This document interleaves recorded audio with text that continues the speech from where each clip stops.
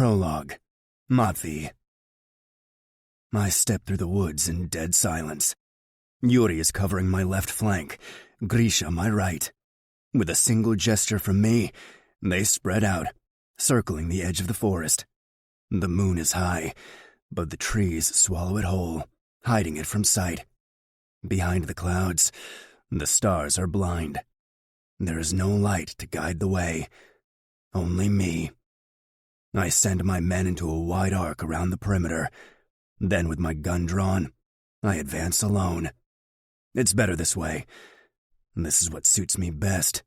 Me, myself, and the cold bite of steel in my hands. I don't need to be betrayed twice tonight. I make my way into the heart of the woods, slowly, without stepping on a single branch. There are sentinels everywhere around here. It's a good thing they're as dumb as they look. Finally, I spot it. A cabin in the distance. The windows are lit, a faint yellow seeping into the black and green around it. Almost there. Just a few more seconds, and you'll find her. Just a few more seconds, and she'll be in your hands again. I listen in. Muffled conversation comes my way, but I can't make out a sound. No matter. This will all end quickly. With my back to the cabin wall, I breathe in deep. I count back from 3, 2, 1. Then I kick down the cabin door, and I see her. The mother of my child. The woman who disappeared from my life on my wedding day. And the witch who took my daughter from me. April! I want to demand explanations. I want to get up in her face and bellow with rage. I want to fucking howl. But right now, all the anger I've nursed over these long weeks apart is knocked back. Right now, as I stare at the woman who ruined my life, I'm forced to swallow my fury. Because there's another man in the room, and he's pointing a gun at April's head. I train my eyes on the shiny barrel. Let her go, I snarl, my own weapon raised and ready to strike.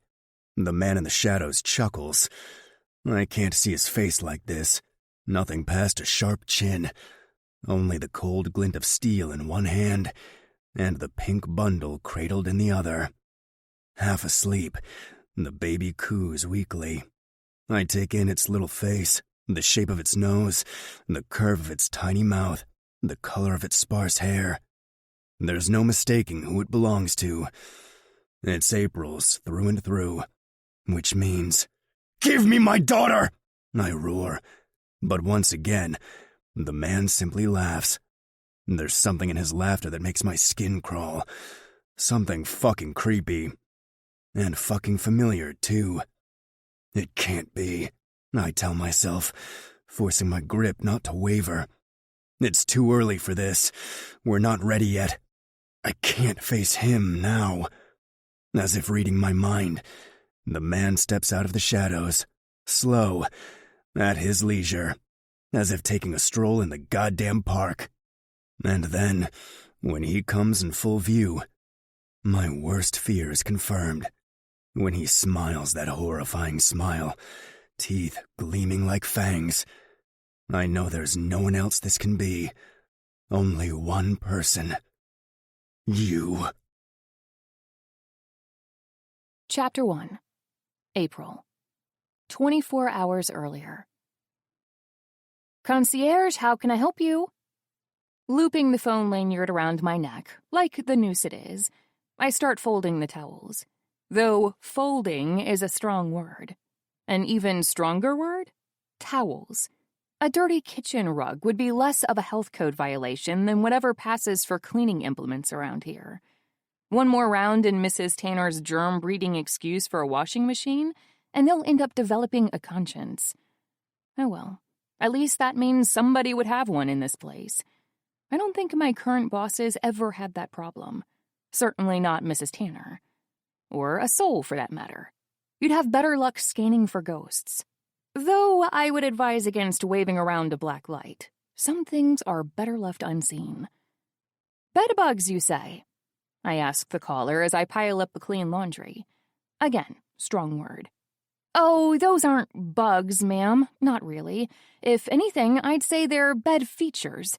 Ever heard of a cat hotel? It's a bit like that. Ms. Room 104 yells into my brain. It's an ear-splitting screech, a cross between a banshee and a dial-up modem. Nothing I haven't heard before. Ms. Tanner isn't big on what we'd call customer service. A 1-star review. I try my best to gasp, but all I can manage is a yawn. How terrible. So sorry your experience hasn't been up to standard. Tell you what, I can recommend a good place to eat. I swear to you, the wontons are to die for. I take the clean-ish sheets up to the 3rd floor and start my final round of cleaning, if it can even be called that. With how quick Mrs. Tanner expects me to be, it's a miracle I managed to wash anything at all. Probably because they weren't expecting you to actually do it, I realize with a shudder. I vacuum the carpets, if they can even be called that, strip the beds, again, if they can even be called that, mend a couple of mysterious holes in the sheets, again, and so on. All the while, the customer keeps yelling my ear off.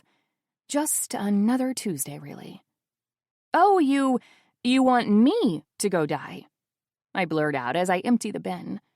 I always try not to look, but it's like watching a train wreck. You don't want to see it, but you also kind of do. That's not very nice, ma'am. If you didn't like Chinese, you could have just said so. Then I check under the pillows for drugs. Not from me, of course. It's just that the local cartel seems particularly fond of hiding things inside pillowcases, especially if said things are expensive and against the law. I suppose a motel in the middle of nowhere does make for an ideal storage space, but I don't want that kind of trouble here. I'm done with gang activity, and this may be a short-term shitty gig, but I don't want anything jeopardizing it. For now, at least, I need it. I need a shitty boss like Mrs. Tanner willing to turn a blind eye in exchange for me beavering away. As long as I don't kick up a fuss or turn up my nose at the bed features crawling all around the place, she'll let me keep my relatively clean room, my anonymity, and my hard-won freedom by not mentioning me to the authorities. Or the newborn in my room. That's the crux of the matter, really. That's the reason I don't want to get involved with anything dangerous, with anyone dangerous, again. Because it's not just about me anymore. After finishing my rounds, I drag myself back to my room. Exhausted doesn't even begin to cover how I feel. But the second I lay eyes on the bundle by the window, everything melts away. As if sensing my presence, the baby stirs. She lets out a whine, grabby hands reaching up into the air. I cross the room and make my way to the crib. Hush, I whisper, taking her in my arms. Mommy's got you, Nugget. I smile to myself. It's hard to remember sometimes that it's not her name anymore. Hasn't been for almost 4 weeks. It's still a good nickname, though. She gurgles against my chest, demanding dinner. I swear. I shake my head as I oblige. Sometimes you're just like your father. As Nugget latches on, I let my mind wander. I try my hardest not to think of him. Every day, from the moment the sun rises to its last blink over the trees, I dive into my work and try to forget him. But sometimes, I let myself remember. Matvey. I breathe into the silence, too quiet for anyone to hear. I wonder if he'd like her. If he'd look at her with the same cold gaze he did me that last time we saw each other. Or if he'd let himself thaw.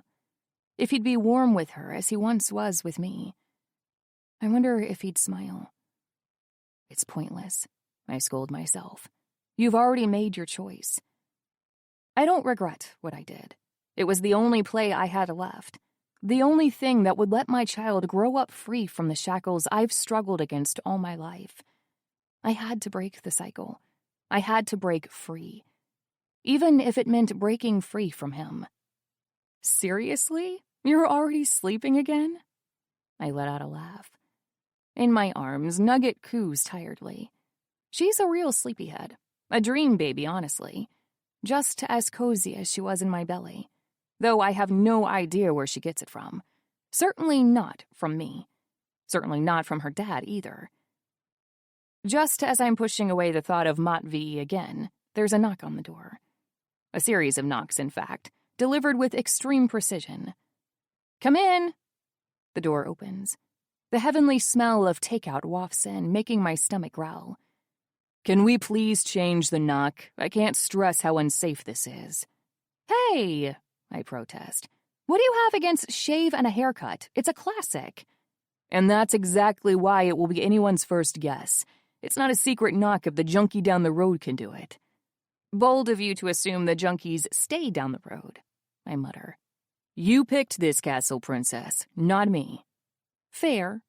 I make grabby hands at the takeout bags. "Now gimme, Mommy's hungry."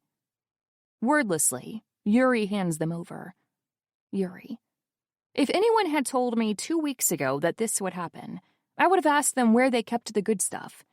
Or not, what with the pregnancy and all, but still. Instead, here we are. "He hasn't stopped searching, you know," Yuri mutters around a mouthful of kung pao chicken. "He sent out another party today, not too far from here." "But not here," I venture. "But not here." Of course he hasn't. All this time, Yuri's been covering for me, overseeing the search, steering people away from the motel. There's no way I would have made it 4 weeks under Matvey's radar otherwise. "How is he?" I ask, unable to keep my mouth shut. "How do you think?" Yuri snaps, but without any real bite. If anything, he just seems sad. "He's torn up inside, April. Hasn't slept a wink since it happened. Since..." He lets the sentence hang in the air and finished. "Since you helped me run." I finish for him. I regret those words immediately. Yuri's face tightens, darkens. His eyes fill with pain, with 1,000 conflicting feelings at once. "Why did you?" I finally ask. "Help me run." I remember it like it was yesterday. The hospital, the birth, the pain, the blood on the sheets, and the phone in my hand. "Yuri, it's me. I need your help." It takes a while for him to speak. When he finally does, his voice is tight too. "Matvey wasn't..." He hesitates. "He wasn't his best self back then. I can only imagine what that meant for you. He told me he'd lock me up in a cage and never let another man near me." I almost spit, but I managed to stop myself. Even if Matvey said those things, I can't imagine he fully meant them, or that he meant them the way I took them, and if he did. Either way, Yuri doesn't need to hear it. "He married Petra," I say instead. "He has a legitimate heir on the way. He didn't need me, didn't need us." "Maybe he did," Yuri mutters, expression unreadable. "Maybe he needed you more than ever. Maybe he still does." I don't reply to that. It's pointless anyway. I made my choice. I left. There's no coming back from that. Not with someone like Matvey Groza. "Want to hold her?" I ask instead. It's one of the best moments of the day, getting to drop my baby in Yuri's arms, watching his face go white and red at the same time, like he has no idea where his hands even go. But he's been learning. "She really likes you," I say. Yuri winces. "She likes everyone. She just wants something warm to snuggle into." I watch his gruff face slip into a smile and I melt. He looked so much like Matvey. "You're going to be a great dad one day, you know?" Yuri chokes on his next bite. I can't help it then. I laugh. I laugh with all I have. Things might be rough now. They might even be terrible. I'm at the lowest I've ever been, with no one to talk to but my daughter's spiritually teenaged uncle. And yet somehow I think it'll be okay. No, I know it will be okay. Because I'll make damn sure of it.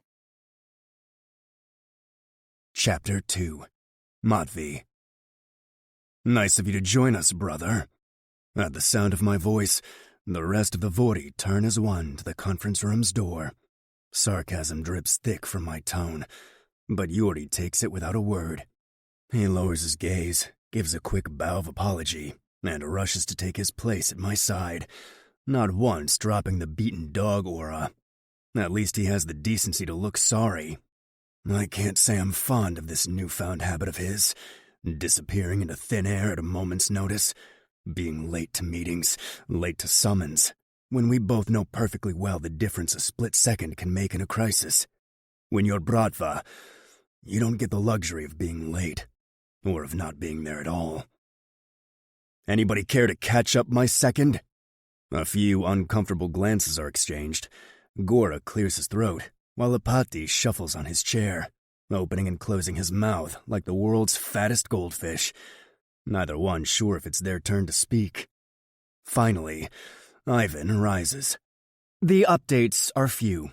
His clear voice echoes in the conference room. We've ruled out the last of the neighboring states. So far, the search has been fruitless. Quick, concise, to the point, and most of all, merciless. 1 month.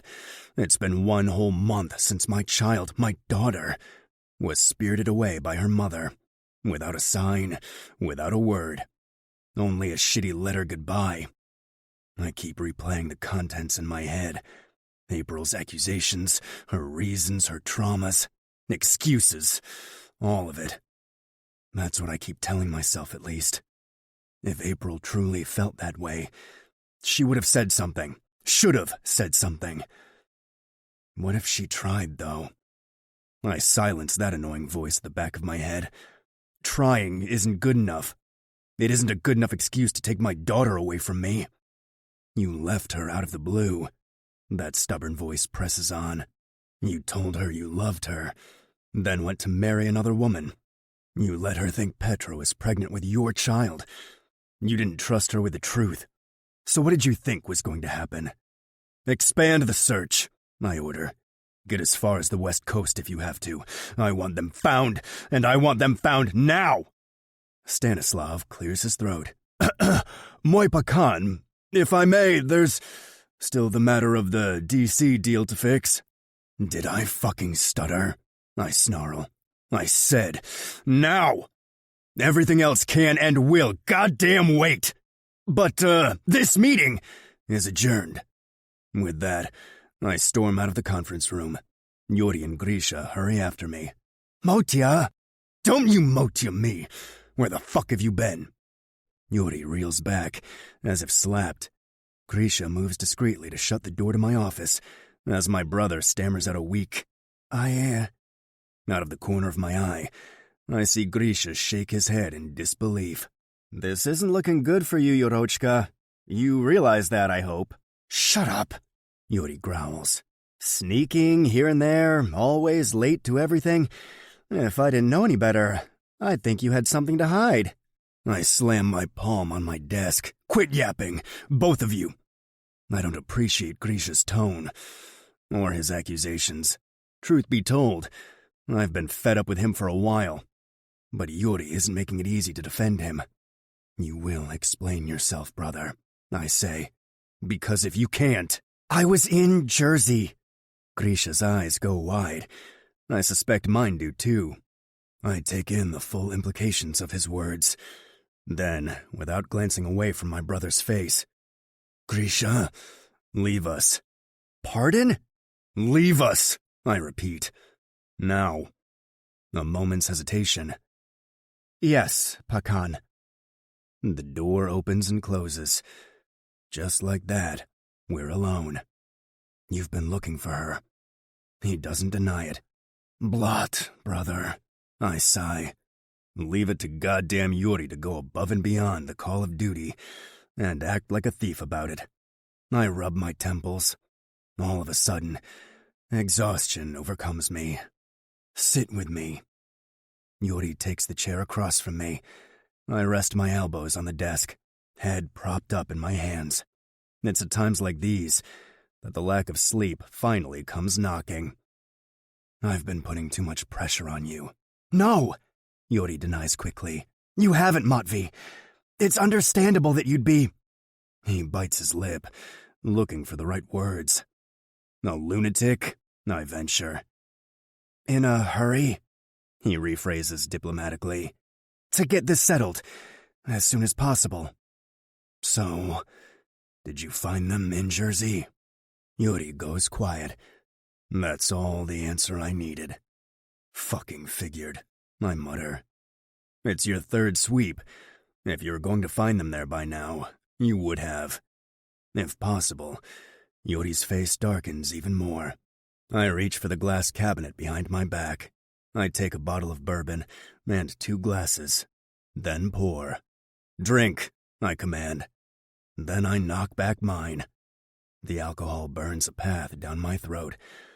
It's not enough to ground me, but at least it dulls the senses, mutes the noise of my ever-spinning mind. Then I remember the last time I had this drink with her. Neat, right? I have another job for you, I tell Yuri. He looks up at me from his glass, still untouched. Anything. I need you to tail Grisha. His eyes go wide. Grisha? Why? Just following a hunch. You don't think he's involved, do you? When I don't answer, Yuri pales. Matvey, you can't possibly think, I hiss. There's no way she could have disappeared on her own. Not when she'd just given birth, and with a baby in tow at that. But Grisha's loyal to you, is he? I rise and start to pace. He was the only one who knew where she was. He'd been arguing with me all week about my choices, about how I treated. I grit my teeth. Even now, I can't bring myself to say her name out loud. He was unhappy with me, and maybe he was a little too happy with her. Matvey, this is crazy, Yuri protests. Grisha never showed any interest in... Then how? I roar. He had the means and opportunity. He had plenty of motive, too. Even if he didn't care for her like that. Or did he? Just the thought is enough to send my blood boiling. My third in command, setting his sights on my woman, the mother of my child. How much time together did they have? How much time did I leave them with? With the excuse of standing guard, or being invited in for tea, or... Motya, this is insane. Yuri springs up, taking me by the shoulders.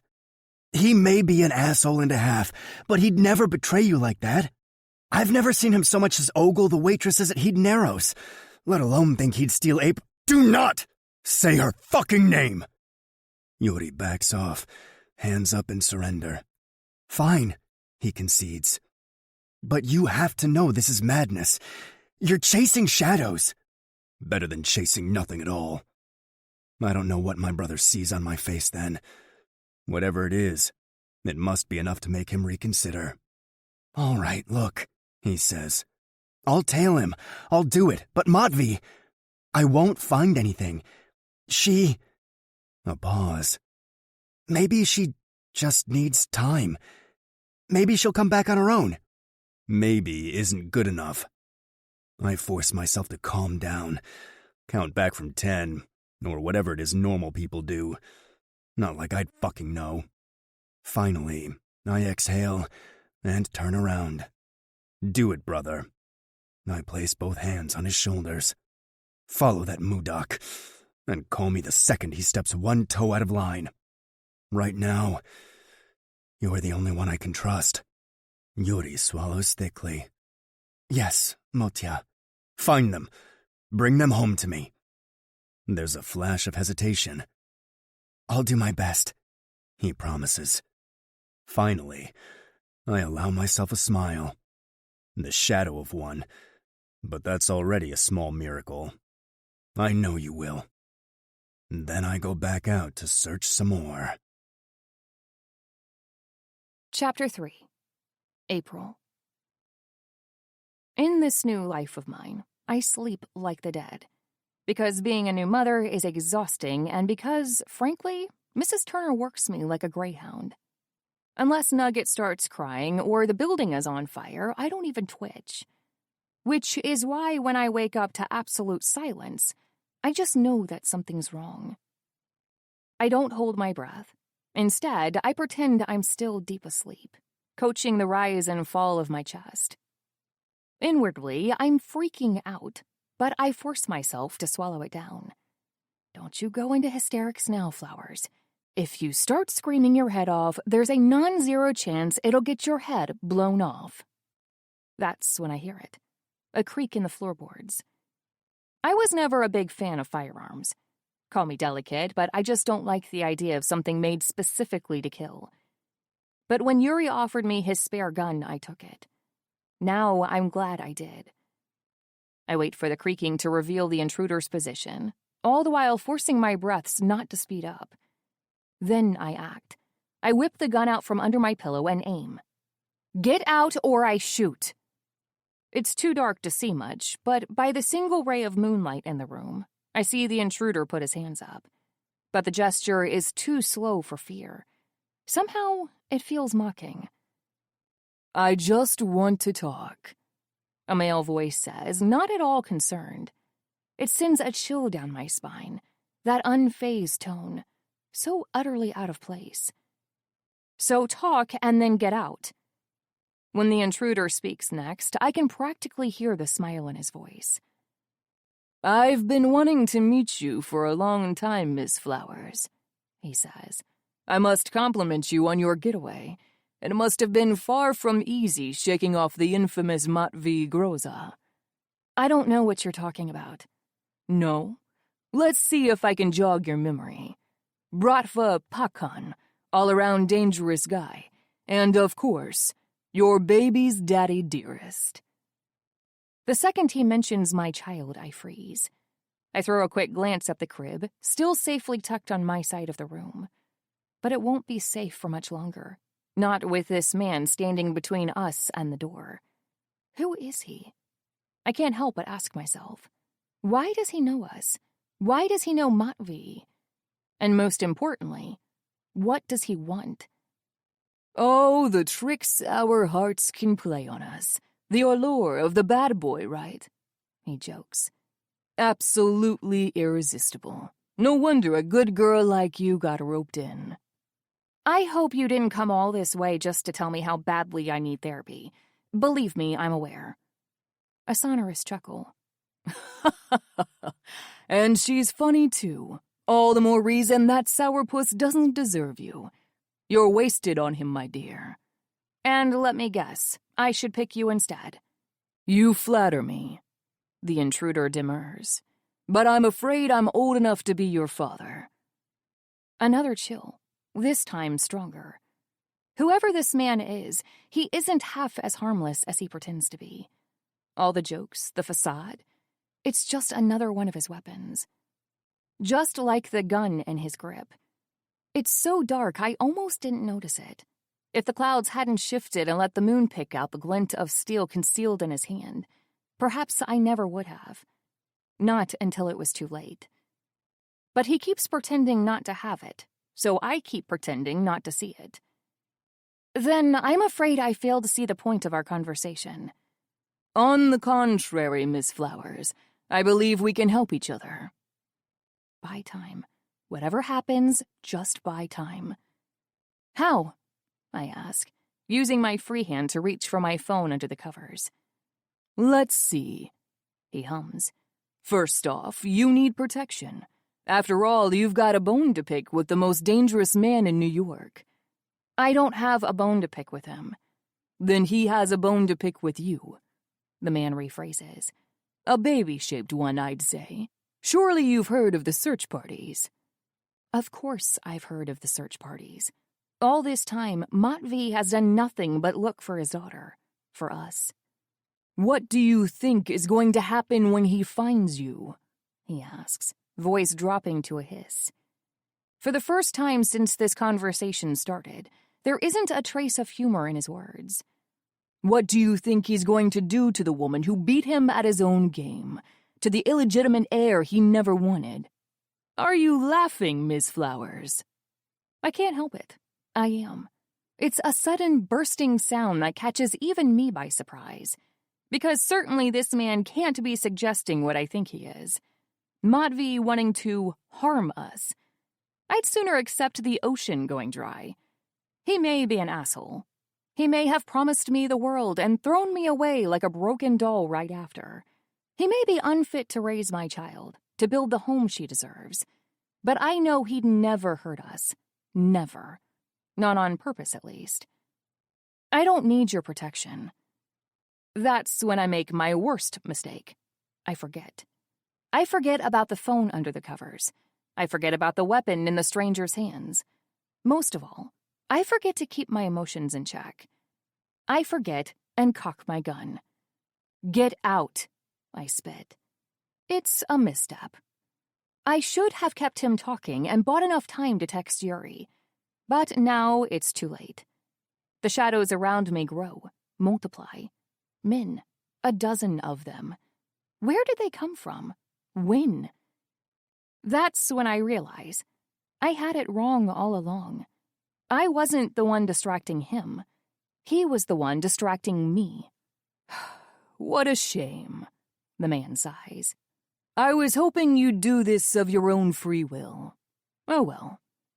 He makes a single gesture in the dark, and all at once the figures loom closer. That's when I turn to my last card, begging. Stop, I blurt out. Please, we don't want any trouble. Then you shouldn't have gotten involved with Matvey Groza. The men descend on me. I see it play out as if in slow motion, 1,000 shadows falling upon me as one. I decide to pull the trigger, but again, I'm too late. My finger twitches, but before I can even squeeze it all the way down, the gun is slapped out of my grip. As the back of someone's hand descends at the base of my neck, one last thought crosses my mind. My baby. I reach for her, but darkness takes me first. Chapter 4. Matvey. I'm startled awake by someone shaking my arm. Matvey, my brother's voice calls. Wake up! Something's happened! I pull myself up and check my watch. 2:33 a.m. It's the dead of fucking night, I snarl. My head's pounding with a hangover. It hasn't been an hour since I've actually managed to fall asleep. This better be good. It's about April. I freeze. You found her? That's when I finally take stock of Yuri's appearance. His mussed hair, his trembling hands, his eyes wide with panic. Brother, what's wrong? I'm terrified. For the first time since that day at the hospital, I remember what fear tastes like. Yuri swallows. There's something I have to tell you. Then he speaks. Yuri, it's me. I need your help. I got her call at the wedding. Petra was off entertaining guests, and I'd lost sight of you in the crowd. I figured she was calling me because she couldn't reach you, so I started looking for you. But then she asked me to come alone. She gave me a hospital's name. That's the kind of thing no one wants to hear on a phone call. So I got there as soon as I could.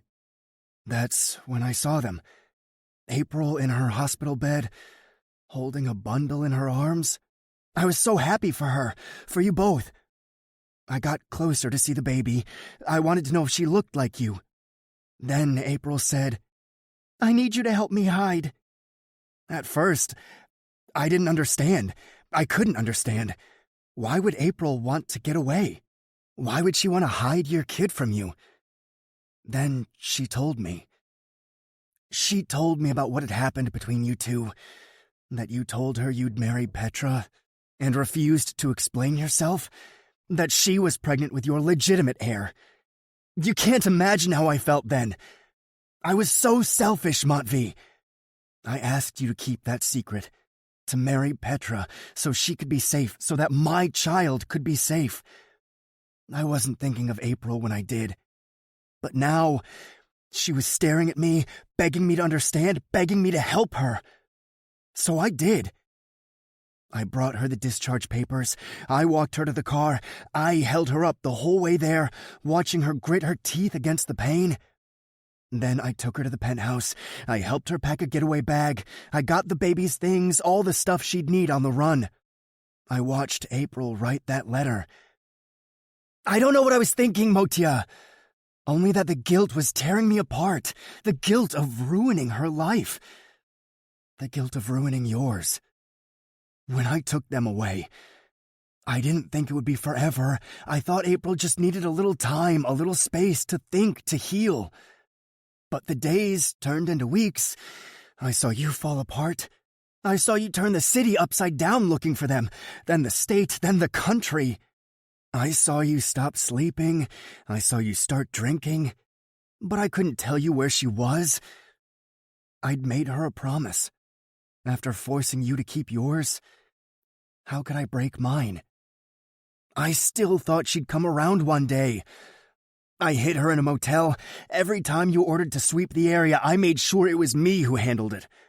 I brought her food, clothes, medicine. I gave her a gun to keep herself safe. I tried to give her money, but she wouldn't take it. You've already done so much, she'd tell me. I wanted to scream. I don't expect you to forgive me. I don't expect you to tell me I did the right thing. Hell, I don't expect you to ever speak to me again after this. But can you at least understand why I did it? I don't let Yuri get one more word out. I slam him into a wall, hard. You traitor! I spit into his face. I'm sorry! Is all Yuri says. I clench my hands around his throat, trembling with rage. You're sorry? I snarl. You took my child away from me. And now you're fucking sorry? I didn't know what else to do. He croaks, voice shaking. It was my fault. What was I supposed to do? You were supposed to come to me! I roar. You were supposed to tell me! Yuri's throat bobs up and down. I can feel the motion around my hands, can feel the rabbit-quick pulse of his blood against mine. Traitor, traitor, traitor! You didn't see her in that room, Matvey. Damn right I fucking didn't. She needed to leave. She needed to get away. Shut up! I bellow, making my grip tighter, tighter, tighter. You don't get to talk about her. You don't get to... She was scared! He yells. She was scared! Of you! That stops me in my tracks. Scared. Is that how I made her feel? Scared of talking to me? Of seeing me? Scared of letting me raise her baby? Your baby. The possessive voice inside me growls. That was your baby, too. You could hate me afterward, Yuri chokes, with the last of his voice. She's in danger now! They took her! They took both of them! My blood freezes. April's in danger. My child is in danger. The second it sinks in, I drop Yuri to the ground. It doesn't matter how badly I want to beat his face to a pulp, how badly I want to take revenge on the brother who betrayed me, who betrayed his own blood. Right now, only one thing matters. Where? I demand. I'll take you, Yuri gasps, clutching at the red imprint of my hands. Not a fucking chance. It's in the middle of nowhere, he protests. I don't need to drive, but let me guide you there. I said, please, Yuri begs. Just trust me. A part of me wants to keep arguing. I'm dying to punch the answers out of this man I once called my brother. This man who now dares speak to me about trust. But time is ticking, and we've already wasted far too much of it. So be it, I reply icily. Thank you. But this is the last time I do. With that, I grab my phone and dial. Grisha! Meet me at my loft. It's an emergency. Then I train my cold gaze on Yuri. Well, I demand, voice filled with spite. Lead the way, brother. Chapter 5. April. When I open my eyes again, I don't recognize my surroundings. I'm no longer in my ratty motel room, that's for sure. Not with these hand-carved wooden walls, the decorative antiques peppered tastefully on expensive furniture. Mrs. Tanner would have pawned it all in a heartbeat. And then there's the rustic air of the place. More foresty and way less, I can make all your dreams come true for $10 an hour if you don't mind the smell. That's when it dawns on me. This is a cabin. And then, I'm not dead. I stir on the couch, a sharp pain stabbing through the back of my head. Ow, I mutter. Apologies. My men can be a bit rough. I sit up immediately. That voice. After what happened at the motel, I'd recognize it anywhere. You. Me. The man agrees with a smile. Where's my baby? I scan the room for her, but I don't see her anywhere. Panic sets in. What did you do to my baby? I start screaming. The man holds up a hand. I assure you, Miss Flowers, your baby's perfectly fine. I want to see her. I rise from the couch. The lingering effects of the head blow make me sway, but I don't care. I could be crawling on my hands and feet, and I wouldn't goddamn care. Let me see my baby. My baby. That's all that matters to me. With a sigh, the man turns. He scoops up something from behind him. I couldn't see it before, but now I do. It's a crib. A wooden one, like they used to make decades ago. And inside... Give her to me, I snarl. Give her to me right now.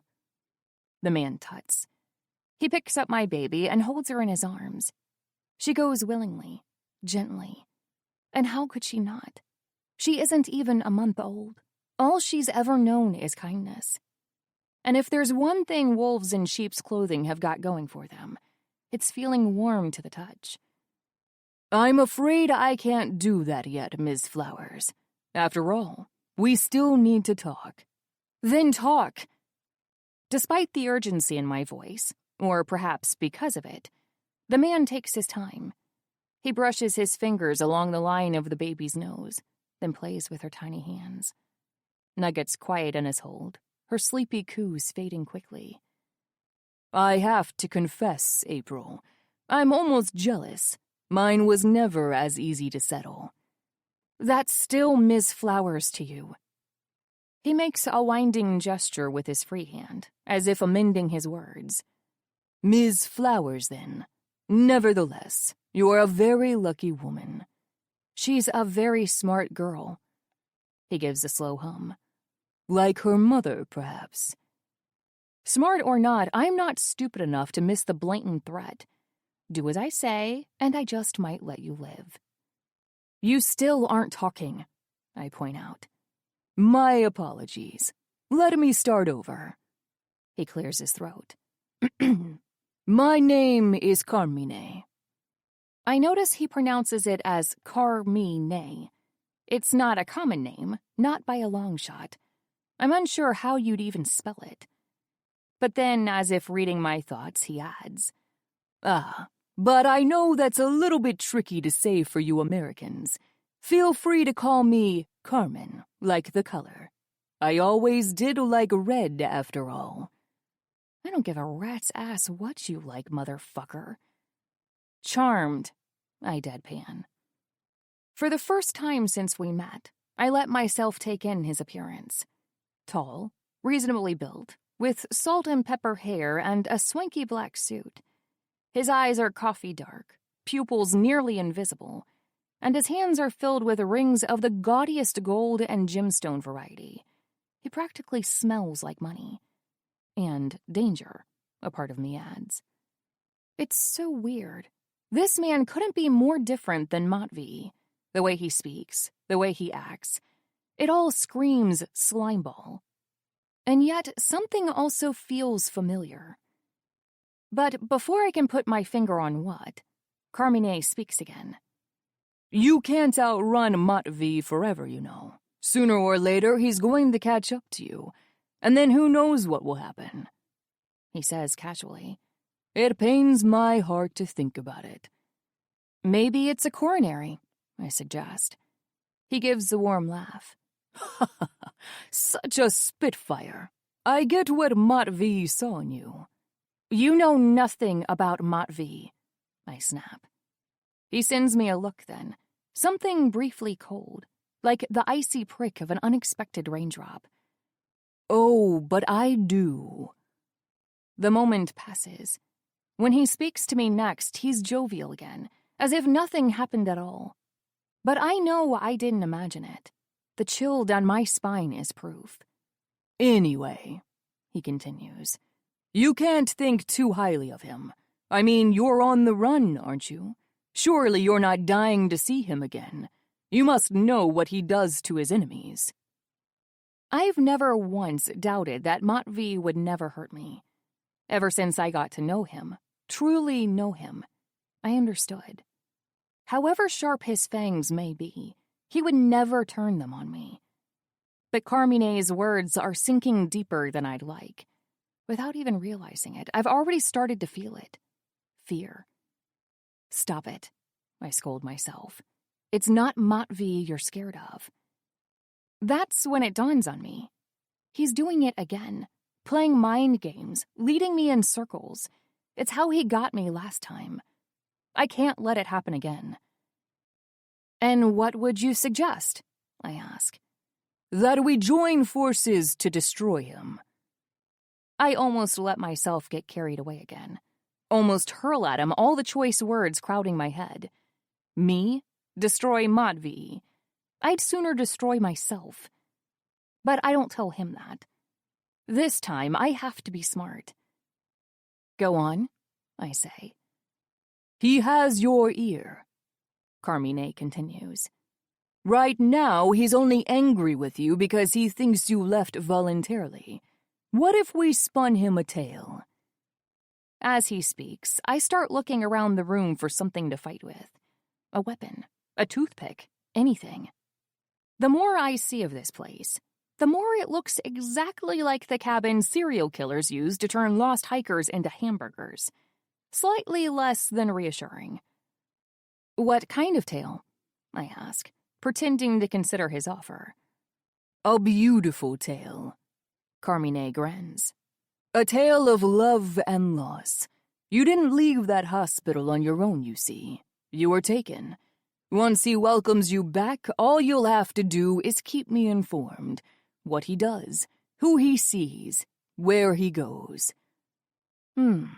And who's the villain of this story? Yours truly, of course. The room really is chock full of trinkets. Antique teacups, tribal masks, glass animals, everything you'd find in an old couple's home, right next to the postcards from Normandy. But nothing you could stab a man with. It's strange. Before today, I never seriously considered killing anyone. The mere thought would have made me sick to my stomach. But with my baby in his arms, it's all I can feel. The urge to fucking maim. I'd gut him like a fish to stop him from harming so much as a hair on my daughter's head. He'd never buy it, I say, starting to pace around the room for better access to other potential weapons. I didn't do this alone, you know. If my partner decided to talk, a sculpted elephant, a Moai statuette, a tiny glass fish. What, that blonde delivery boy of yours? Carmine laughs. He won't talk. And even if he did, there are ways to keep people silent. Crap. Did I just accidentally put out a hit on Yuri? You seem awfully confident. Let's just say Yuri's no stranger to me either. That gives me pause. Someone who knows both Matvey and Yuri. Someone I've never heard them mention by name, but who seems to be intimately acquainted with them. Enough to act condescending about them. A Latvian fish scale vase, a Bastet paperweight, a queen bobblehead. I don't want him hurt. He's been kind to me. I have no beef with the little one, Carmine assures me. Only the big boss. There, a stylographic pen, antique, and a really sharp one at that. Just him? You won't hurt anybody else, not even the wife. Would you like me to hurt the wife? The mere thought sends a chill down my spine. I may despise Petra with all my heart right now, but homicide still feels a bit much. No, she's pregnant. Then let's hope it's a girl. I shudder so hard I nearly drop the pen. That cheerful voice, spewing such blood-curdling threats. It's almost too much. He doesn't just want to kill Matvey. He wants to end him. wants to sever his line by any means necessary. For once, I am grateful for old white men and their weird fixations on male heirs. It might be the only reason my kid is still breathing after all. 3 cheers for misogyny, everyone. I stash the pen behind my back and pretend to consider the offer a bit more. What do I get in return? Safety, for one thing. Carmine starts to list off. The Groza Bratva will be off your back for good. I'll also make sure you're properly compensated. Compensated how? However you need. He shrugs. Money, apartments, new identities to settle far from here. Have you seen school tuition fees lately? Let me tell you, raising a child has never been more expensive, especially in this economy. You don't have to tell me that, I mumble. It's not the first time I've looked into the yawning chasm of my future as a single mother and shuddered at the horrors waiting for me there. Carmine looks pleased. So, can I count on your support? The pen is heavy in my grip, but I can't turn back now. Not with my baby still in the evil clutches of Smiley McCreepy here. Shall we shake on it? This is it, April. Sure, why not? Whatever you do, do not miss. I start walking. Carmine stays where he is, clearly used to having people come to him. God, I hope he doesn't expect me to kiss his gazillion rings. I'd die of old age. Carmine offers me his hand, not to kiss, thank the stars, and I put forth mine. The free one, the one that isn't about to commit the gravest sin of all. But is there any sin we wouldn't commit for our kids? As soon as his hand is in mine, I strike. I hold the pen like a dagger and descend, aiming for the tender spot between neck and shoulder. But Carmine doesn't even flinch. With a flick of his wrist, he twists mine and rids himself of my handshake. Then he bats the pen away. I watch my last hope fly through the air, clattering to the ground on the other side of the room. As soon as it hits the floorboards, it snaps in half. Pity, Carmine sighs. I quite liked that one. I make a grab for my baby, but his grip is steel. She starts crying then, a loud, piercing wail. Honestly, I'm tempted to do the same. I'm fucked, completely, royally fucked. You should have taken my deal, Miss Flowers, Carmine tuts, fishing for something behind him. We could have been partners. Then he points a gun at my head. I know without question that I'm about to die. Any last words? He asks. Yes, I blurt out. Please don't hurt my baby. Something flashes through Carmine's eyes then. Something that might almost be pity. I won't. She's far too important. I let out a sigh of relief. Whatever reasons he may have, whatever plans, he won't harm her. He won't harm my daughter. I'm sorry, I whisper, tears rolling fat down my cheeks. I'm so sorry, Then the door bursts open. Carmine turns. So do I. And Matvey's eyes meet mine. Chapter 6. April. You. Matvey's voice is ice cold. He spits that word at Carmine like a poisonous dart, but all the while he keeps his eyes on me. And those aren't cold at all. They're burning. God, I missed him. That's all I can think of. I'm standing between 2 dangerous men, in the crossfire of 2 deadly weapons, and all I can think of is 3 words. I missed him. Then Carmine breaks the spell. Me. He agrees wickedly, his false smirk finally peeling away to reveal the snake beneath. How nice to see you again.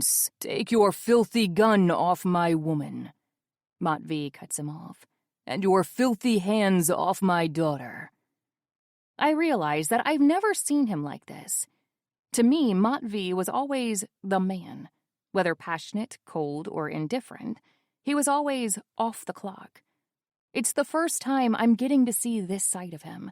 The ruthless, bloodthirsty, stone-hearted other half of the equation. the Pakhan.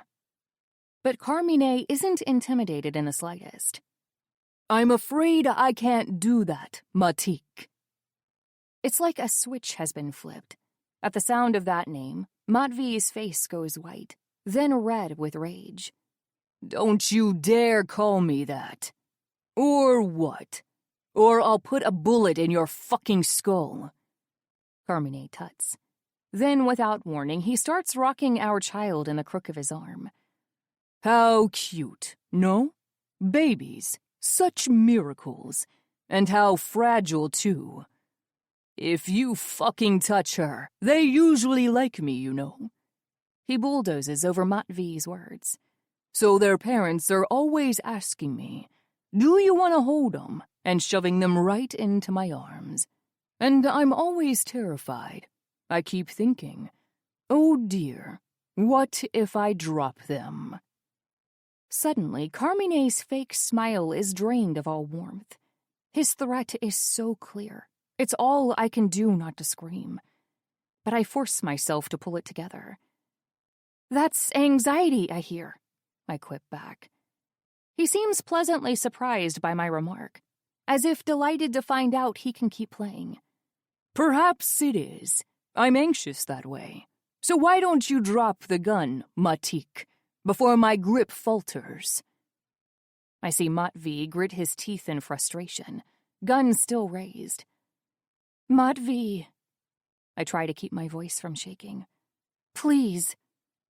A flicker of hesitation passes through his eyes. Come on, Matik, Carmine presses. You don't want to scare your woman off again, do you?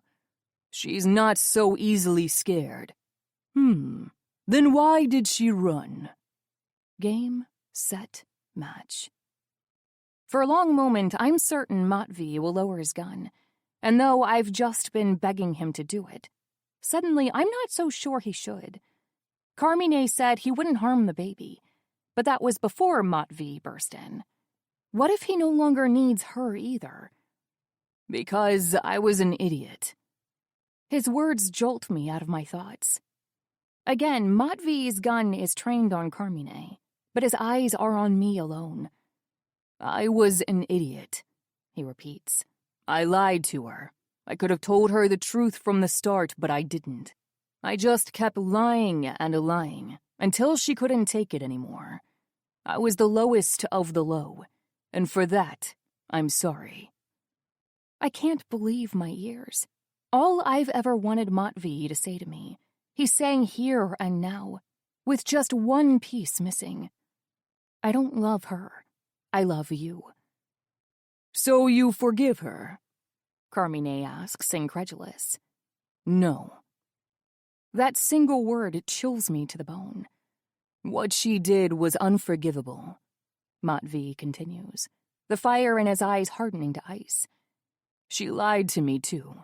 If Yuri hadn't come clean to save her ass, she would have kept lying. She is also the lowest of the low. I finally stop hearing Matvey's words, because while my self-loathing would want nothing more than to stab me with them, it's time I started listening. Matvey's never been a man of many words, but he's repeated himself twice now. Lying and lying, lowest of the low, lying low. Do you get it, April? He presses, something desperate in his eyes. Can you get it? I raise my head. Yes. Then it happens. I drop myself down to the floor. The second I do, Matvey's gun fires. Carmine howls, dropping the baby. But I'm ready to catch her. Because Matvey told me this part too. Do you get it? Can you get it? I got you, I whisper to my child. I got you, baby girl. Then I duck under the desk. I check my baby from head to toe. She's perfect, unharmed, crying but whole. Thank God, I sob. Behind us, bullets are flying every which way. I feel one lodge in the front panel of the desk, right where my left buttock would have been. Thank God for mahogany. I cover Nugget's ears. It's okay, baby. Daddy's gonna be okay. I say it for her benefit as much as mine. Whatever our differences, whatever our problems, Please, Matvey, don't get hurt. I know the universe hears me. I know because in the next second, Matvey's voice rises in a howl of pain. Matvey! I dart from behind the desk. Matvey sprawled on the floor, back against the wall, hand covering his shoulder. Blood is gushing out rapidly, staining his shirt and darkening his suit jacket. Carmine stands by the door, one arm equally bloodied. It appears we're tied. We're not. My men have the area surrounded. Yuri and Grisha are already on their way. Yuri, Carmine cackles. After all he's done, you still trust him. He's still my brother. Matvey grits. He's still my blood, and I would never betray my blood. I see, Carmine comments. Never is a bold word, Matik. Never. He snarls in defiance. Then he raises his gun and shoots again. But Carmine is already at the door, easily taking cover against the outer cabin wall. The bullet lodges between the boards. Matvey swallows another cry of pain. I put down the baby and rush to check the wound. Keep still, I order. I almost don't hear Carmine's parting words. I look forward to playing with you again, he yells from the door. Son. Then he flees into the night. Chapter 7. April. My hand stops midair. Son? Matvey doesn't say anything. He doesn't need to say anything. One look at his face tells me all I need to know. Carmine is Matvey's father. Matvey! Yuri storms in, followed by a panting Grisha. Are you hurt? Then he sees the blood. His face pales. Motya! He makes to move closer, but Matvey stops him with a glare. He's still nearby, he growls. Go, both of you. But Matvey, I said go. He's fine, I add, taking pity on Yuri. It's just a flesh wound. I'll patch him up. You will do no such thing. Yes, I will. I said. How many fingers am I holding up? Matvey's gaze grows in and out of focus. He's lost so much blood. He can't even tell which finger I'm holding up. And that should be an easy one. Fine, he grumbles eventually. Do what you must. Only then does Yuri finally start heading out. At the door, though, Matvey stops him. Yura, it's him. Yuri doesn't say anything to that. He simply stops, a heartbeat and a half, before obeying his Pakhan's orders and fleeing into the night after Carmine. No, after their father. Then the cabin turns silent. Matvey's gaze wanders around the room. Mine isn't any steadier. After all that's gone down, we're left with nothing to say to each other. Again. You shouldn't be so hard on him. Anything to break this wretched silence. I'll be as hard on my brother as I like, he growls back. It's my fault he did what he did. I put him in an impossible position. Believe me, I know. It's the way he spits out those words, filled with venom and contempt, that finally makes me snap. Did you even mean a word of what you said, or was it all just coded language? Matvey stays silent. I was an idiot. I'm sorry. No, I was the idiot, forever believing him again. Take off your jacket and shirt, I sigh. Matvey gives me a cold glare. I don't need your help. Yeah, you do. So either take them off or bleed to death. Then, because he might actually pick the latter, I add, I won't have you holding your daughter with blood all over you. At those words, he finally seems to remember the reason he's here. Because at this point, it sure as hell isn't for me. Where is she? I grab her from my other side. With the bullet wound, it's all Matvey can do to wait for me to place her in his arms. I don't make him wait long. As soon as he's stripped bare to the waist, I give her to him. My daughter. His daughter. The second I do, I feel faint. Because all my mistakes hit me like a freight train. His eyes light up. Every single muscle softens on his face, lips parting into an expression of pure wonder. It's like he's realizing it for the first time. I have a daughter. This is my daughter. And I'm the one who took her from him. What was I thinking? If I had my way, I would have kept her from him forever, kept her safe with me, where I knew she would be happy. That's what I've been telling myself over and over. She would be happy with me. But how could I truly know that? How can I still think that when her father is looking at her like she's the most beautiful thing he's ever seen? "Hello, little one," he breathes. For the longest time, he says nothing else, only stares into the eyes of his daughter. I swallow my guilt and take the opportunity to get up and look for what I need. I grab a bottle of whiskey from the liquor cabinet. If there's a good thing about murder cabins in the woods, it's that there's always a liquor cabinet.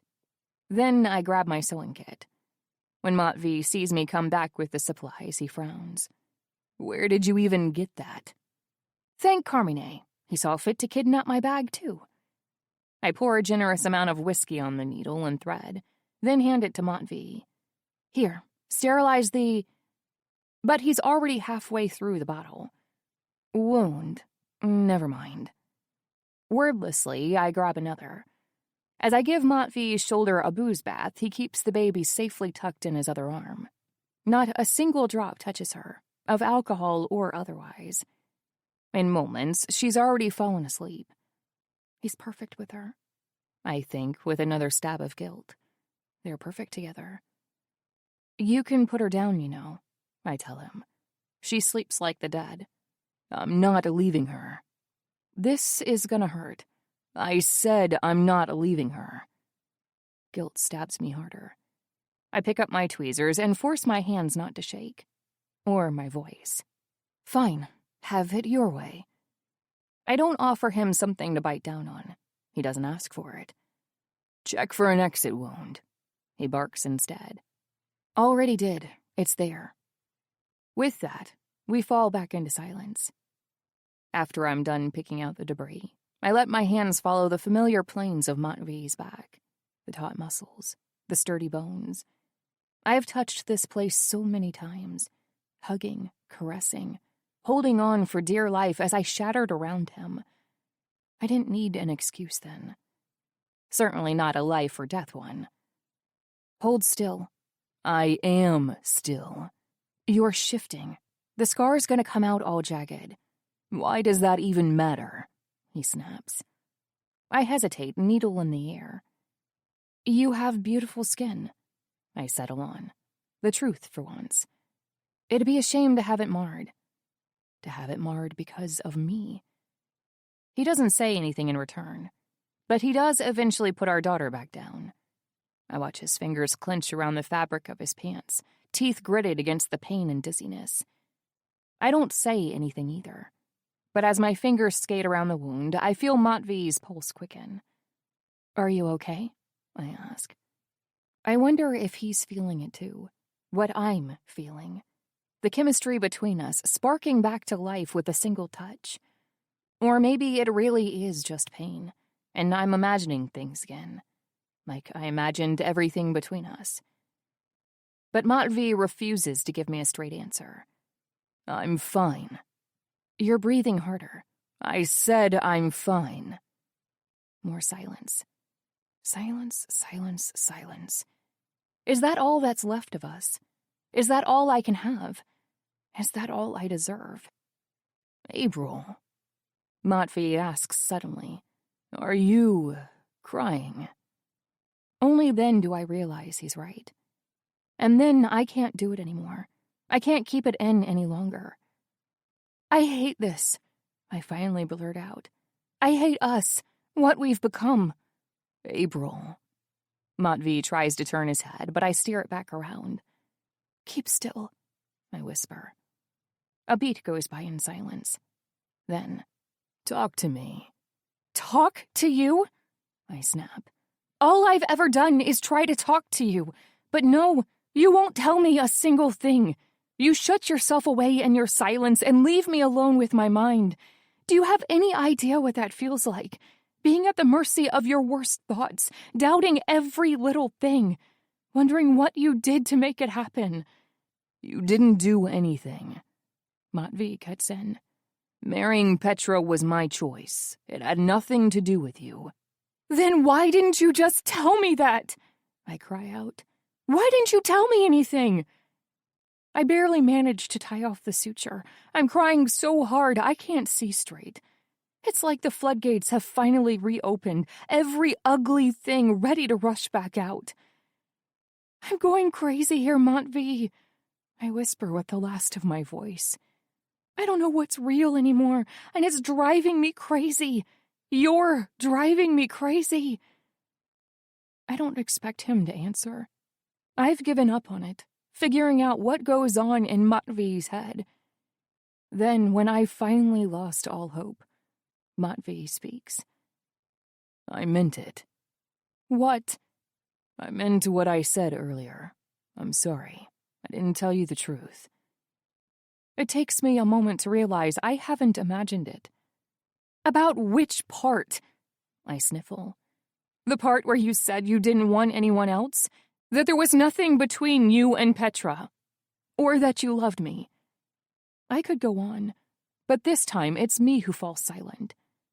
Because all of a sudden I catch a small tremor in Matvey's frame. No, not a tremor. A dizzy spell. He's lost too much blood, I realize. He's going to pass out. I jump back in front of him, holding him still. Matvey! Baby. I frown. She's right here. She's okay. No, the baby. Petra's baby. With the last shred of focus, he looks straight at me. I lied to you. Now isn't the time. It isn't mine. I blink. What? Petra's baby. It was never mine. That's the last thing he says to me. Then he blacks out. Chapter 8. Matvey. I wake up with a pounding headache and a throbbing shoulder. It takes me a moment to remember that this isn't just another hangover, that I didn't empty the liquor cabinet again, though I sure as fuck smell like it. But no, it wasn't the drinking that did me in this time. It was... I spring up, and a voice calls out, "Easy, you'll pull your stitches." April. After all this searching, it doesn't feel real. I wonder if it's a fever dream. God knows I've had enough of those over the past few weeks. I blink in the dim light, feeling for April by my side, terrified I'll find nothing. But then I feel her hand around mine. "How long was I out?" I rasp. "Around 5 hours." 5 hours? That's the longest sleep I've had in a month. "The baby?" "Out like a light." She points to an open drawer behind her. I can't see much from here, only that it looks like every blanket I've ever owned has been put inside it as padding. Makeshift crib. Smart. I shake that thought off. I shouldn't have praised this woman. Not even in my mind. Not for anything. She took away my daughter. She took away my blood. And she put her in danger, too. Carmine. I knew he'd make a move, but I wasn't expecting another so soon. Not after the DC deal mysteriously blew up. Because clearly, he had a hand in that, too. And not just that. The kidnappers, the assassins. From the start, it was all him. I had my suspicions, but last night was proof. All this time, my father was behind it all. I prop myself up against the headboard. As my eyes adjust to the dark, I realize it must be near dawn. There's a pale ray of light filtering through the blinds, but it's weak, faint, like April looks right now. I take in her sunken face, the bags under her eyes. A month on the run isn't kind on the best of us, but I can't imagine it'd be anything less than harrowing for a new mother. When she left that hospital bed, her stitches weren't even dry. And whose fault was that? I want to say hers, but something stops me. I'm going crazy here, Matvey. I don't know what's real anymore. Here.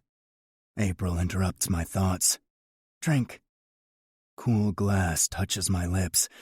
I want to refuse her coddling, but I'm parched.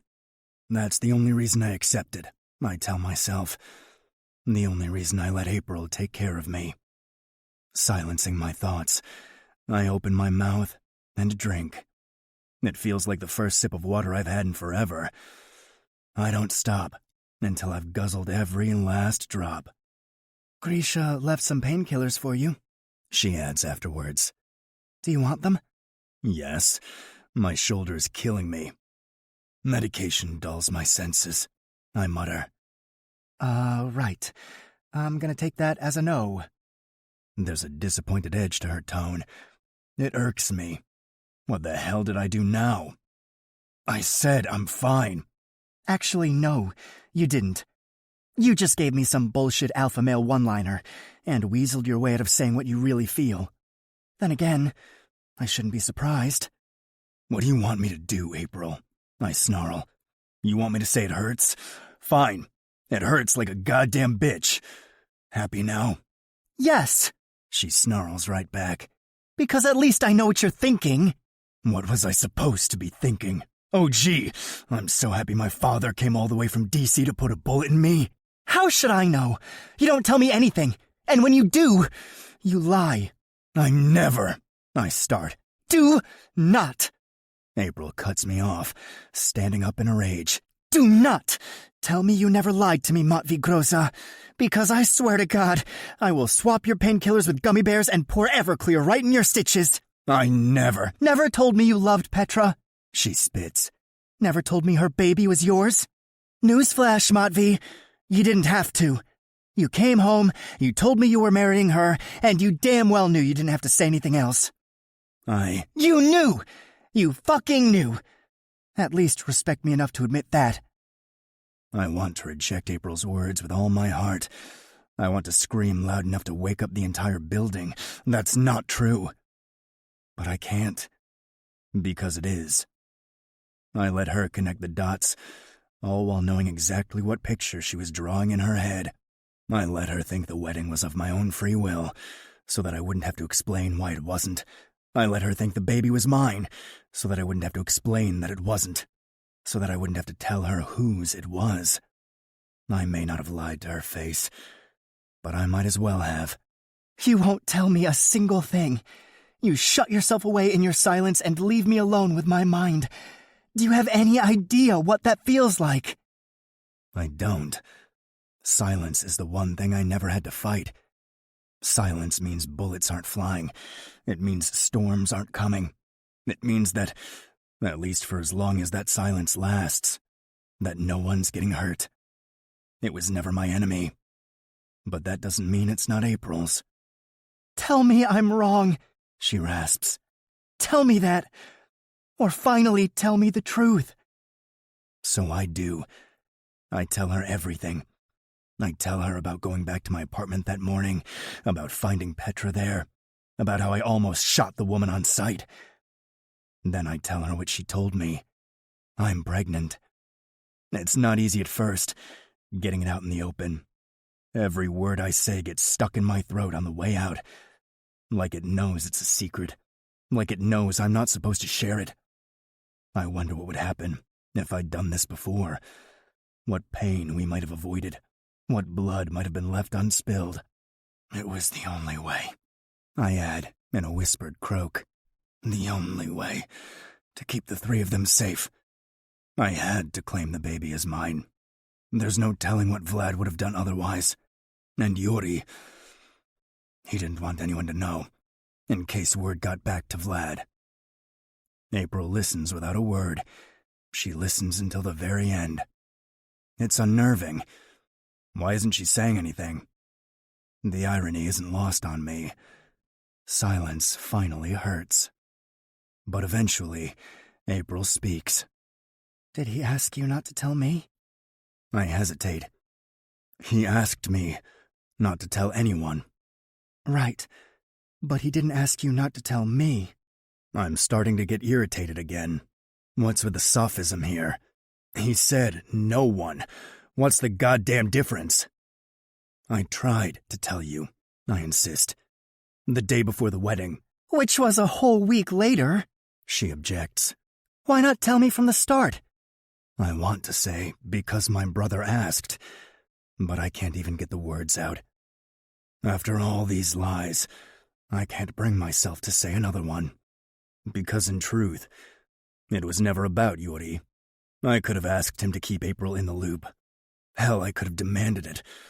I was holding all the cards. I had no reason to compromise.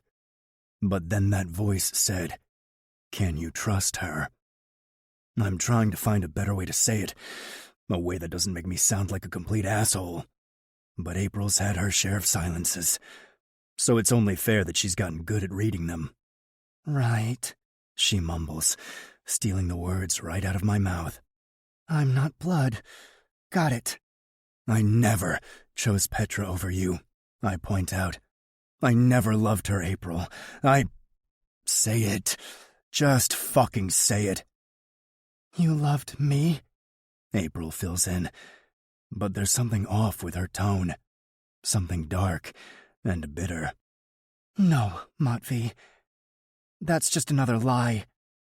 It's like a dagger to the heart. I clench the covers and rise, ignoring the biting agony in my shoulder. How would you fucking know? I roar. How would you know what I felt? Because if you love someone, you trust them. She yells into my face. And if you can't trust someone, That's when I notice the tears in her eyes. then you don't love them. She rasps. Not really. I feel my rage rise. Every time I'm near this woman, I swear, it's like I can't control myself anymore. It all goes right out of the fucking window. I was right, though, wasn't I? I say. You couldn't be trusted. Tell me, April. Did you think of trust when you kidnapped my goddamn daughter? She reels back, as if slapped. That's when a noise snaps us both out of it. No, not a noise. Crying. Oh, no. April rushes to the drawer. No. Shh. Hush now, sweet thing. Mommy's got you. She picks up the bundle of blankets and starts rocking it in her arms. I'm sorry. I'm so sorry, May.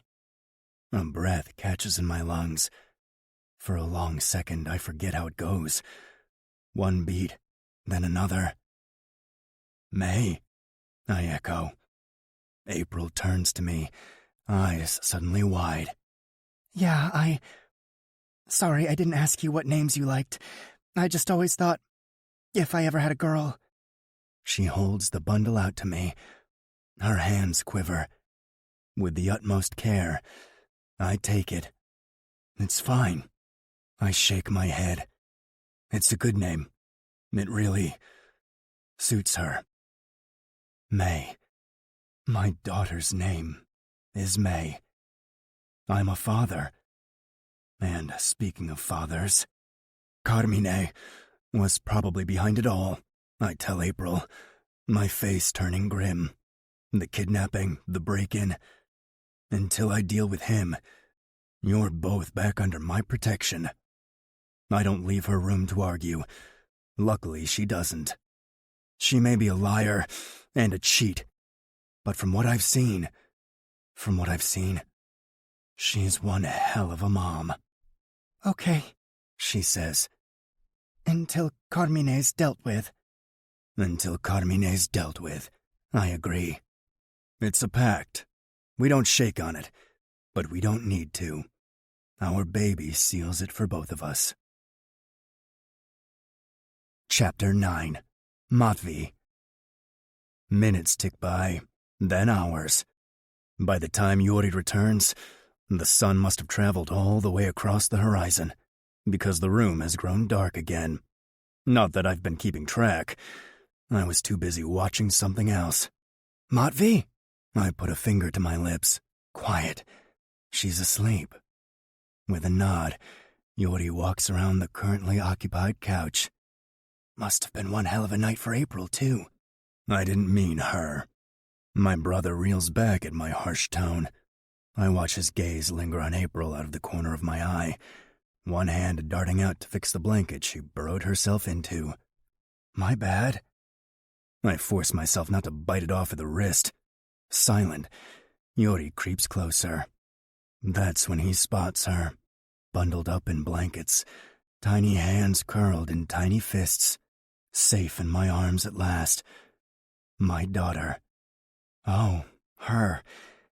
Yeah, she's a real sleepyhead. Guess you'd know better than me. Hurt flashes across my brother's face. Mot, don't, I warn. No more excuses. Grimly, he nods. I'm sorry. No, you're not. What? You heard me.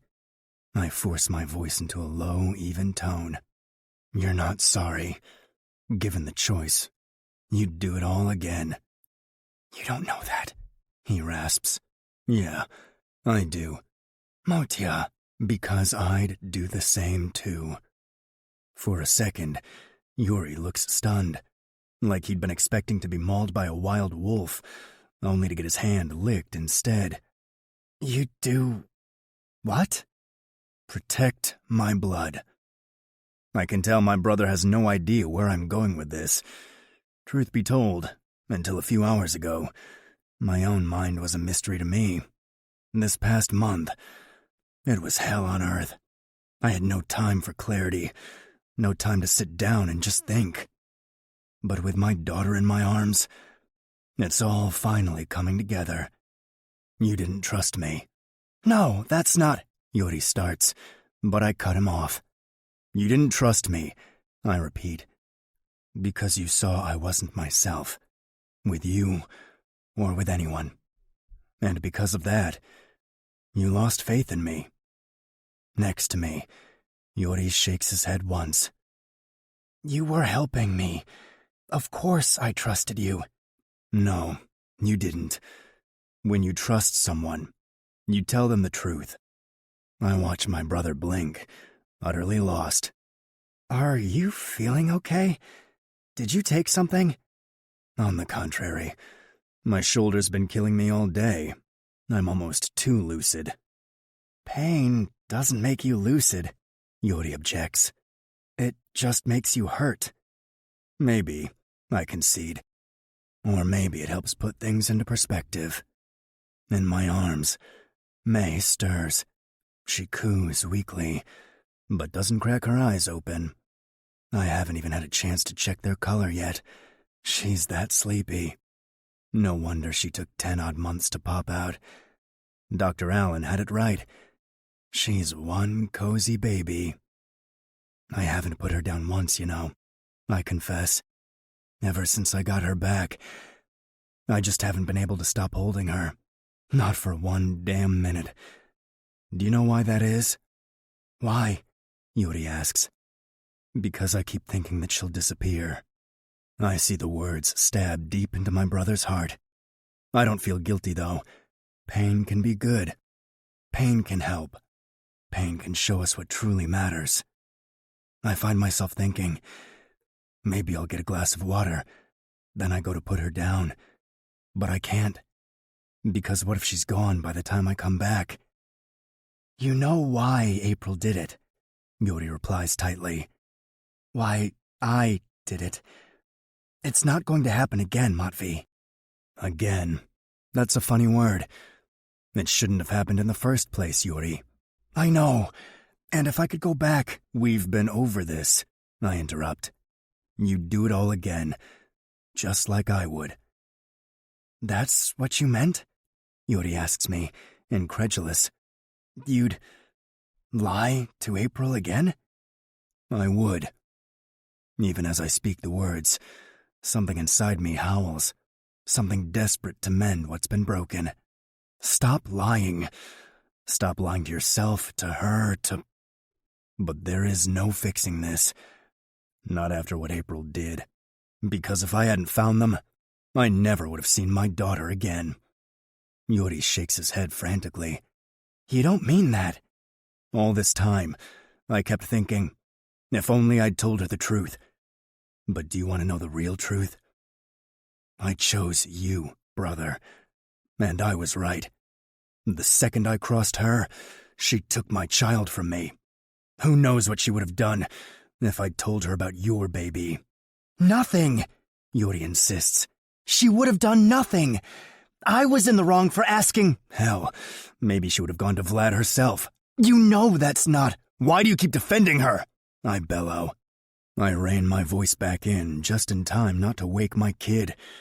I couldn't give a shit about April's beauty sleep, but I see Yuri check on her and sigh with relief.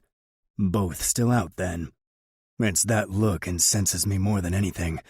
That look, and that pull on the blankets, and all those nights they must have spent plotting behind my back. If I didn't have a literal newborn in my arms right now, I would have jumped him already. But there's only one way to know the truth. Only one way to find out if I can ever trust my brother again. If I could ever trust my brother in the first place. I guess it's the oldest tale in the world, I murmur. I married your girl, so now you're going to fuck around with mine. Matvey, what the hell are you talking about? He nearly screams. Or was it all those takeout dinners at the motel? Maybe you shared a dumpling once, and then something more. I love Petra. This time, he's the one who almost shouts. I love Petra, Yuri repeats, out of breath. And I couldn't bear the thought of losing the one I loved, so I went crazy and ended up costing you the one you loved. Worse, I ended up costing April, but she was innocent, Matvey. She had nothing to do with me or you. That's why I've been trying to help her, and I'm sorry, I really am. But if you keep suggesting that I'd ever cheat on Petra, I'm gonna have to ask you to put your baby down and step the fuck out with me, because I will not let you insult your niece. Yuri blinks. What? She's not just my baby. She's your niece, too. With that, I finally hold her out. Yuri looks more confused by the minute. By putting her down, I didn't mean give her to me. I know. You meant put her down, so I can punch you. So you don't need to punch me. I believe you. Then I add with a smirk, though I'd like to see you try, brother. At first, Yuri hesitates. Are you sure? I roll my eyes. Quit pretending you haven't been holding her every chance you got. Besides, you need the practice. That's not what I mean. You truly believe me? Yora, I sigh. If I really thought you'd been fucking my woman, do you think you'd still be standing on two legs? His face drains of all color, but that finally seems to convince him, because he leans in to take the bundle from my arms. You trust me with her? He asks in disbelief. I watch him pick her up slowly, carefully. All these years you've stood by my side. Don't think I didn't take notice. I know you can be kind of an asshole. You can lose the kind of, Yuri mutters. But I know you've always been in my corner. I continue, pretending not to hear him. Cheeky brat. You may have fucked up this time, but I know that, in your own misguided way, you were doing this for me too. You got in too deep. Didn't understand what the fuck you were doing. And how could you? You're not a father yet. Matvey. But you will be, and I'll be by your side for that too. Yuri's eyes are wet. Jesus Christ, could he be any more of a crybaby? So, you forgive me? He croaks. This time, yes, I answer. But there won't be a second, Yuri. If you ever lie to me again. He looks like he's choking on something. Words, maybe. Or regrets. Matvey, there's something I need to... You don't need to say anything. I cut him off. You're forgiven. But after all, we're blood. He stops. That's why you're forgiving me? He stammers. And why you won't forgive? Wisely, he doesn't say her name. That's right, I growl. You're my family. She is not. If I ever need proof of my credo, April is the living, breathing thing. The wolf in sheep's clothing who snuck past my defenses. I won't let her take another bite out of my heart. Never again. Regardless, she's family to my daughter. Arrange for both of them to be moved back to the penthouse. I want them there ASAP. Right, Yuri mumbles. right, I'll get on that. I frown. Are you feeling all right, brother? You didn't get shot out there in the woods, did you? No, I'm a bit overwhelmed, I guess. Need to take this all in. Then he hands me back my kid. I shake my head and smile. My first real smile in a long, long time. Go. Double the guard around the penthouse. Remind everyone you're still my number 2. With a nod, he stands up to carry out my orders. Oh, and brother... He turns back to me. Yes?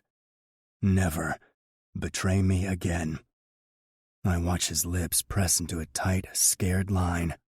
Yes, Moi Pakan. Then he's out the door. Chapter 10. April. I've only ever felt home in 3 places in my life. 1. The brownstone I shared with my grandmother. It's where I grew up, where I finally felt accepted for the first time. There, I could go to sleep with both eyes closed. I didn't even have to wonder if I'd be woken up by the sound of my mother yelling, or my father throwing furniture into the walls. Out of this world, right? What a luxury. What a privilege. 2. My hole in the wall with June. For my whole adult life, it's been my safe space. Just me, her, and a shared bowl of mac and cheese on a ratty old couch. I don't know many people who would call it heaven, but it was heaven to me. 3. Matvey's penthouse. It wasn't as immediate there, though. For the longest time, it felt like a prison. And then, towards the end, it turned back into a cage. A golden one, yeah. But find me a single prisoner who'd care about the color of their cell bars. Not me, that's for sure. But for a while in the middle days, it didn't feel like that. It felt like home. The penthouse is exactly as I remember it. The luxurious sofas, the sleek decor, the stunning floor-to-ceiling windows. The only significant change is the dinner table. I run my hand along the surface of this new one. It's colder. Steel and glass instead of sun-warmed wood. The corners are sharp, like I could cut my finger on them just by poking too hard. We're gonna need to baby-proof these when May's older, I find myself thinking. And then, wait, are we still going to be here when she's older? Am I still going to be here?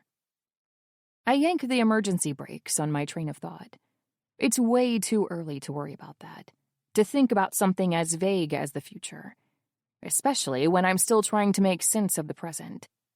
Where do you want these? Yuri wheezes from the heap of suitcases in the doorway. Anywhere but here. It's okay, I answer from the middle of the living room. You can just leave them there. Do you want some water?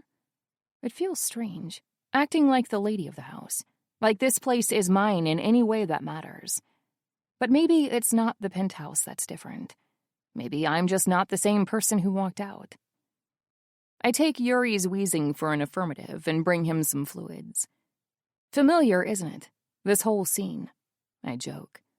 Yuri guzzles down the water and grins. Kind of. Last time it was toys.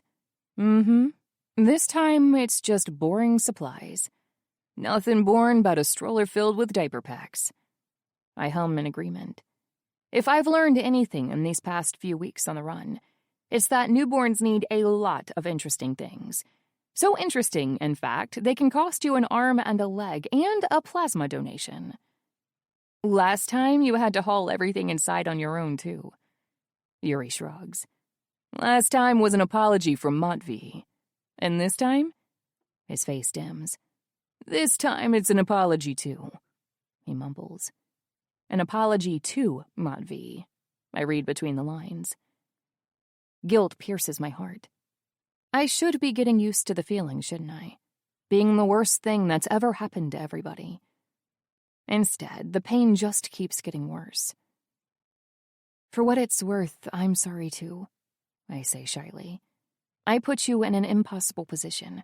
I wasn't thinking about you or what this would do to you or to your relationship with Matvey. If anybody deserves an apology here, it's you. I stroke my baby for courage as I speak. Nugget is a comforting weight in my arms. No, May, I remind myself. I'll need to get the hang of that. Can't keep calling her like food forever, can I? But it brings back so many memories. Next to me, Yuri shakes his head. I put you in an impossible position. I don't know if Matvey told you yet, but I watch his face twist into an expression of pain. The petty part of me says I should have let him stew a little longer. Unintentionally or not, he was the catalyst for my falling out with Matvey, the spark that lit the fire on our love. Afterwards, there was nothing left but ashes. But the rest of me rebels against the thought. Yuri helped me. More than that, he was the only one who did, the one who had the most to lose. And I can't watch him torture himself for one more second. I know, I reassure him. It's okay. I don't blame you at all. But it's not okay. You protected your family. I cut him off. You did what you had to do, and so did I. Something flickers across his face then, something like amusement. You sound just like Matvey. I act surprised. Yeah? Imagine that. There are other words, fighting to get out, but I lock them far away. Words Matvey said to me and words he didn't. Say to me, that is. A piece of advice to all the Pakhans out there. If you're gonna argue with your brother, do it far away from the object of contention. And maybe don't shout so loud. You'd lie to April again. I would. Last night, those words gutted me. For a hot second, I thought I'd never get back up. The regret I thought I saw in his eyes, the sadness. How long did it take for Matvey to rationalize his way out of it? A day? An hour? Or even less than that? But I did get back up. Eventually. I dusted off my broken heart, picked up my baby, and got myself all the way back to my dear old cage. If there's one thing parenthood taught me, it's to bleed in silence. Who knew it'd be this hard, huh? I muse out loud. Being parents. Yuri makes a choking noise in his throat. I wouldn't know about that. Yeah, you do. You're a dad in the making already. Plenty of time to figure it out, though, right? I guess, he mumbles, uncomfortable the way only a new parent can be. He may be Matvey's brother, but I could swear I see myself in his eyes. That big neon sign flashing the words, I am freaking TF out, with every single blink. It's going to be at least 6 more months, and Petra... Yuri halts, looking guilty. Sorry, I probably shouldn't mention her to you. Not after the wedding? I list off the top of my head. The forced heist? The hospital scare? Don't forget the kidnapping at gunpoint, someone chimes in. Our heads snap towards the door in unison. Petya, Yuri murmurs. You shouldn't be here? Petra fills in from the doorway. Neither should she. I told you that motel was a shitty idea. Next time, leave the hiding to me. Petra. I haven't seen her since that day at the Mallard. The day everything changed between us. And between me and Matvey. Then everything changed again. And I thought it was her fault. It's odd. For over a month, I've cursed this woman out in my nightmares. Cursed the way she played me for a fool. The way I thought I'd let myself be played for a fool. But none of that was real. April. She's suddenly uncertain now that she's speaking directly to me. Can we talk? A month ago, I would have used a few choice words to answer that question.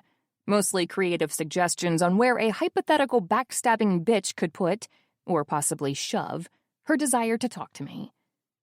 Now I find myself nodding once. Petra turns to Yuri. "Give us a moment."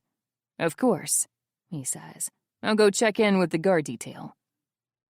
I watch in silence as Petra's hand brushes the air above Yuri's shoulder in an almost touch, the way his voice softens in return.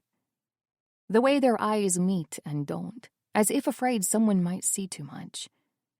If I wasn't holding a baby right now, I would smack myself right across the face. How in the hell could I have missed it? How could anyone have missed it? When Yuri finally steps out, the tension becomes unbearable. It's so thick, I could dice it into sashimi. Then Petra starts talking. Chapter 11. April. A few months ago, I started throwing up in the mornings. I didn't think anything of it then. Honestly, I figured it was just stress. With everything that was going on, how could I not be stressed? I stopped eating breakfast. It didn't solve a thing. Then I started gaining weight. It wasn't anything outrageous, just a couple of pounds here and there, but it was weird. I was throwing up half my fluids every morning. How could I be gaining anything? Then again, maybe I was compensating. Maybe I was stress eating too much during the rest of the day. I tightened my belt. It didn't solve a thing. When I started missing my period, I thought for sure it must be stress. Because what else could it be? All my life, doctors told me it was unlikely I'd get pregnant. Back then, I thought it a blessing. What child could possibly want me as their mother? What child could possibly want the life I had to offer? Even still, I made an OB/GYN appointment. This time, something came of it. It was the day after the heist, bright and early. I was still shaken up by what I'd done to you, feeling queasy from my morning sickness and from shame. The shame of hurting you, my first friend. That's what you were to me, April. Not just a friend, but the first. Lena and Julia are my knights, but you were the queen on the other side of the board. You had every reason to want to eat me whole. Instead, you made a friend of me. You knew I was a killer and you didn't care. You knew I wanted you gone and you didn't fucking care. How could I not think of you as a friend in return? Yuri offered to take me to the appointment. I said no. I could take care of myself. It was probably nothing. But then it wasn't nothing. Yuri. I never meant for that to happen either. For us to happen. With the alliance and the wedding plans and everything else our Bratfas had going on, the last thing I needed was a complication. But love is never simple. That's right. I fell in love. Feel free to laugh, but I did. I fell in love with my intended's brother. What a cliché, right? Wake up, Jane Austen, 'cause I have a new novel for you. I could have handled being in love, though. I could have buried it in the same shallow grave my enemies shared back in Russia. I could have killed it in the snow. But then he did the worst thing he could have done. He loved me back. He loved me first, actually. I could tell right away. He was respectful, distant, but he liked me. That's what I thought it was at the time. Like, not a love. Another first I didn't see coming. But it was never meant to go this far. To bring ruin to all our hopes and dreams. They say a child is a blessing regardless of the circumstances. Whoever they are, they never met Vlad. I knew my father would kill me for this, that he'd bury me in the shallow grave of his enemies, that he'd bury Yuri, that he'd bury our child. So I did the only thing I could think of. I turned to Matvey. I asked him to protect us from everyone. I'm sorry, April. If it's the last thing I get to say to you, I want it to be this. I'm sorry. I am so, so sorry. I never meant to harm you. I never meant to harm your baby. I don't know what I was thinking the day of the heist. Maybe I wasn't thinking at all. And afterwards, I just didn't want us to die. I don't expect your forgiveness. I don't expect to ever be your friend again. If you want to get one good swing in, I'll even hold the baby for you. But can you at least understand why I did it? I made the mistake of not listening once. When Matvey tried to tell me, even if it was too little too late, it might have saved something of us, of the family we could have been. So this time I listen. This time, I let Petra get every single word out. Then I give her my baby to hold. Oh, are you really going to... Okay, wait. Let me take out my contacts. April? April, what the hell are you doing? I wrap my arms around her. It's like trying to hug a jellyfish. All she does is squirm. Shut up, I tell her. Just shut up and take it. For a few seconds, Petra stays frozen in shock. That's not how you punch someone, she points out. I can't punch you, Petra. An indignant huff. What, because I'm pregnant? Because I'd break my hand on that thick skull of yours. Now shut up and let me hug you. Why? She whispers in the end. And isn't that the question of the year? Why? I could say it's because forgiveness is a virtue. Because Dominic sent me to Sunday school every week and some of it stuck. Or because I'm just that good of a person. But the truth is, it's because I'm tired. I can't hold another grudge. I just can't. It's exhausting, being angry with the people you love. It takes everything out of you. Matvey's already doing a stellar job of hollowing me out. I don't need to get any emptier. And maybe I just want my friend back.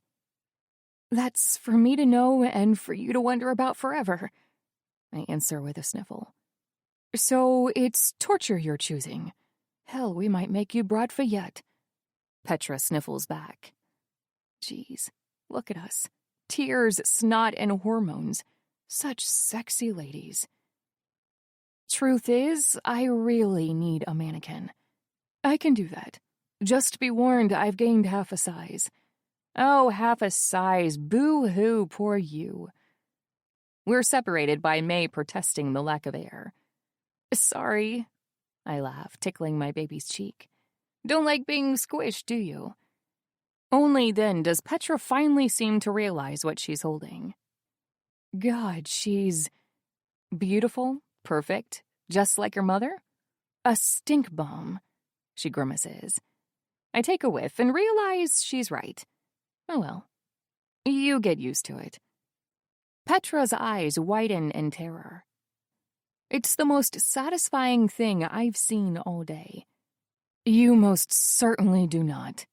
Guess we'll know soon enough, mommy-to-be. We're interrupted by a panicked guard shouting, Hey, all of you, you can't be... April! 3 voices converge at the entrance. 3 voices I would recognize anywhere. My family. June is on me in seconds, followed by Corey and Rob.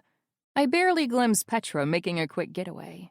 God, she really hates crowds, doesn't she? And displays of affection. I swear, she's more terrified by hugs than firearms. What are you 3 doing here? I balk. We were worried, June yells. You disappeared for a month, Corey scolds. I heard you left with stitches. I heard you got shot at. Where did you hear all that? I yelp. From the doorway, another familiar figure emerges. Apologies, Miss Flowers. Grisha bows. I took the liberty of updating your friends and bringing them here. I hope you won't mind. She sure as hell better not, Corey harumphs. She has a lot of explaining to do, June adds sternly, falling off the face of the earth like, Oh my God, is that your baby? Let me see. Meow. I mouth a silent thank you to Grisha over June's shoulder. Then, wait, who meowed? Rob raises his hands in protest. Wasn't me. Then I notice the carrier on the ground. Is that Mr. Buttons? June grins.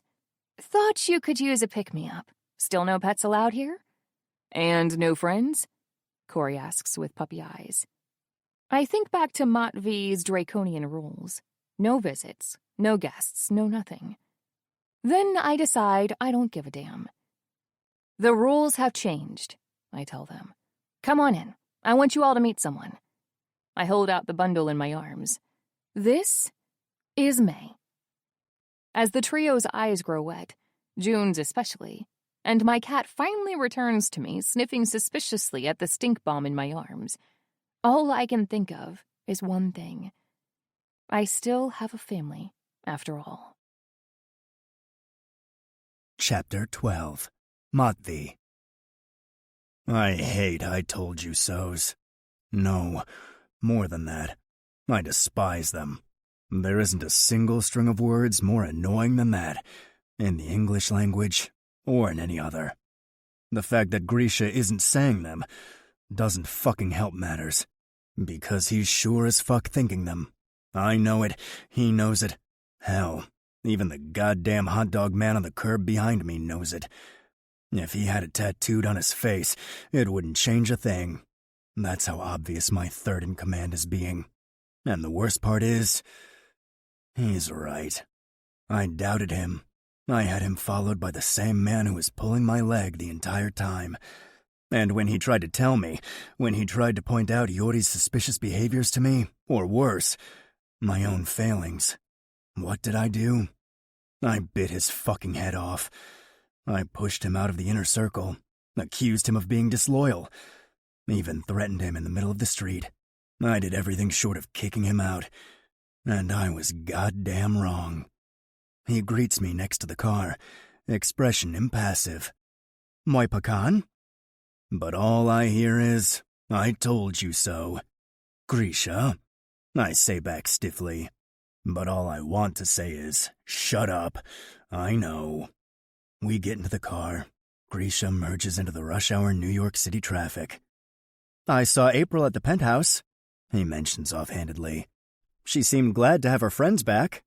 I told you so. I also saw Yuri there. He left with Petra soon after, though. I told you so. I see. I spoke with the Vori, too. It appears this won't be a friendly meeting. I told you so. Grisha. Yes? He asks innocently. God fucking damn it. And they say wives are passive-aggressive. Whoever they are, they've never had Grisha Aldenin drive their car. Thank you, I grit out, for your continued loyalty. Grisha's eyebrows arch skeptically in the rearview mirror. I wouldn't dream of being anything but loyal. I told you so, and I appreciate that, what you've done so far, and what you'll continue to do. You sound confident that I will? Yeah, well, you haven't given me cause to be disappointed yet. Yet? I roll my eyes. Can we drop the fucking act already? What act? Jesus fucking... All right, fine. I was wrong. Happy. For a moment, Grisha doesn't say anything. Then, you know, you have the same uncanny ability your grandfather had. And that would be... saying sorry without actually speaking the word. I snort. Your father told you that? He did, several times. For the first time since the ride began, I glimpsed the hint of Grisha's old smile in the mirror. Must be a family talent. Grisha's father. That's how I found him all those years ago. I wasn't looking for him. I was looking for Yakov Aldenin, my grandfather's second. But he was dead already. His son, however, was interested in what I had to say. He was the first to join my cause, after Yuri. The first to believe. He'd grown up watching his father kick ass. More than that, watching him protect his pecan, and being protected in return. That's what people looked for in a bratva back then. A bond, a pack, a brotherhood. Lacking any parents or elders, Grisha took his role in that pack seriously. He was the lowest ranked, but the oldest in age.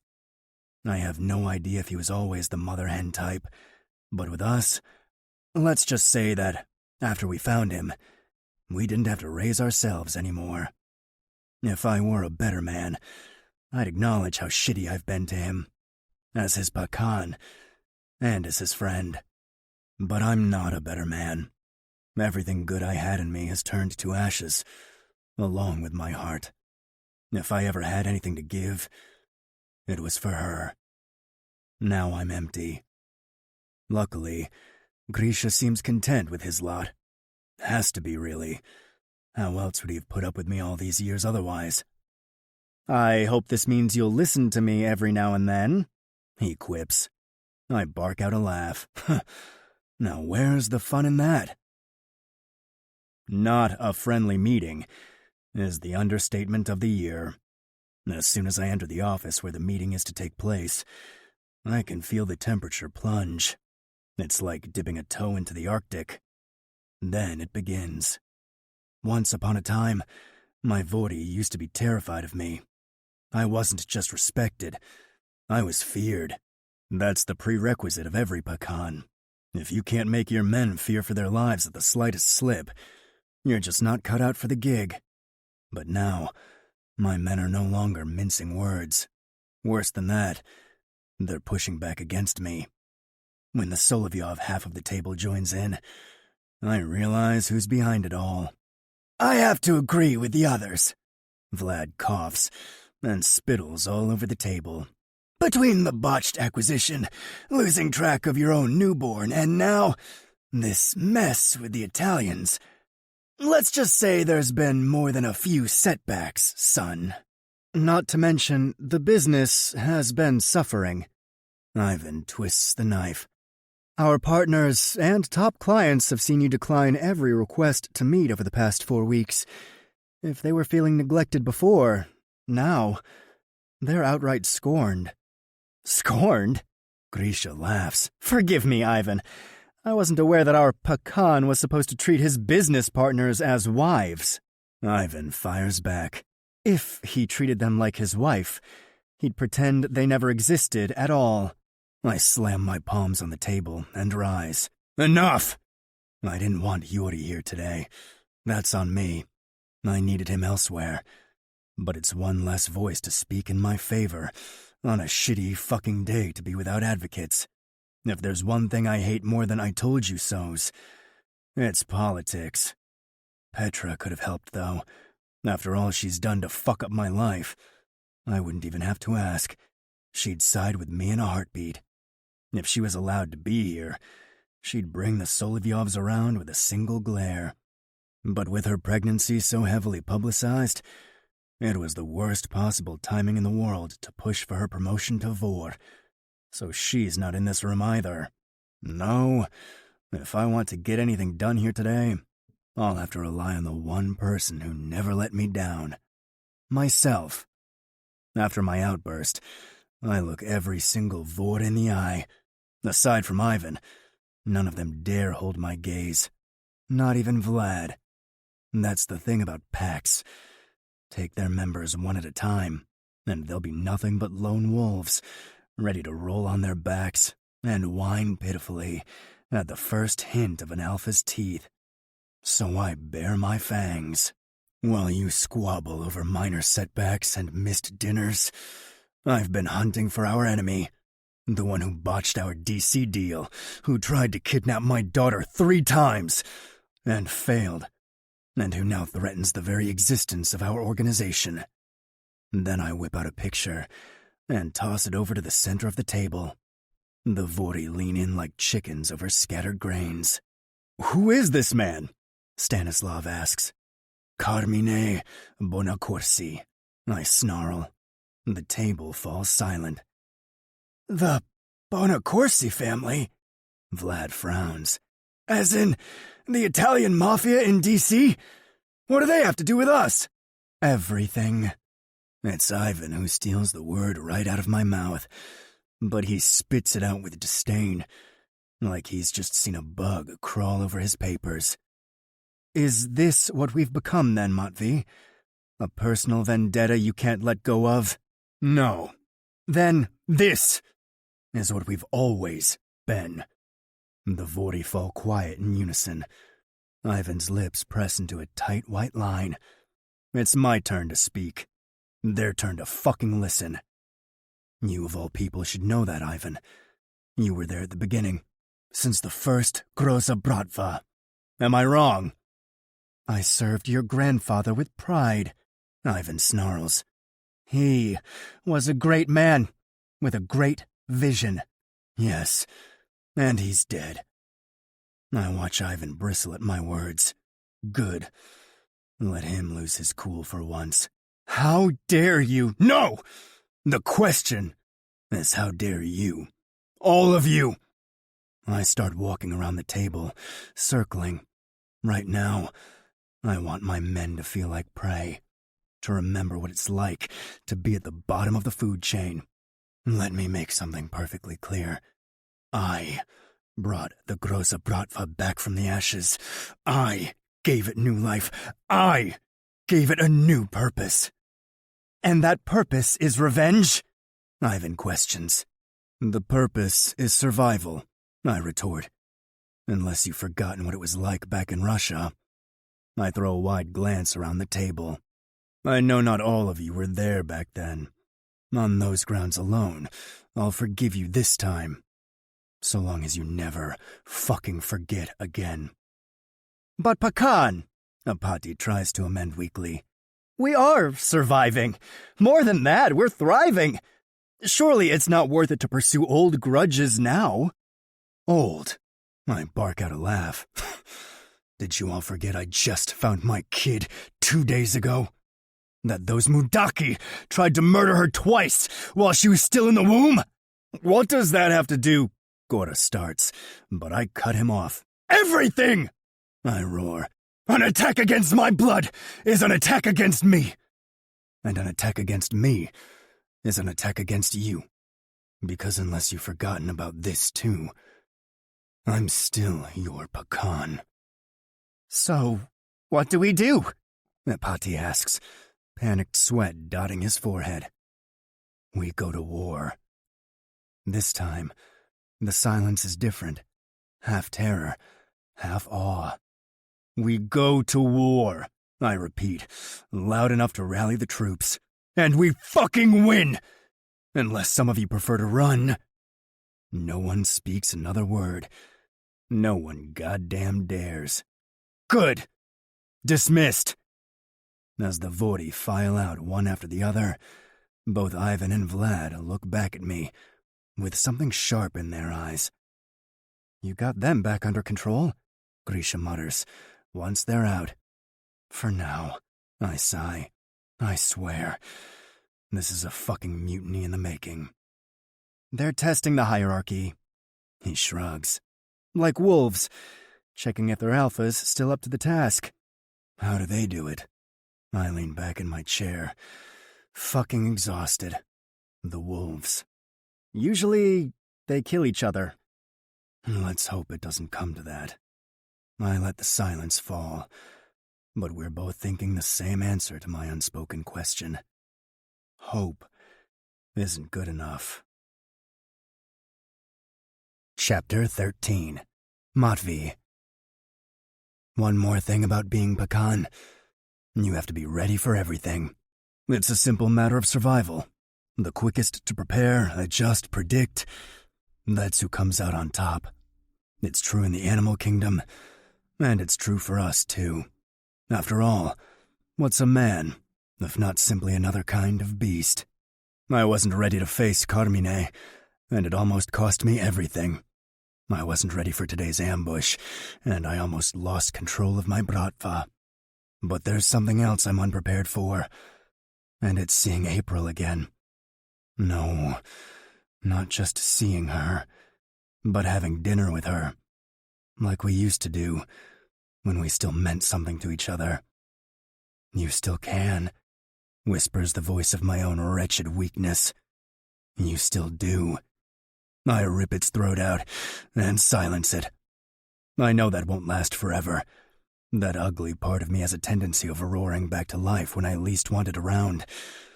But it takes time. Time I can use to get my head on straight. Time I can use to forget her. You don't have to forget her. That hateful voice keeps hissing. You can fix things. You can try again. You can apologize. On the elevator ride up to the penthouse, I kill my weakness over and over again. Because if there's one thing I'll never do, It's apologize to the woman who took my daughter from me. April betrayed me. Worse than that, she betrayed her own blood. That's unforgivable. What about your lies? That voice still goads. What about your betrayal? Are those forgivable? Then I step in and find something else I wasn't prepared for.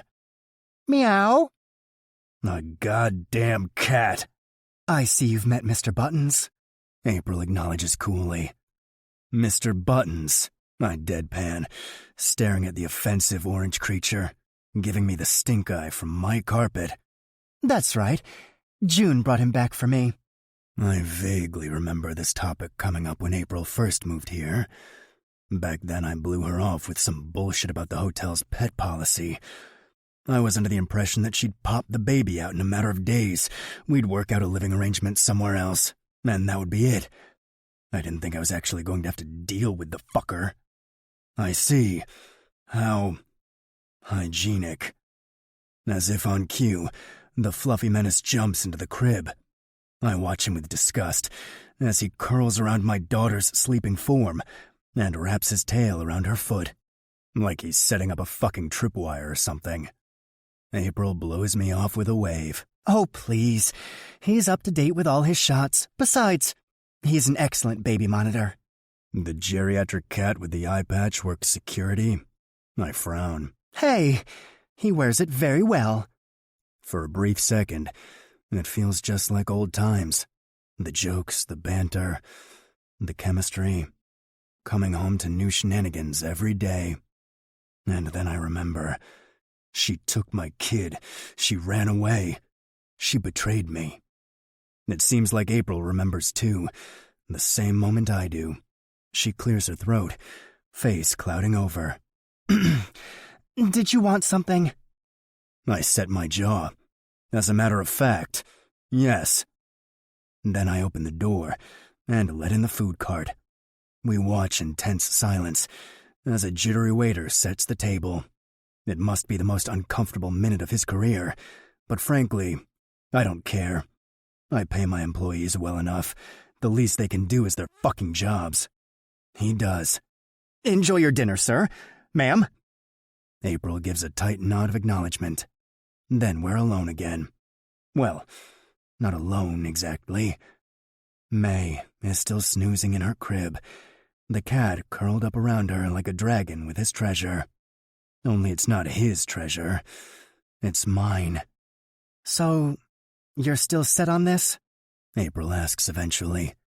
Family dinner? Yes. Why? I take my place at the table. Sit. Matvey. I said, sit. After a beat, she obeys. We dine in silence. I watch her push the food around on her plate, but I don't have a good excuse to force her to eat. After all, she's not carrying my child anymore. She could still do that. That annoying voice whispers.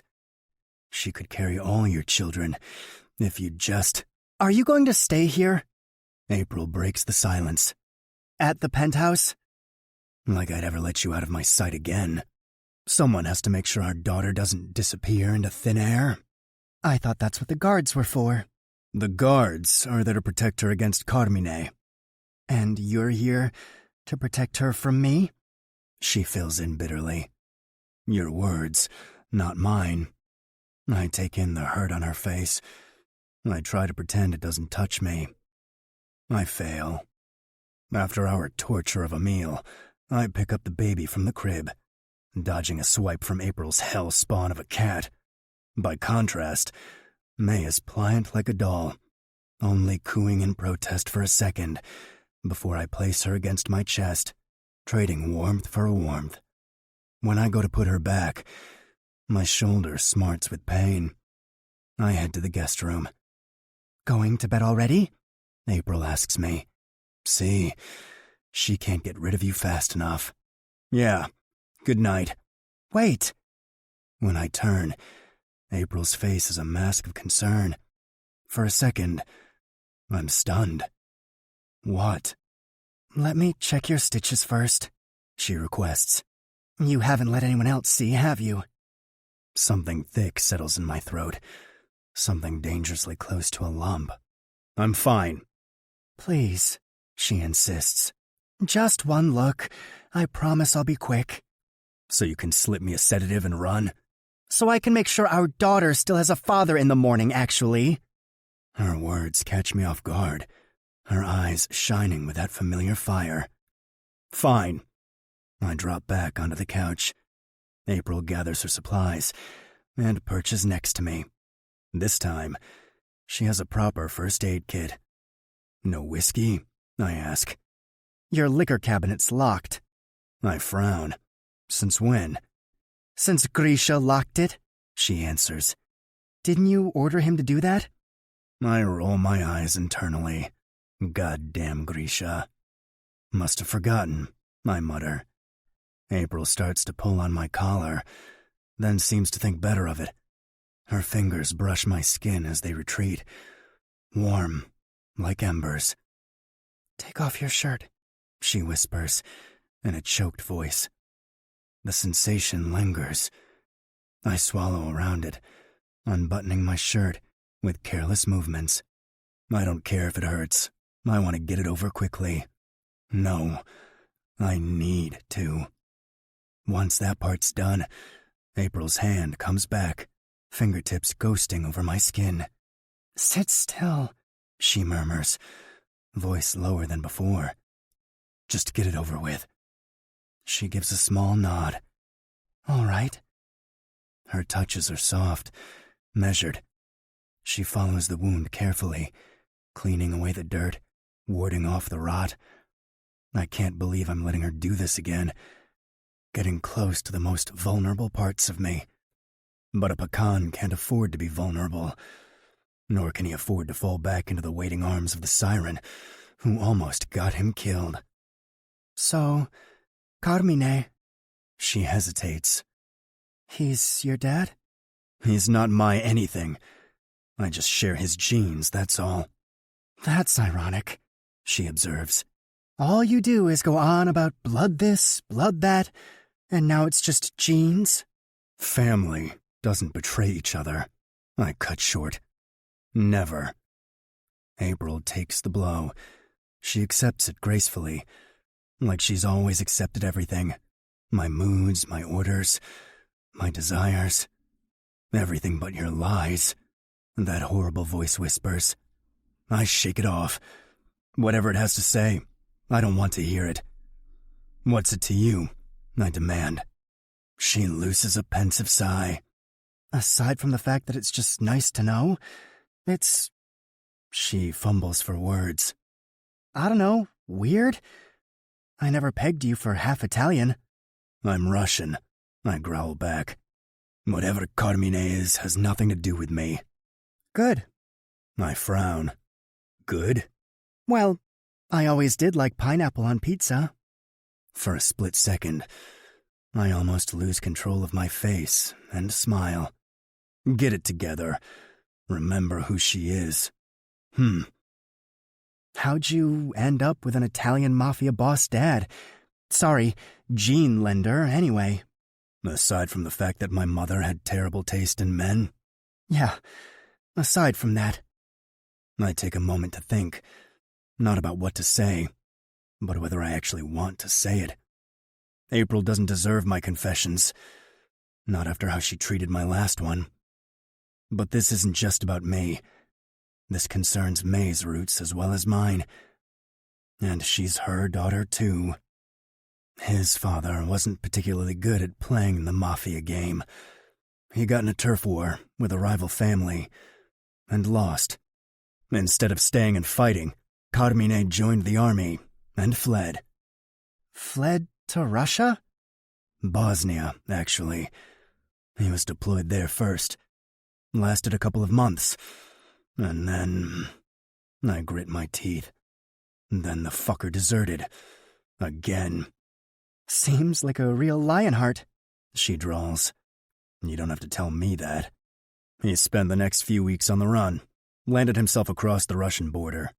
My mom found him starving in the snow and took him in. Within a year, I was born. That... April hesitates. That doesn't sound like the start of a tragedy. It sounds... Romantic? I scoff. Yeah, that's what my mom thought too. But he wasn't the type to settle down, or stay on the straight and narrow. Well, that's not you either. No, I concede. That's not me either. A long moment ticks by in silence. I almost managed to forget about April's hands on me. But now, it hits me twice as hard. Her warmth, her scent, her everything. All right, that's enough, I growl. Almost done. Just patching up. Every touch, every breath. It's torture, pure and simple. I can feel her fingers working over my skin, her labored huffs breaking against my neck, her knees parted on either side of my back. It would be so easy to turn our positions around, to nestle between those warm thighs, until all I can feel is her, until I can't fucking breathe, until I'm where I belong. Without warning, I lurch to standing. I said that's enough. April manages to tamp down the last corner of the gauze just before I'm out of reach. Matvey? She calls to me. Wait, did I say something wrong? I just need to sleep. Matvey, did I hurt you? More than you'll ever know. Chapter 14. April. They say good things come in threes. Well, apparently they're not the only ones. Bad things arrive in nasty little triplets, too. Legs a little wider, please. Bad thing number 1, moving back here. Bad thing number 2, yesterday's dinner. Bad thing number 3, like this, wider, April. Dear God, please let me be reborn as a yoga instructor. I don't think they'll go any wider, Dr. Allen. Okay, don't sweat it. Just wanted to see how the healing was going. I have no clue if this is Matvey's idea of a punishment or my own karma circling back to me with both middle fingers up, but it feels like retribution, either his or the universe's, maybe both. I throw a glance in Matvey's direction and find him resolutely turned the other way. Thank God. At least he isn't seeing this R-rated Cirque du Soleil audition of mine. And you're very lucky. Everything appears to be in order. Oh, good, despite your every attempt to self-destruct. I make what I hope is a pleading and adorable face. Lately, my puppy eyes have been failing me. I was fine, I swear. I just wanted to go home and never call again for a month. She scolds me. April, I nearly went to the police. The only reason I didn't was your husband talking me down. I'm sorry, Dr. Allen, I really... Wait, my what? Which is no excuse for your own recklessness, Mr. Groza. The doctor presses, raising her voice to make herself heard across the room. You should have brought your wife in for at least a checkup. Who even leaves their hospital bed with fresh stitches, and a whole 10 minutes after giving birth? First, I want to reiterate how sorry I am, I say. Truly. Second, I'm no one's wife, thank you very much. Small mercies. Matvey mutters back, dripping sarcasm everywhere in a 5-mile radius. Possibly on the baby in his arms, too. Well, The doctor droops back uncomfortably, glancing from one spouse to the other in quick succession. Marital statuses aside, you were very lucky. Sure, the scar's looking a bit wonky. That would be my fault, I interrupt. A couple of stitches came out, so I had to put them back in myself. As I was saying, Dr. Allen sighs, pretending I haven't spoken a word, while presumably questioning if it's too late to switch to a less stressful career, like maybe skydiving. Despite your best efforts, nothing's broken. I'd give it a few more days to be sure, but you're pretty much back to prepartum condition. You can go back to doing everything you did before. Like lifting weights and signing up for yoga classes I'll never go to. Yup, that's great. And sexual activity, too. I blanch. By sexual, you mean the very same thing that got you into this. Dr. Allen smiles. And hopefully back into this, if that's what you wish. Weren't you telling me on our first appointment that you wanted a big family? Suddenly, I understand what deer feel at the sight of headlights. My head snaps automatically towards Matvey, whose head seems to snap automatically towards me, and... Wait, is he pissed off? Is he pissed off that I can use my body again? For some reason, that pisses me off. Big fucking time. So what if I've got the green light to mess around? Surely he isn't expecting to ever get back into my good graces? Don't worry, Doctor, I say with my biggest smile. That will certainly not be a problem for the time being. If you say so. She shrugs. I'll just leave you a fresh prescription for birth control then. Oh no, I didn't mean... But she's already writing. On the other side of the room, Matvey's doing his best impression of a statue. Or maybe it's the three monkeys. I do not see it, I do not hear it, I do not give a damn about it. Defeated, I accept the prescription slip. Thanks, Doc. You're always very welcome. After Dr. Allen leaves, I've barely pulled down my dress before Matvey's already shoving our baby back into my arms. In some respects, we really are just like any other couple. Except that's where traditional behaviors end for us. Grisha, keep an eye on her, he calls into the hallway. Make sure she doesn't leave. I roll my eyes. Gee, what now? I was just planning to go bar crawling. Without me. A feminine voice calls from the hallway. And here I thought we were friends again. Petra. Matvey's voice is ice. I wasn't aware you had business here. Oh, you know how it is. She smiles sweetly. Mommy Pilates got canceled. Thought I'd ditch the dolls and get some hands-on experience with the real thing. If that's okay with you, April. What does it say about me that I'm actually relieved to see her? Sure, I think May needs changing anyway. Petra's smile falters, but only for a moment. Perfect. Matvey frowns at our newfound friendliness. What, did he really think I'd blame the other woman?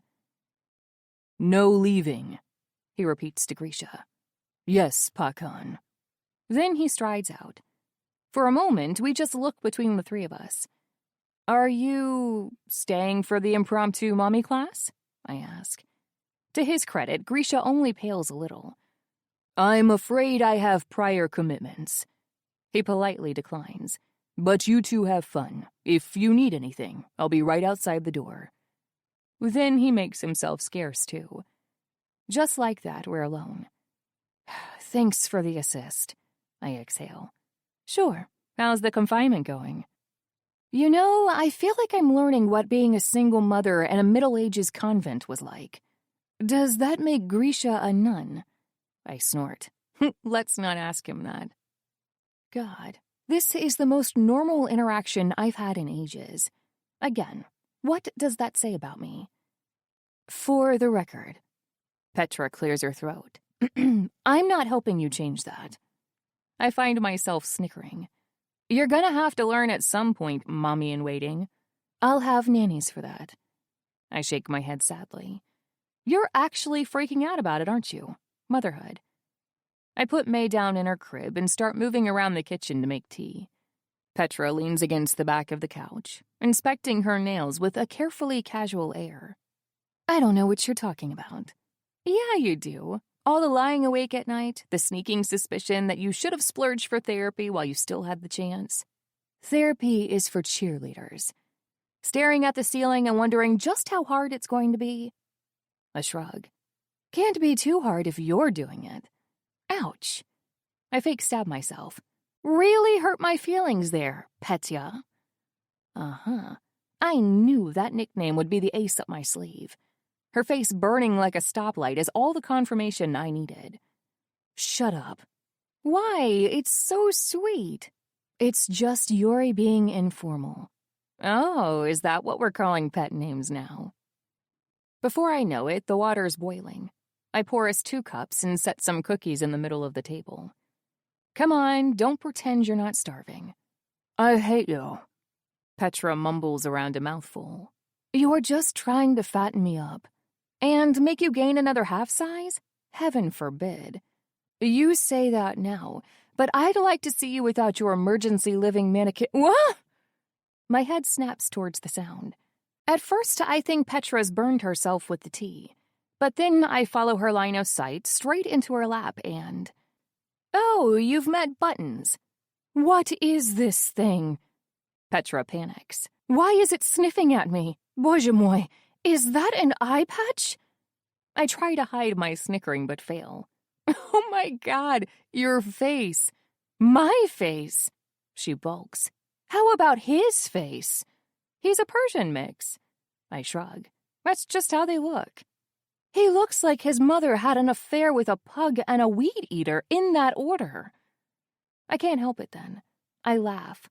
Worse, I fall over the table and just honest to God lose it. Petra watches me with her trademark RBF. Ha ha, very funny. Yuck it up. I can't. Your cat is a scurvy-riddled pirate, but somehow I'm the ridiculous one. Help! Help! It's a good handful of minutes before I manage to collect myself. Sorry. I wheeze at last, drying literal tears from my eyes. I think I needed that. Petra's face softens then. Her manicured hand reaches for mine over the table, the other scratching idly behind Button's half-bitten ear. April, how are you holding up, really? My first impulse is to deny. Everything's fine. I'm okay. Just haven't been sleeping that well. But just thinking about it is exhausting. I'm so tired of it. Tired of lying, of hiding, of this web of deception we ended up weaving around each other. For once, I just want truth. I have no idea, I answer honestly. Last night, I finally slept in a real bed. That must have been nice. It was. There were no bed features. Sorry, what?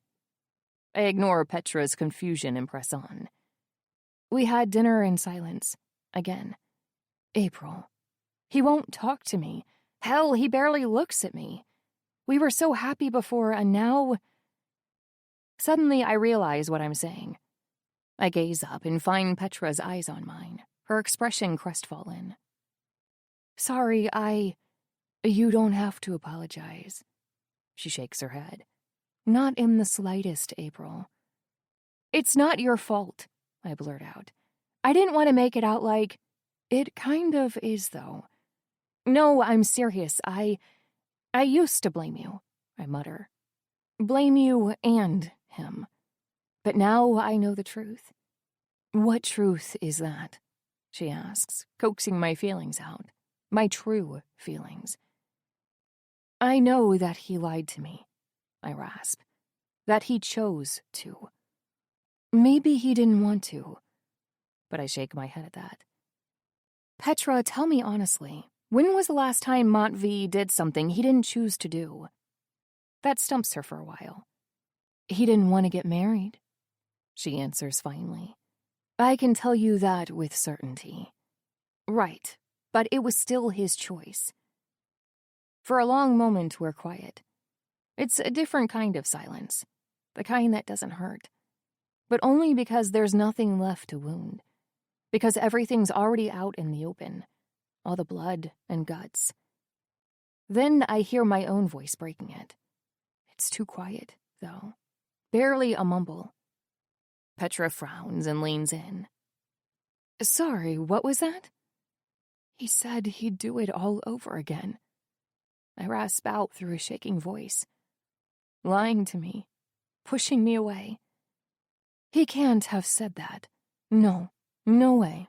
April, it's his biggest regret. I heard it with my own 2 ears.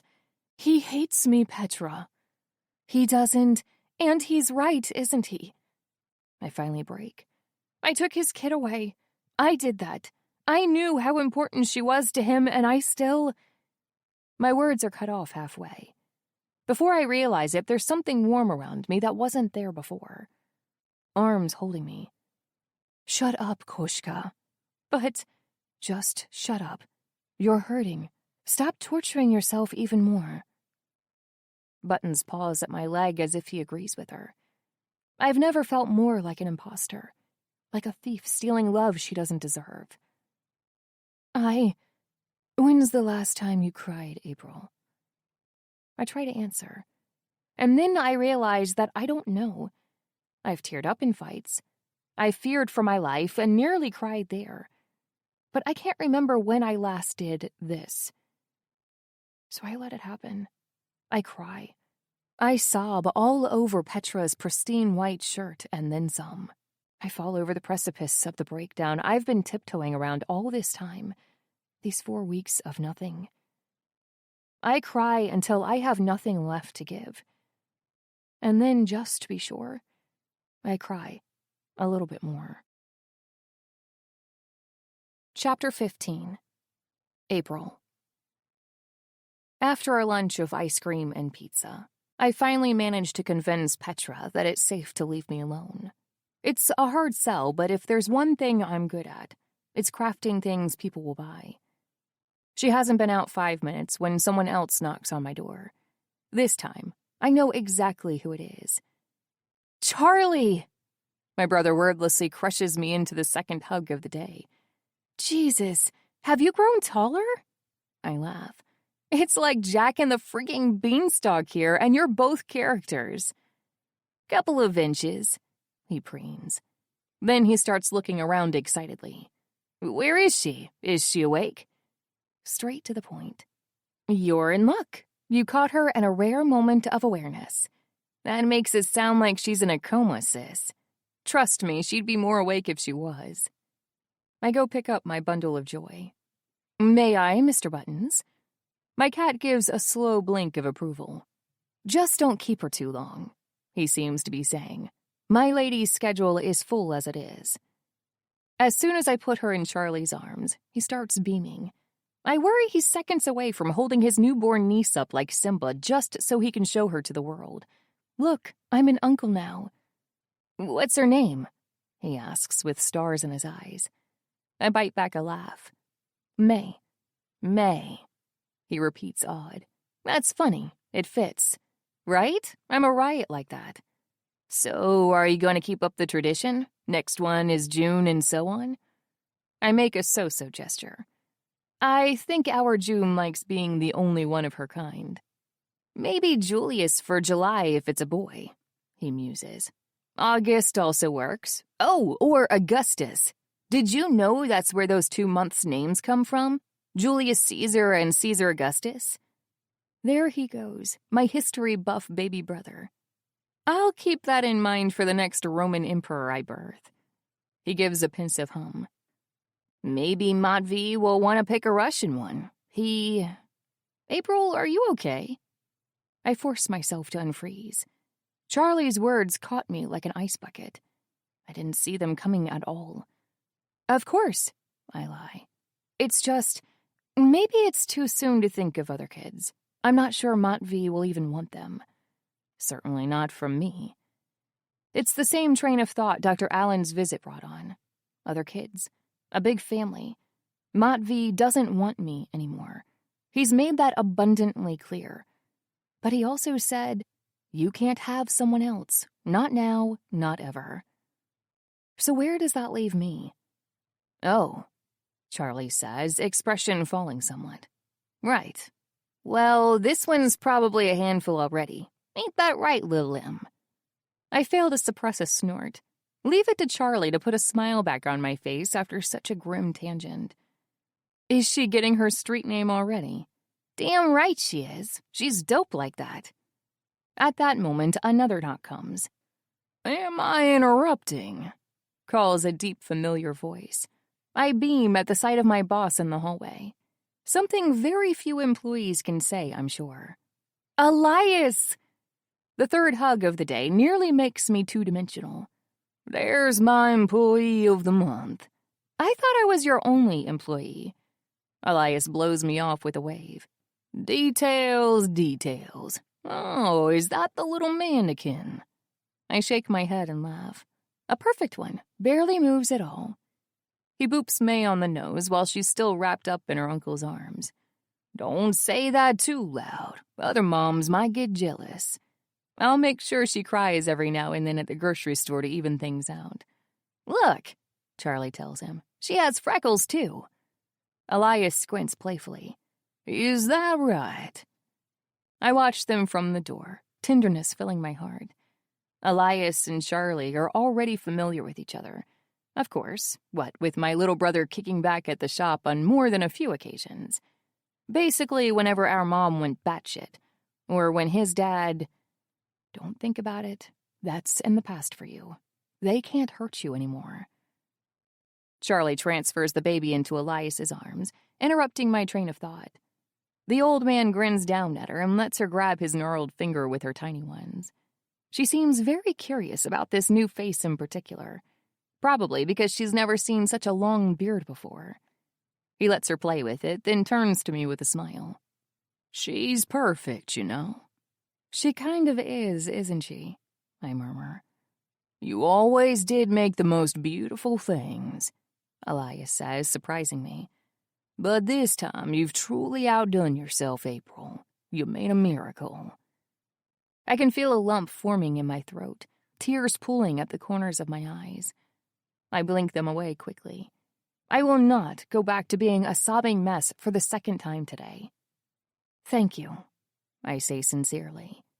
Elias nods, eyes shining with tears of his own. God, look at us. A bunch of crybabies. May's eyes are literally the only dry ones in the room. Uncle Charlie, can I leave her with you? I have something for your sister. Charlie's only too happy to get his baby niece back. He starts playing peekaboo with her on the couch while Elias beckons me towards his suitcase. As you requested, he says while opening it with a flourish. I check out the contents. Fabric, notes, instructions. As my hands run across the materials, I feel something click into place, like I'm finally back in my element. This is all this month's backlog? This week's, actually. I blanch. Elias, did you at least hire a temp? Nonsense, he pshaws. Kids these days don't have the passion. In case you've forgotten, I'm kids these days, too. You're the exception, my dear, not the rule. Maya was the same. At the mention of my grandmother, I stop rummaging through the suitcase. Yeah, I rasp. One of a kind, Elias confirms. And she worked too much, but you could never tell her that. I find myself laughing. I definitely remember that part. She was always hunched over some dress or another. Give your kid a few years, she'll be saying the same about you. My smile fades a bit. For some reason, it's sad to think about. What May will think of me. I'm already failing her so much. Between my focus on work and my drama with her dad. The dad you tried to take from her. A nasty voice inside of me whispers. Don't forget that. Something must show on my face because I feel Elias's warm hand on my shoulder. Sorry, I say quickly. Just spaced out a bit. He hums unconvinced. You know, this all reminds me of a story. A story? About your grandmother. We settle at the table, just the two of us. Charlie's still on the couch, making faces at the baby, while Mr. Buttons circles around them suspiciously. It was the day she brought you home, Elias continues. The day she really brought you home to stay. You were there? I frown. You wouldn't remember. You were already asleep. Maya asked me to come over. I thought something had happened. I got there as fast as I could. When I did, she offered me a cup of tea. That's her, all right. Sure was. He laughs with me. You'd passed out on the couch after crying yourself to sleep. You had this checkered blanket over you. It dwarfed you. That night, Maya confessed she didn't want to give you back. What? I thought my parents agreed that it was... They did. He amends quickly. The next day, when she asked them. But she hadn't asked yet. She knew she wanted to keep you, but she was... scared. Scared? That doesn't sound like my grandma.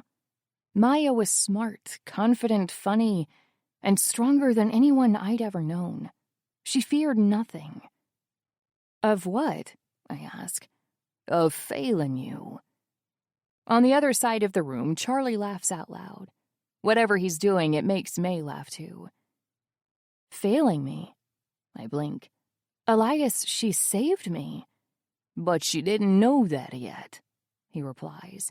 She didn't know she could. You have to remember that Maya was never actually a mother. She was a stepmom first, and you know how that went. I gave a grim nod. My dad hated her. Mm-hmm. Suddenly, the proverbial light bulb goes off in my head. Wait, is that what she was afraid of? That I hate her too? I can't believe this. Maya was the first good thing to happen to me. She was my family. Not by blood, but by choice. And she thought... As if reading my thoughts, Elias gives me a reassuring smile. It's hard to understand what she was feeling back then. She wanted to be your grandmother so badly, but she had no idea if she could actually pull it off. Because she'd never done it before, I fell in. Mm-hmm. Just like you've never done it before. It feels indulgent to let myself follow this train of thought, to let myself be comforted by the idea of Maya. She might have been scared, but she never took you away from a parent she thought was bad for you. She never did her best, however flawed. I shake my head. However tempting these ideas are, I can't let them get to me. I can't let myself off the hook. After all, what I did was unforgivable. Still, I appreciate Elias's intentions. Most of all, I appreciate that he told me something new about my grandmother. It makes me feel closer to her. Like maybe my story with her isn't over yet, even if I can no longer reach her. Thank you, I tell him. I needed that. We play with the baby some more, then Elias offers to drive Charlie home. I'll visit again soon, my brother promises. Whether to me or May, I'm not so sure anymore. I might have slipped down a spot on the totem pole of his favorites. We'll be waiting for you, Uncle Chuck. I hug them both goodbye, then walk them to the door. Oh, I almost forgot, Elias says with a snap of his fingers. Did you ever enter that contest? I believe the deadline's closing in. The contest? With everything that's been happening, it slipped my mind completely. The fashion competition. The one with a full ride at the Mallard Institute as grand prize. Actually, I'm not sure that I'll make it. I can take some work from your hands, he offers. In fact, I'd have taken it all off your hands, but... I shake my head. It's fine. I insisted. Besides, it's good to keep busy. Helps keep my mind off things. Off Matvey, specifically. You should do it, Charlie joins in. You'd win, Apes. I know you would. I ruffle Charlie's hair. You think I hung the moon in the sky. I think you should do whatever makes you happy. God damn it, tear ducts. Working overtime today. I'll think about it, I promise them both. As I wave them off in the hallway, those words keep spinning in my mind. Whatever makes you happy. If only I deserved to be. Chapter 16. Matvey. It takes me the entire drive home to calm down. I can't help it. The second the doctor uttered those words, I saw red. Back to prepartum condition. Sexual activity. Like hell am I letting that happen? It's a dark, vicious spiral of thoughts, and it just keeps getting darker as I slam the door to the loft closed and reach for something stronger than coffee. At least this liquor cabinet is still mine to use. Thank you very much. Unbelievable, I mutter to myself. Un-fucking believable. I try to steer my mind back to business, but it just won't quit. I just keep remembering our fight before she left. That cursed day where I did my worst to push her away. That I'd get rid of her. That I didn't owe her anything. And if I want somebody else to move in, you won't stand in my way either. That was the one concession I couldn't make. Another man. Another fucking man. Putting his hands on her. April Flowers is mine. But you didn't want her, whispers that sadistic little voice in my head. You rejected her to her face, then threatened to force her to die alone, and you still wonder why she left? Shut up! I growl into the silence. But it does nothing. The voice prattles on. You didn't have the balls to go all the way. You cut her out, then locked her up. What else did you expect? That she'd obey you? Shut up! That she'd stay with you?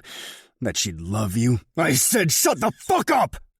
I throw the glass across the room. Shards go flying everywhere. The couch, the table, the bed. The liquor trickles down from the wall to the carpet, spreading like blood. Motya? Only when I hear that voice do I snap out of it. Yuri. My brother rushes to my side. Who were you talking to? He asks, eyes filled with concern. I hate it. I hate being looked at that way. No one. No one? Matvey, you were yelling. I heard you from the street. If it's about one of the Vori... It's not about the goddamn Vori. I have no idea what Yuri sees in my eyes. These days I barely recognize myself in the mirror. But whatever it is, it's enough to make him back off with his hands up. Okay, he says. I just came by to... I can come back later. No, tell me now. He swallows, as if hesitating to speak, as if afraid this madman that's taken his brother's place will wring his neck again for uttering one wrong word. It's about the DC deal, he rasps eventually. My ears perk up. Talk. I found something, I think, Yuri stammers out. In the paperwork. He reaches for the files in his bag, but fumbles, scattering sheets everywhere. Jesus fucking Christ. If I didn't know any better, I'd say I was staring at a kid caught with his entire arm down the cookie jar. Not my Bratva-hardened brother. Am I really that scary now? Leave that. Just tell me. Yuri gives a shaky nod. You know how we thought it was Carmine? Given, the kidnapping and timely appearance in our territory? Go on. Well, here's the thing. He wrings his hands, and the papers with them. It's not. Or rather, it's not just him. It can't be. I snatch the files from his grip and spread them out on the table. Show me. See here, and here? He points at a few underlined pieces of data. This is the Vori's login records around the time of the acquisition. As you know, they're technically nominal, but the lazy sons of bitches just use whatever computer's already on when they need it. I fill in. Grisha already told me. Well, the timing's suspicious. See how the timestamps match here? He points to another stack of papers. No, not papers. Emails. Where did you get these? From the database of the company that ended up acquiring the building. Look how the exchanges happened just after the logins. It's too perfect, Matvey. It is. Either I'm looking at the weirdest coincidence in the world, or we have a mole, I realize. All this time, we've had a mole in our ranks. Yuri gives a grim nod. It's likely that someone has been feeding Carmine information. Someone from the inner circle. I sift through the papers again. There are notes in the margins, scattered thoughts here and there, as if Yuri really took his time with it. His handwriting looks more rushed than usual, less rounded, though still familiar somehow. He must have spent many late nights on this. It's really good work. I almost tell him that, but then I remember he's still on thin ice. Praise is the last thing he deserves. Who else knows? Just us. This is a real fucking headache. I just promised the Vori a war, and now I have to stop everything. To stall at the worst possible time. But I can't risk losing with Carmine, and with an unknown variable in our midst, it's anyone's guess how exposed we'll be. He's the kind of man who can turn a breadcrumb into a mountain of ammo. Who knows what he can do with a spy? Good, I tell Yuri. Let's keep this between us. I think that's for the best. Except for Grisha. I want him looped in. Yuri's face falls. Grisha? Why? Because he's proven reliable, I snap, irritated at being questioned. And loyal. Something harder and harder to find these days. Those words make him flinch. But... He fumbles for a reason to object. But he's not blood, he says finally. It doesn't matter, I almost reply. Then I come back to my senses. I want him looped in, I repeat. Don't make me say it again. Yuri swallows. Yes, Pakan. A mole. I never thought anyone would have the guts to try, given what I'd do to my enemies. But there it is. A spy. No, a traitor. Another betrayal waiting in the wings. Join the fucking club. Chapter 17. Matvey. You could at least try to smile. Petra hisses at me through perfect rows of teeth, whitened just for the occasion. The cameras flash. I'm not in the mood, Petra. Really? She coos back, eyes still fixed on the crowd of reporters. And here I thought we were doing this for fun. I force the corners of my lips to twitch. Yeah, and yet we both know you love this. Posing for a bunch of sweaty guys in suspenders? Being the center of attention. Just my luck. I learn about a mole in my organization, and instead of being free to deal with it, what do I get? A fucking photo op. With Petra. When the vultures with Nikons have eaten their fill, we head into the venue. Jupiter Hotels is inaugurating their newest location, which of course means media time. I hate this part of my job more than any other, but at least it's contained to grand openings. Besides, it's my day job, and as someone so kindly pointed out to me recently, I haven't been great at keeping my cover. This is your hotel, Matvey, Petra whispers to me as she keeps smiling and waving at the crowd like the goddamn Queen of England. No one's paying attention to me. Everyone's paying attention to you. I smile back, or at least try to. You're the new Mrs. Groza. People will be wondering what you did to finally lock me down. Aside from getting pregnant by your brother? She asks, words just low enough for me to hear. I'd like to think it was my charming personality. That's a good one. Almost made me laugh for real. Laugh all you want.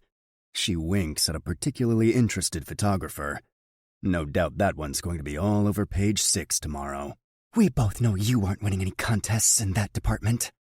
Guilty as charged. Especially with how you're treating your actual Mrs. Groza.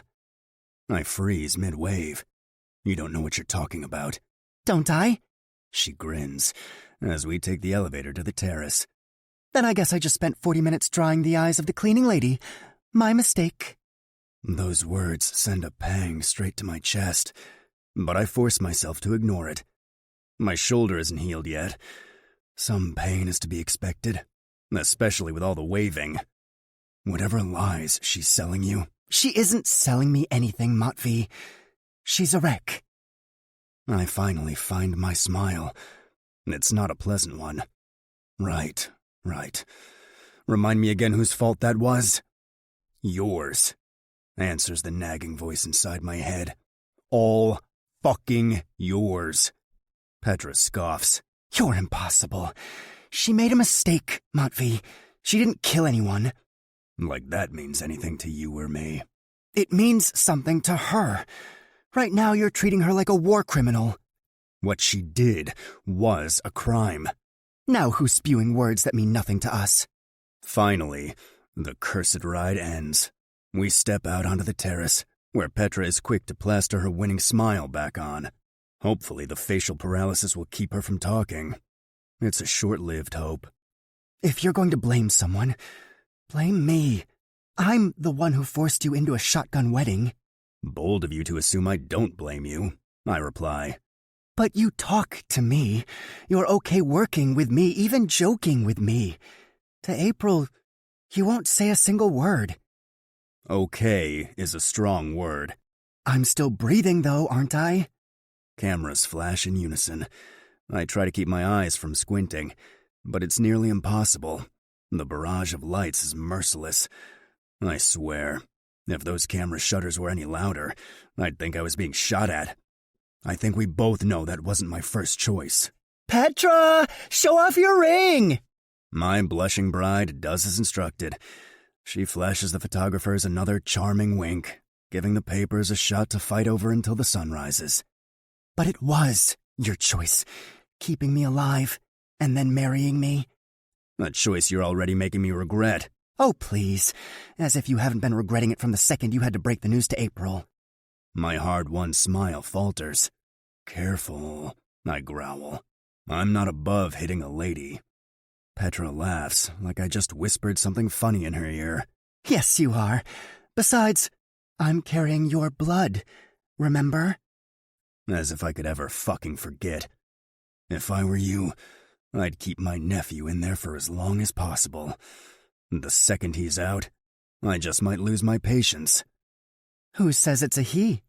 He, she, they, it, whatever the case. It's the only thing keeping you safe right now. Don't forget that. Petra's smile finally dims. See, Matvey, this is your problem. You can't go 2 seconds without pushing someone away. As soon as they get too close, your hackles go up. This time, it's my turn to bark out a laugh. You, close to me? I'm close to your brother, which is close enough. You know I'm not going anywhere. Then, just for a second, her eyes turn sharp. And neither is April. Petra's words have the same nasty habit as her throwing knives. They stick the landing. Try as I might, I just can't shake them off. This has nothing to do with April, I snarl under my breath. Au contraire, it has everything to do with April. Once downstairs, we're swept up by the reporters. We give our interviews, we pose some more. We don't say another word to each other. And all the way throughout the event, Petra's words stick into me like 1,000 knives. Chapter 18. April. The idea of the contest keeps lingering in my brain. Personally, I blame it on Elias's art of persuasion. That man could sell shades to a polar bear. How about this one? I ask, holding up a design sketch. Charlie's face scrunches up. It kind of looks like the Liberty Bell. I slump against the couch, defeated. Forget it. I'm not doing it. Yes, you are. He drops down to the floor next to me. You've got this, Apes. You've always been great at this. Moping on the floor? Sewing, he corrects. Fixing, creating. Remember when I was a kid? Implying you're not still a kid. Okay, first of all, I'm 15. Second, don't change the subject. You know those sweaters I had with the long sleeves? The ones that were constantly falling apart? Bingo. Charlie nods. If it weren't for you, I would have had to go to school looking like Swiss cheese. You're the one who patched them all up. Hell, the only one who even noticed. It was nothing, I protest in a miserable mumble. You did it in a single night, Apes. You were worried Mom would get mad if she found out and wouldn't let you finish the others. To be fair, she did get mad when she found out. A whole 6 months later, and only because she caught you doing it again. Otherwise, she never would have seen it. I have to suppress a shiver at the memory. I may be an adult now, but Eleanor's banshee screams will stay with me until the day I croak. Your point? My point is that you're good at this. Better than that. You're great. He boops May on the nose as he says it. Because, of course, there's only one place for her to be whenever Uncle Charlie's around, nestled inside his giant kangaroo pouch. Where do they even sell sweatshirts like that? And why? You're an amazing seamstress. Now you're just trying to extort a pizza out of me. If I was trying to do that, I'd also add in how you're an amazing mom. So, you're an amazing mom. I make a face at that. Compliments are already like cold medicine to me. You take them because you have to. but being called a good mom of all things, it just doesn't feel right. Nor the seamstress part, if these sketches are anything to go by. If I fold on the pizza, will you stop? Nope. He replies, popping the P. Then he starts sifting through the mess of papers on the floor. See this one? And this one? I squint at the sketches he picked out. I don't know. I just feel old. Vintage, maybe? No, like really old. Great-grandma's closet old. I don't think great-grandmas had V-necks, apes. And if that isn't the kind of image no one wants in their brain, you know what I mean. I sigh. They're tired. Nothing we haven't seen already. So try again, he encourages me. You'll come up with something. Something else for the shredder's lunch, maybe.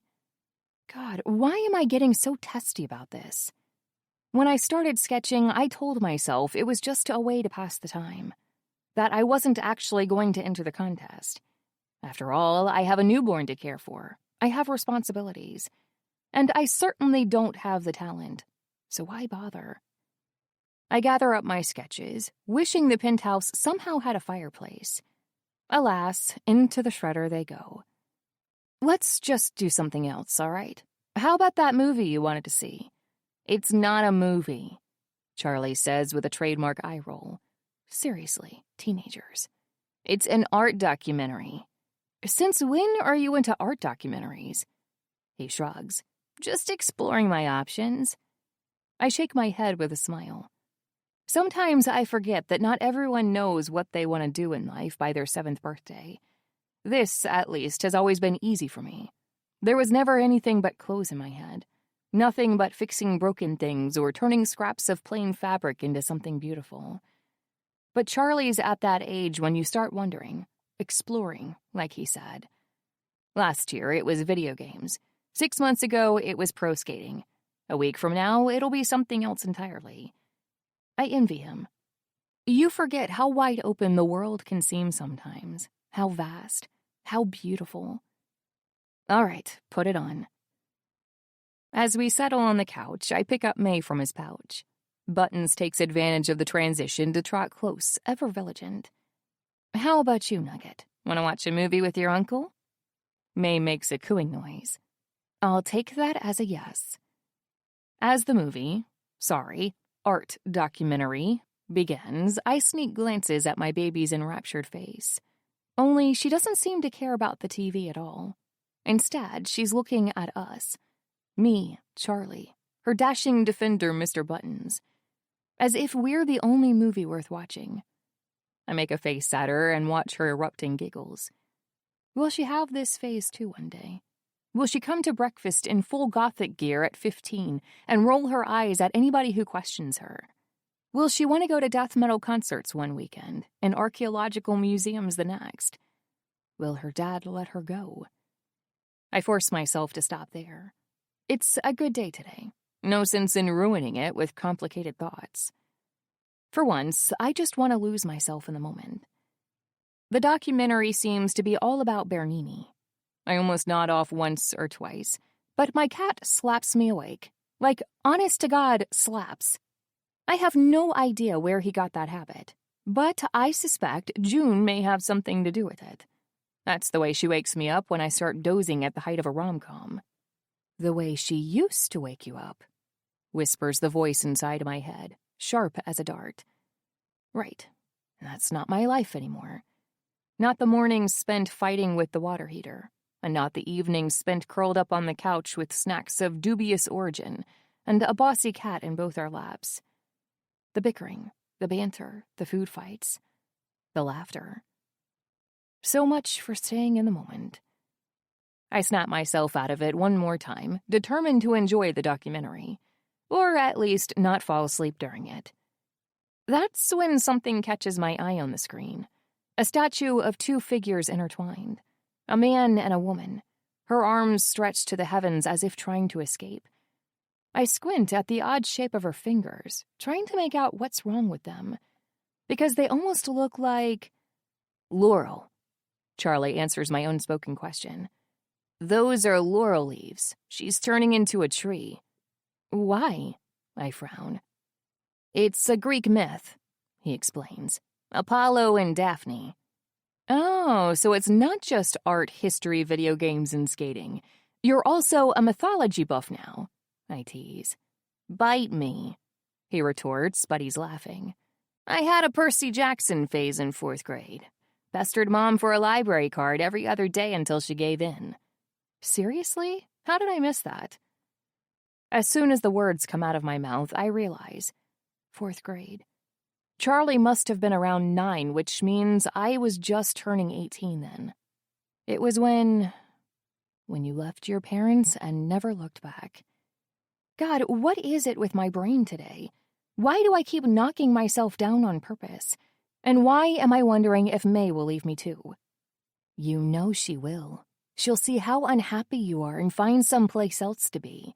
Another home, another family. Look, Charlie snaps me out of it. They're about to explain it. I push my nasty internal monologue away and shift my attention to the screen. No longer able to escape Apollo's pursuit, Daphne prays to her father to save her. Bernini's sculpture captures the moment of her metamorphosis. Her fingers elongate into branches. Her toes root into the ground. Her body becomes enveloped in a thick layer of bark. There is a desperation in her final stand, but also a combined and conflicting sense of yearning. While it is Apollo who yearns to trap her into his arms, Daphne who yearns to be freed. Ironically, it is only by losing her freedom completely that she finally manages to save herself, becoming truly free. Bernini's craftsmanship in this piece. Without thinking, I place May in Charlie's arms and pick up my sketchbook. Apes? He asks. I don't answer. I don't know how long I stay like that, tracing my pencil across the paper like a woman possessed. All I know is that the world disappears. For one blissful moment, there isn't a single thought in my head that isn't, draw, make something good. When I finally come up for air, there's a finished dress project in front of me. Charlie pauses the documentary, then leans over to Gawk. Sis, this is embroidered lace for the corset, tulle for the skirt, Chantilly lace for the details. Do you think this could work? I ask, suddenly uncertain. But Charlie beams at me. Are you kidding me? This is the no swearing. I jump up to cover May's ears. Apes, she's 1 month old. She has no idea what it means. You don't know that. She could be a prodigy. And if you don't submit this, I'll put on Kanye West right now. Good luck covering her ears then. Now that's a threat. Fine. I give in. I'll consider making it. Maybe. Let's have a toast for the douche. Okay, I'll make it. Happy? Very. Charlie grins. For the first time in forever, I feel that familiar itch come back to my hands. The itch to work, to make something out of nothing. Then, would you mind staying a little longer to watch her? I ask. My brother beams. Throw in that pizza we were talking about, and you've got a deal. Only if we get pineapple. As I start moving around the room, that tickling frenzy already taking me over, my thoughts finally grow quiet. For the first time today, I feel like I can breathe. Like I don't have to worry about tomorrow. Which is, of course, when the doorbell rings. Grisha? I frown as I answer. Is something going on? Not at all, he assures me. I was just given this for you. He holds it out formally, all butler-like. And that's fine, because this is Grisha we're talking about, right? Except that in his hands is an oval golden plate. And on top of that, a sealed envelope, I mutter. Very old-fashioned, Grisha comments, not without a little admiration. Does it say who it's from? It's a stupid question. Deep within, I already know. I take the envelope and rip off the wax seal. Charlie hovers close, having sensed something's wrong. April, is that? You are hereby invited for afternoon tea at the Flowers Mansion, 13 West 10th Street. Time and details on the back. From my dad, I confirm. And that's not all. What else? Charlie frowns, concern suddenly on his face. I try to find the words, but they fail me. All I have is questions. Why this? Why now? And most importantly, how does he know? It's addressed to me. I swallow thickly. And how does he know about her? And to May. Chapter 19. Matvey. By the time dinner comes along, I still haven't managed to shake off Petra's words. It's death by 1,000 cuts. I keep replaying that conversation in my head, feeling the pain of every jab all over again. Worst of all, I'm starting to wonder if she's right. But you talk to me. You're okay working with me, even joking with me. To April, you won't say a single word. I don't care what delusions Petra harbors about being close to me now. If she's seeing unicorns, that's for her to deal with, not me. But there is one fact here that even I can't keep denying.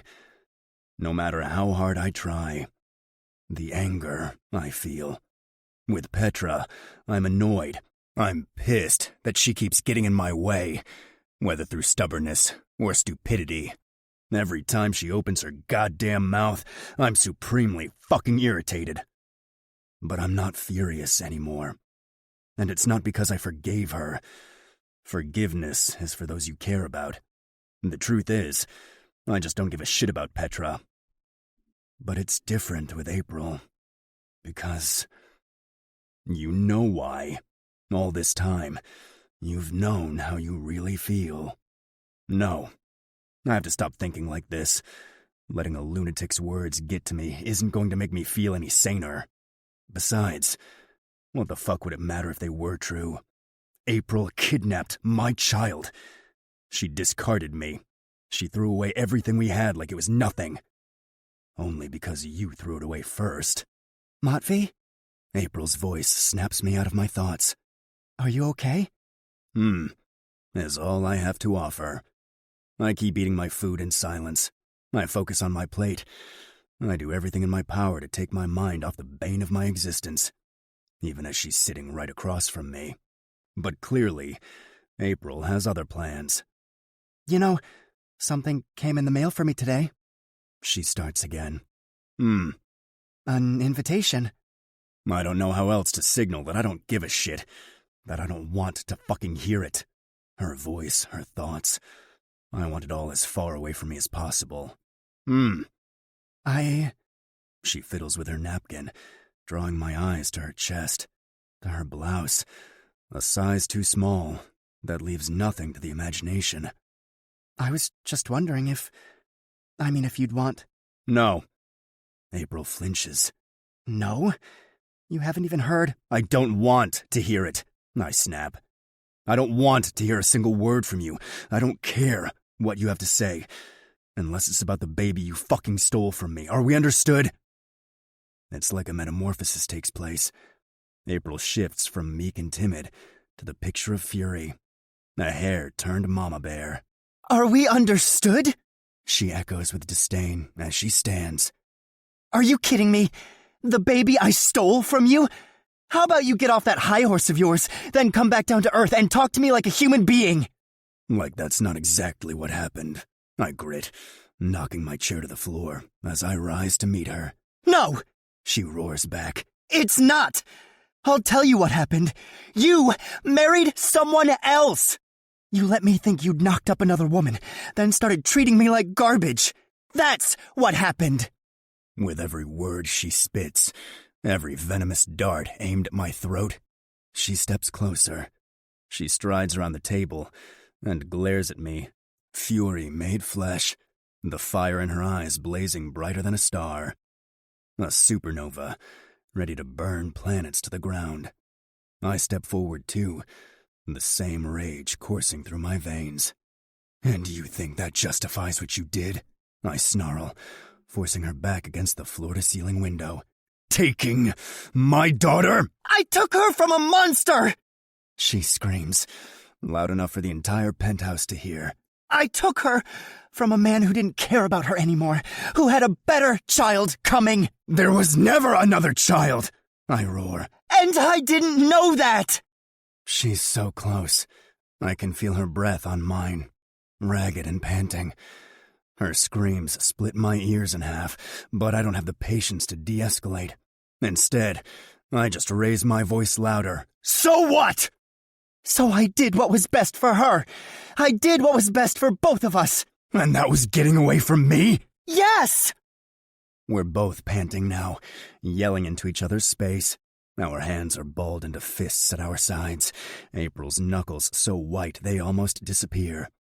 From the window, the nightlights frame her like a vision. A vengeful goddess, come to drag me down to hell. You told me you wanted no one else. You told me you wanted me. You said... She keeps listing off my sins, one after the other, voice shattering at the edges like glass, stained and broken and beautiful. Beautiful above all else. What else? I rasp. You told me you wanted to live with me, she croaks. What else? That you were going to get your things and move in with me. What else? You told me that you loved. I kiss her. It's the last fucking straw. I take April's face in my hands and claim her lips with mine, swallowing the rest of her words, swallowing everything. If I could, I would eat her whole. I can feel April struggle against me, her hands curling in the fabric of my shirt before finally giving in. But when she kisses back, it isn't a surrender. It's a declaration of war. I hate you, she gasps into my mouth. I rip her blouse at the seams. Say it again. I hate you. Again. I hate you, she hisses as I bite into her neck, half pleasure, half pain, as I hoist her up and press her naked back against the cold glass, tearing the rest of her clothes right off her body. I hate you. I hate you. I plunge my fingers into her, making her scream. It's barely even sex. It's too brutal to be called that. It's a fight by a different name. It's nothing like we've ever done before. And at the same time, it's exactly what I've been craving all along. Because the truth is, I could have never stayed away. Not from her. I hate you, I snarl in return, knuckles deep inside her. I hate you, April Flowers. I bite into her full breasts, without a single thought for how tender they must be, how sore after nursing day in, day out. April keens, taken by surprise. Stop that. They might... Sweetness fills my mouth, but I don't stop. Mine, I growl, swallowing everything she gives me, everything that belongs to her, and therefore belongs to me. Mine. Matvey, she gasps, nails sunk into my back for purchase. Matvey. I keep scissoring her open, without mercy, without an ounce of restraint. I fuck into her like an animal, with 3 fingers all at once. Because who does she think she is? This woman who stabbed me in the back, who betrayed me in the worst possible way. A way I've only ever tasted once at the hands of my own blood. Who the hell does she think she is? And why can't I stop wanting her? Blot! I growl into her neck, cock pressing hard between her thighs. Fuck, April. Say my name, she splutters as she writhes. Say it. Say my...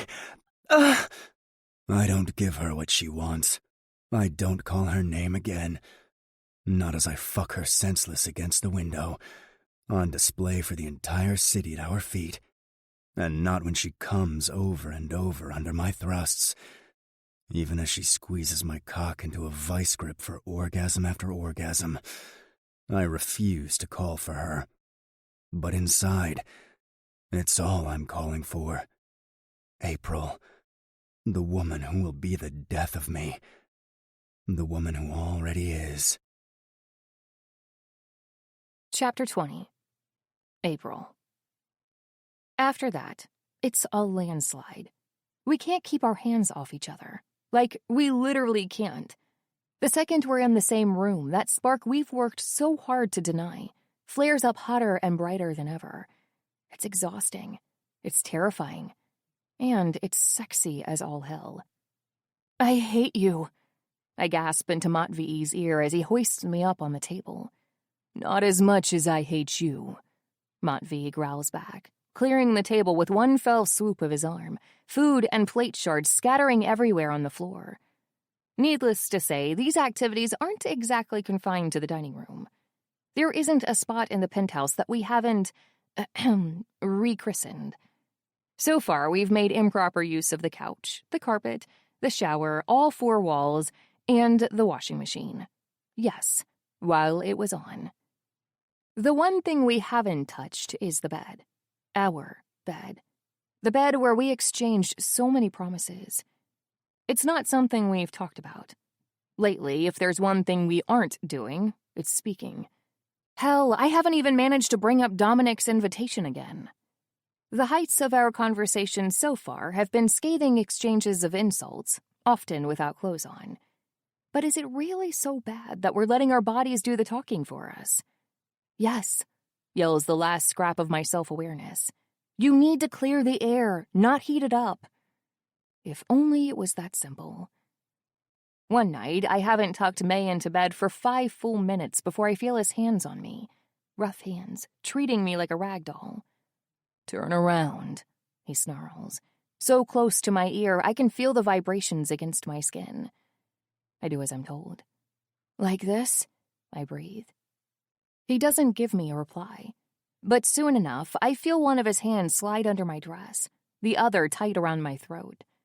Don't move, he growls, then rips my panties off with a single yank. I try to stay still, I really do. But the sting of the elastic band snapping around my hips makes me yelp out loud, and his grip on my neck only grows tighter in return. A punishment for disobeying. Then he bends me over. He spears me open without a second of prep. Matvey, I choke, vision swimming with pleasure as he fucks me senseless over the counter. Matvey, I'm gonna... But he doesn't care what I'm gonna do. He doesn't care if I come, doesn't care if I don't, doesn't care how long or short it takes for me to fall apart. Doesn't care if it hurts. But it hurts so good that I don't care either. Here's the thing. Back when I was pregnant, we never had a chance to be this careless. To test the limits of my body and throw caution to the wind. But now, there's no child inside me, no precious cargo to be mindful of. And Matvey hates me, enough to bend and break me. What I didn't expect is how good it would feel to be broken. You're a sadist, I pant when he knocks me down to my knees, when he fists my hair and yanks, stuffing my mouth too full to speak. You're a witch, he snarls back, all animal. He slams himself all the way to the back of my throat, and I wish to God it didn't make my thighs tremble like it does. A lying, cheating vixen. Other times, the position is reversed. He sinks down on me like a predator and locks my wrists into place, forcing me to stay, forcing me to take it. He plunges his boiling hot tongue inside me, and suddenly, I understand what it's like to be prey. To be devoured bit by bit until nothing's left but bones. I lose count of the orgasms. Frankly, I don't even try to keep track. I knew it would be impossible going in. Because Matvey may hate me, but he still loves my body. It's a furious kind of worship, like cursing at the altar. He fucks my pussy raw and acts like I'm the one ruining him. But I don't have any otherworldly powers.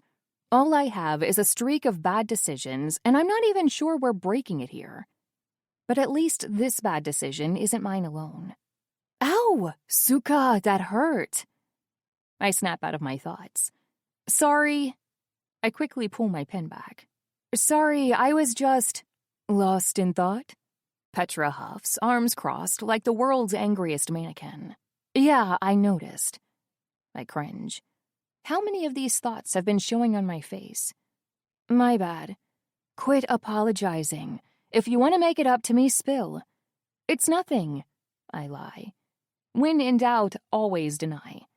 I just haven't been sleeping well, that's all. Uh-huh. And has my husband been helping with that?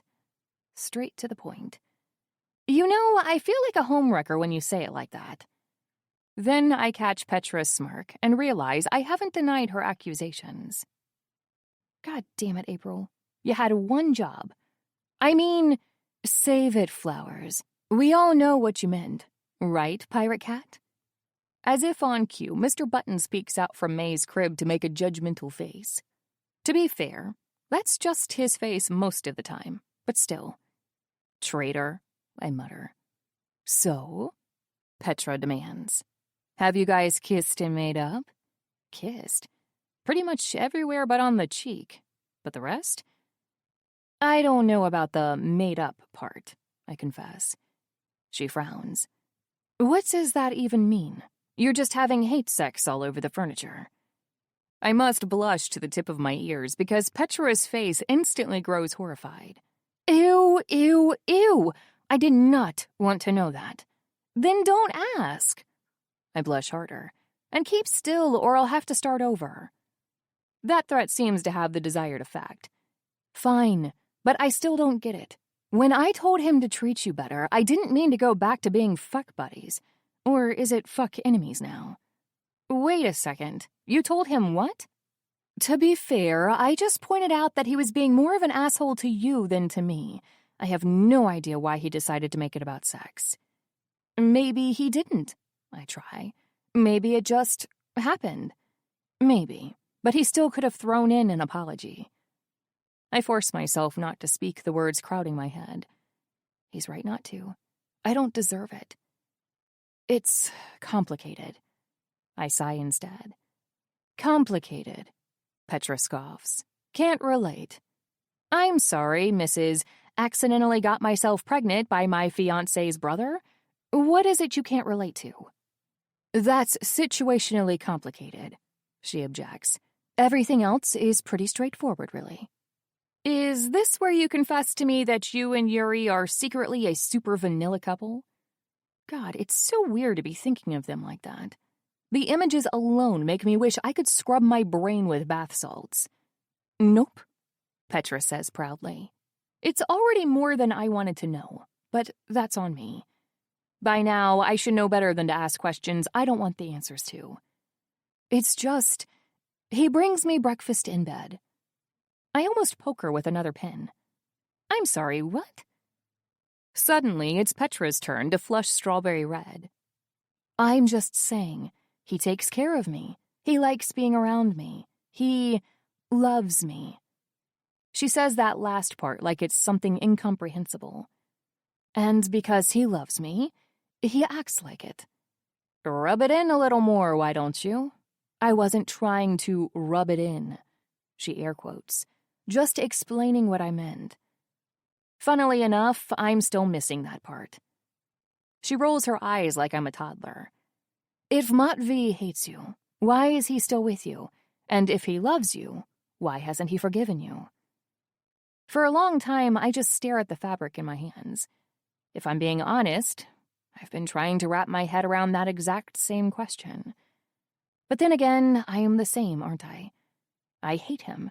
I hate his stupid face and his stupid bratva and his stupid talk of blood, blood, blood. And then his hands are on me and I just can't think. Like I said, it's complicated. Can we talk about something simpler, like the meaning of the universe? Sure. How about the concept behind this dress? Petra suggests, frowning down hard at my work-in-progress creation. Why am I covered in leaves? Is this an Adam and Eve situation? Apollo and Daphne, I correct. Charlie gave me the idea. As in your teenage brother, Charlie. Apparently he's really into mythology. Go figure. Petra hums in surprise. Guess you really can't judge a book by its cover. I would have pegged him for a skater boy. He is a skater boy and a Bernini fan. The duality of man. Petra's eyes strayed towards her shoulder strap, now peppered with placeholder paper leaves. Ideally, those will become embroidery, just as soon as I can catch a break from this hymn, that is. I remember this myth, she muses. Apollo tried to rape Daphne, right? She didn't want to break her vows, so she turned into a tree. Takes no means no to a whole new level, right? I mean, yes, she concedes. But it's not all about that. Not really. It's a story about sacrifice. Now I'm stumped. Sacrifice? Petra nods. When Apollo starts chasing her, Daphne's forced into a choice. She can either submit or resist. Both options come at a cost. Her integrity or her freedom. Sure, but then there's the irony. To break free of Apollo, she has to renounce her freedom completely. And if she submits to his will, then she isn't truly free, I realize. So you're saying that's the big theme here, what it truly means to be free? In part. I frown. I still don't get it. Where's the sacrifice? For a moment, Petra hesitates, as if hand-picking her words.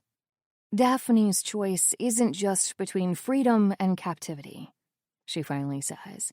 It's between staying in a world that could hurt her, or separating herself from it, living with scars, or running away. Before anything can touch you, I murmur. She paid the ultimate price for a life without pain. Exactly. Until it was barely a life anymore. So that's the question. What's truly important to you? How much are you willing to sacrifice and for what? I turn over the myth a little more in my head. Petra's explanation has opened up new interpretations. Shades of gray I hadn't considered before. So it's not about the abuse, not really. I mean, there's that too, but come on. This was ancient Greece. Have you ever read what Zeus got up to? Suddenly, I'm not sure I want to know. As I get back to work, Petra's words keep swirling in my mind. About Daphne's story, and about sacrifice. About the price you're willing to pay. Then I think of Matvey, of our nights of fire and brimstone, and then our days of ice and snow. And I can't help but wonder, what price am I willing to pay? Chapter 21. April. The Flowers Mansion isn't as big as I remember. It's bigger. I get out of the car with May in my arms, Grisha holding the door for me. My eyes wander across the huge courtyard, struggling to take it all in. Even after all these years, this place still makes me feel uneasy. A stranger in a strange land. I never felt at home here.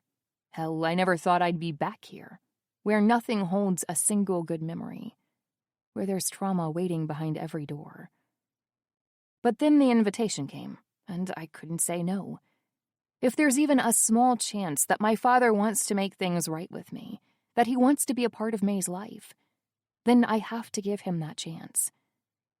Doesn't make it fun, though. Here we go, I mutter. Will you require assistance? Asks Grisha. I shake my head and smile. Thanks, but I think I'll be okay. Big place for someone to visit on their own, he observes. You might get lost. On my own. It's weird hearing it from someone else's mouth.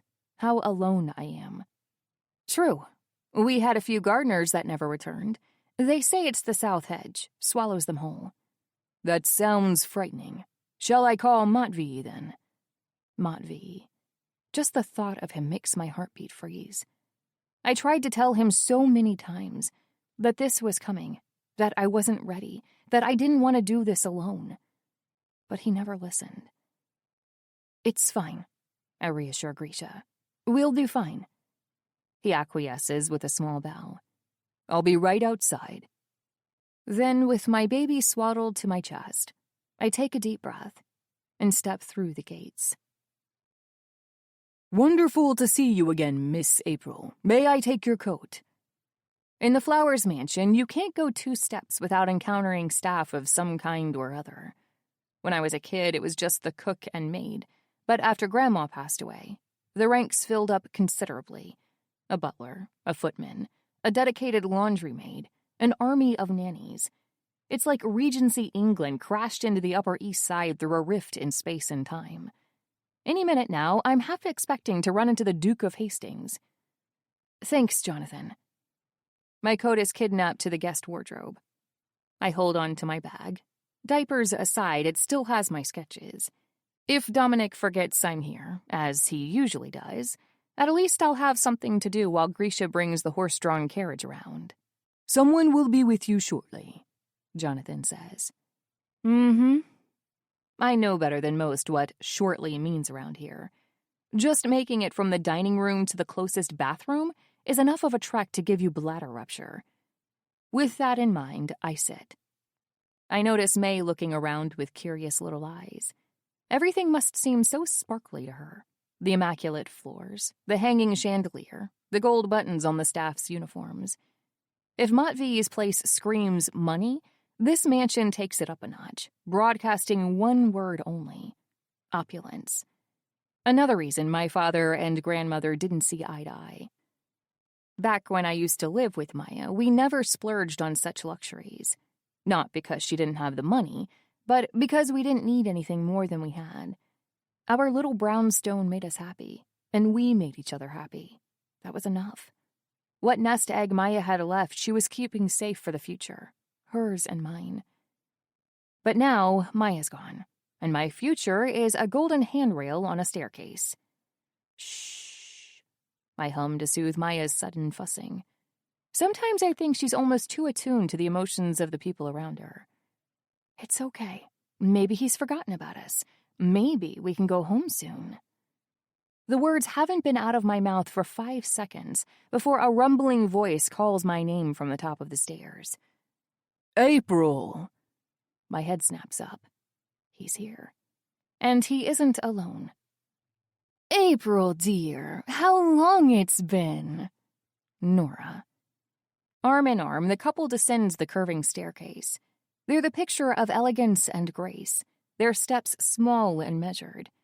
As they make their way down, Nora's manicured hand delicately follows the line of the handrail, her luscious ebony skin jutting out against the gold. Hi, I squeak. Dominic, Nora. You look well, Dominic offers blandly. He puts his hand forth for a handshake, like he's greeting a business partner instead of a daughter. No, a business associate, one that's new to the scene and also several steps below them. I give him a lukewarm handshake. You too. Nora's smile curves into a crescent. And this must be baby May. She reaches to take her from my arms without so much as asking. May gives a wail like a little banshee, curling up tighter against me. Luckily, the swaddle keeps Nora's grabby hands from yanking her out. Too secure to give even an inch. 30 seconds into this disaster, and I'm already glad I took this precaution. Sorry, she gets shy with strangers. Nora recovers quickly. She drops her hands and gives a sickly sweet smile. Funnily enough, it doesn't reach her eyes. Maybe later. How about maybe never? So, you wanted to see me? Right. She claps her hands together. How rude of us. Darling, why don't you show her into the drawing room? With a non-committal grunt, Dominic starts walking. Nora's arm hooks into mine, her sharp nails digging half-moons into my skin as she kindly leads the way. You know, like I haven't lived here most of my life. After what feels like an unnecessarily long walk to the gallows, we reach the drawing room. Yes, the actual drawing room. I look around for Elizabeth Bennet, but she seems to have missed this particular invitation. Lucky her. Look, I can't stay long, so... But you just got here, Nora gasps. And the girls were so looking forward to seeing you. Isn't that right, girls? Suddenly, I hear it. Giggles. My blood freezes. It's like that scene in The Shining, but worse. Because at least the protagonist there didn't have a childhood trauma about twins. And these twins? I bet there isn't a ghost out there they couldn't scare back into their grave. Hi, Kate. Diana. More giggles. Hi, April. They chirp in unison. I swear to God, it's like they practiced this. Is that your baby? Kate asks. She's paler than you, Diana remarks. Her hair is lighter and shorter, no pigtails. Why aren't you wearing pigtails anymore, April? Yeah, we liked them. Liked them lots. Like is an understatement. I don't think I've spent a single day here without one twin hanging on either pigtail, tugging like their lives depended on it. It's one of the reasons I don't wear my hair like that anymore. No hairstyle is worth getting scalped for. I suppress a shiver and force myself to smile. Yeah, I know. Girls, give our sister a breath. Don't you see she's tired? If my blood froze before, the sound of that voice turns my veins into pure ice. A new face saunters up from the hallway. Regrettably, it isn't new to me. Hi, Anne. You've grown. She shoots me a winning smile, the carbon copy of her mother's. So have you, she says, eyes wandering eloquently down to my hips. Bitch. Of Nora's litter of 3, only one is the actual spawn of the devil. Sure, Kate and Diana might enjoy pulling wings off of butterflies, but there's always someone behind them egging them on, musing out loud, I wonder what they would look like without. Well, that someone is Anne. Aw, she coos, lowering her head to look at May. It gives me chills and goosebumps. On top of that, there's a glint in her eyes that I really don't like. Did you see that, Kay? Dee? It's like a little doll, she squeals. Why don't we wake it up and see if it's real? It's like a queen snapping her fingers. 1 second, the twins are keeping their distance, and the next, they're on me, on us, trying to yank my baby out of my arms like it's a toy. Stop! I yelp, shielding her with both hands. You'll... Wah! As if on cue, May starts screaming bloody murder. She's always such a quiet kid, so it stuns me to hear her like this, distraught to the point of tears. Oops. Anne smirks, poking her on the cheek. Guess it is real. That smirk. I've been away for so long, I almost forgot what it looked like. Anne's innate cruelty. Or maybe it's not innate. Maybe it's exactly the kind of virtue her mother wanted her to learn. Please just don't touch her. She doesn't like it. Oh my. Did we do something wrong? So sorry, April. Here. Anne cuts through the twins' apologies, if they can even be called that. I'll make it up to you. How about I take your bag? Actually, it's fine. Ah! The instant Anne gets a hold of the strap, she yanks with all her might. My bag breaks open, spilling pens and baby supplies all over the floor. And sketches. Lots and lots of sketches. Give those back! I yell at the twins, who are now running around the room, throwing my sketchbook pages in the air. I need them for work. Are you okay, April? You sound tense. Anne croons. It's not a big deal, right? They're just drawings. Indeed, Nora comments with a self-satisfied smile. I dare say you may be overreacting a bit. Overreacting? I'm barely reacting. In fact, I'm using up all my self-control not to react. It's work product, I lie. I can't share it. It's not a complete lie, though. Those are my sketches for the contest. Technically, it's my work product, no NDA signed whatsoever, but it still makes me uncomfortable to see it in my half-sister's hands, to see anything of value in their hands, especially if it's of value to me. Another reason I'm glad for this swaddle. If they had their way, that would be my baby right now being tossed from one set of arms to another. I can't even bring myself to think about it. I gather up as many papers as I can and stuff them hurriedly in my bag. If there's nothing else... Nonsense, Nora tuts. You are staying for tea, aren't you? I glance in Dominic's direction. I am? Dominic looks between her and me. As always, it's an easy choice. Whatever the missus wants. Of course. Clarissa, if you'd be so kind. A maid appears out of nowhere, bows, then hurries out the room again. I stash my bag in a corner and spend the next 5 minutes soothing my crying baby, taking deep breaths that are for me as much as they are for her. I keep doing that right up until the tea cart comes in. This is going to be a long afternoon. Chapter 22. April. Are you still working at that quaint little shop? Did you get a C-section? Oh, can I see the scar? Where's the father? The barrage of questions makes the teacups tremble on their plates. It's like that scene in Jurassic Park, but worse. Because at least for the people in the movie, there's just one sharp-toothed reptile they have to deal with. Me? I've got two on either side. Yes, I'm still working with Mr. Turner. I answer Nora with a tight smile before turning to the twins. No, I didn't get a C-section, so there are no scars to be seen. Bummer, Kate says. I wish I could have been there. Diana sighs.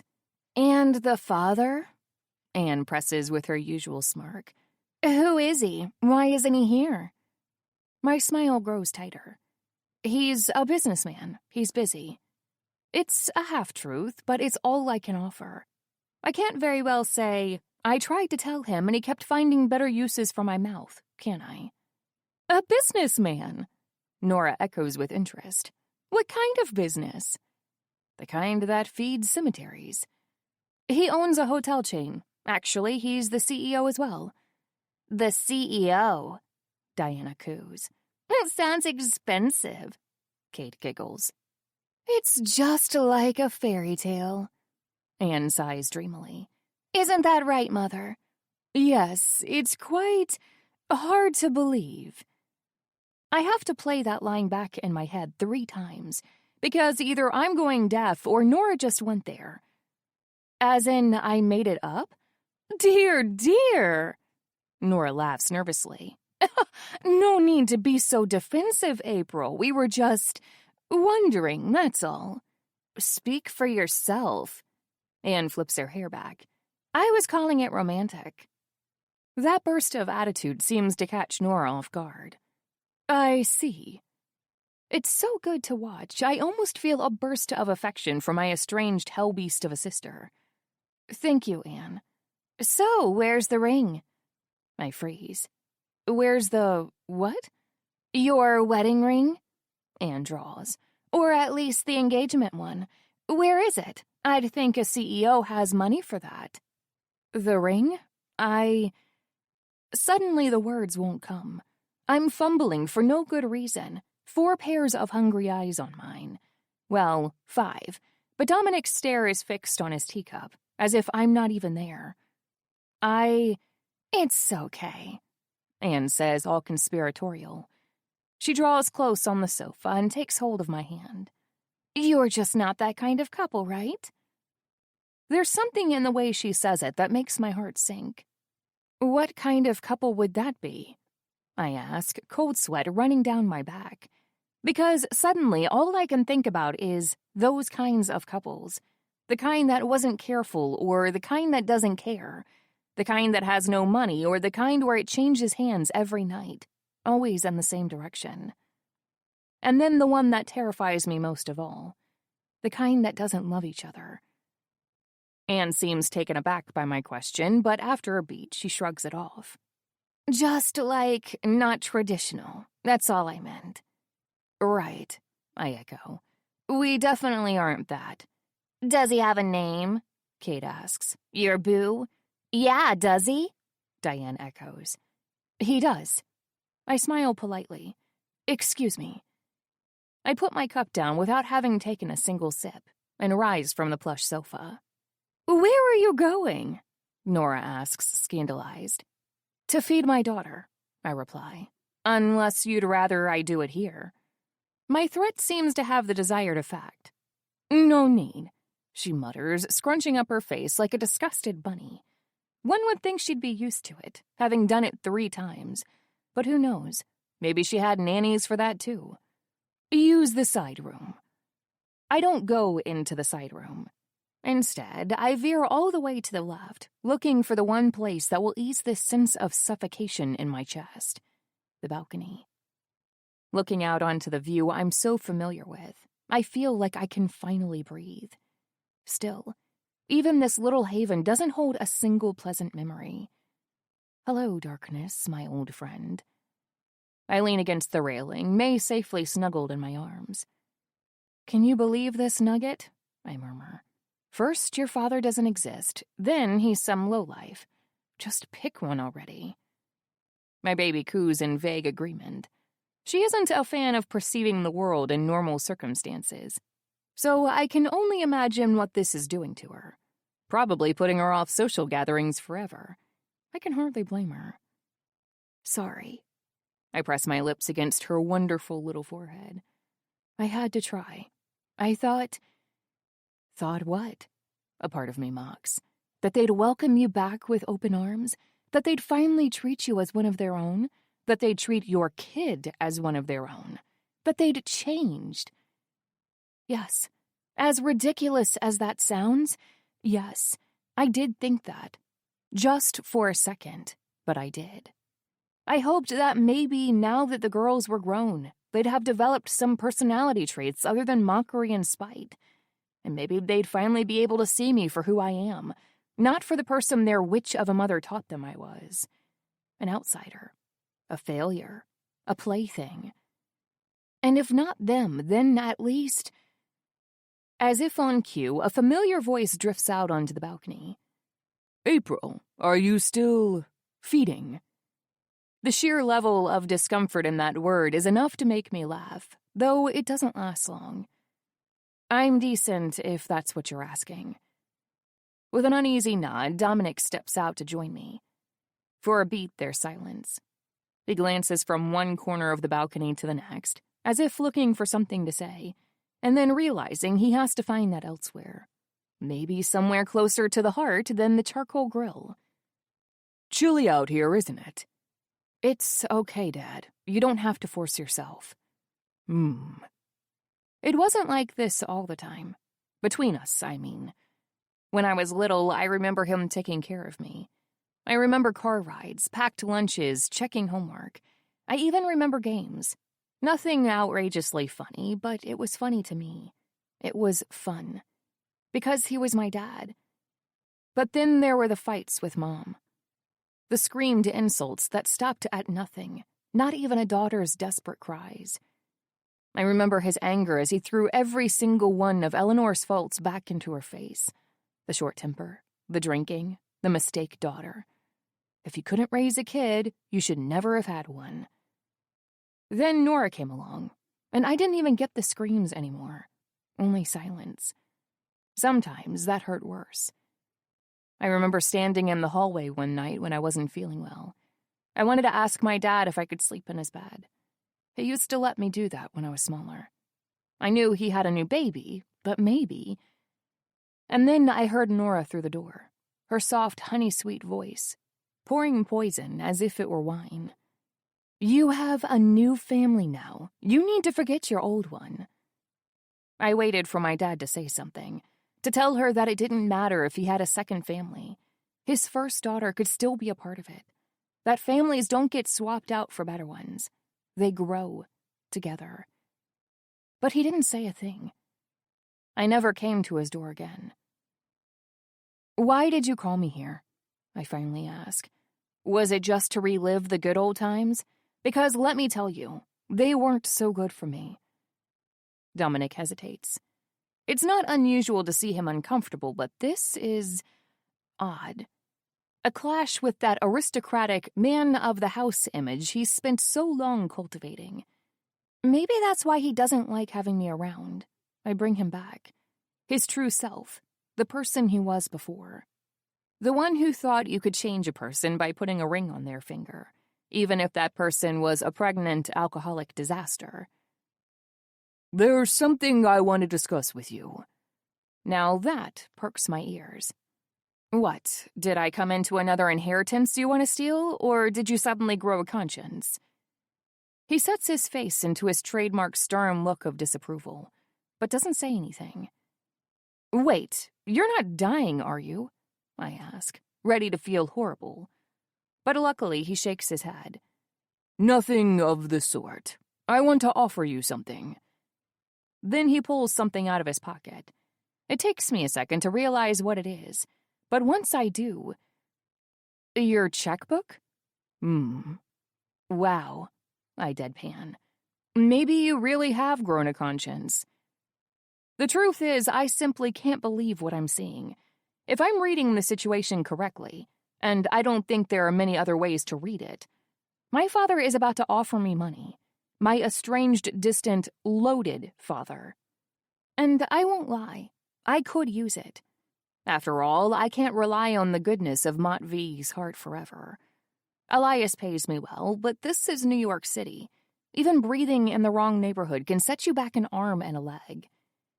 With some money of my own, I could look after myself. I could look after May. I could finally achieve your dreams, says a hopeful little voice at the back of my mind. And even I can't, even if it's just a gesture. Maybe he still cares about me. I watch my dad scribble down a sum. Then he hands me the check. I read it and nearly faint. $100,000. I count the zeros just in case I read wrong. Then I reread it again. Finally, once I'm certain I'm not hallucinating or miscounting, I ask, half joking and half terrified, "What's the catch?" Say nothing, I beg as my question hangs in the air. Say nothing and let me have this. Better yet, say you're sorry. Say it's a present for your granddaughter.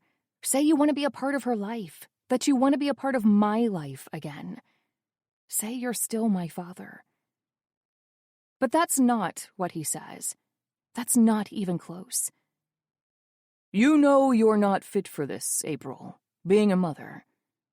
I feel the air being sucked out of me, like I've been punched in the gut with a knuckle duster. I'm not fit for being a mother? I tremble, full of outrage. I'm not fit? Even though I've just heard it with my own 2 ears, part of me still hopes I'm mistaken. That I made it all up in my head. Everything in the past 5 minutes, money included. But I haven't. This is the cold, hard truth of Dominic Flowers. Everything he gives with strings attached. You know I'm right. You're too much like... He grimaces. Like her.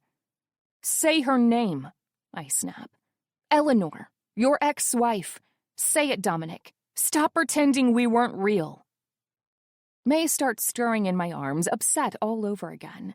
But there's nothing I can do, because I'm upset, and my kid's heart is already bigger than my father's. See? He points at her as if he was waiting for exactly that, an excuse to confirm his theory. You're just proving my point. You're too immature. So this is what?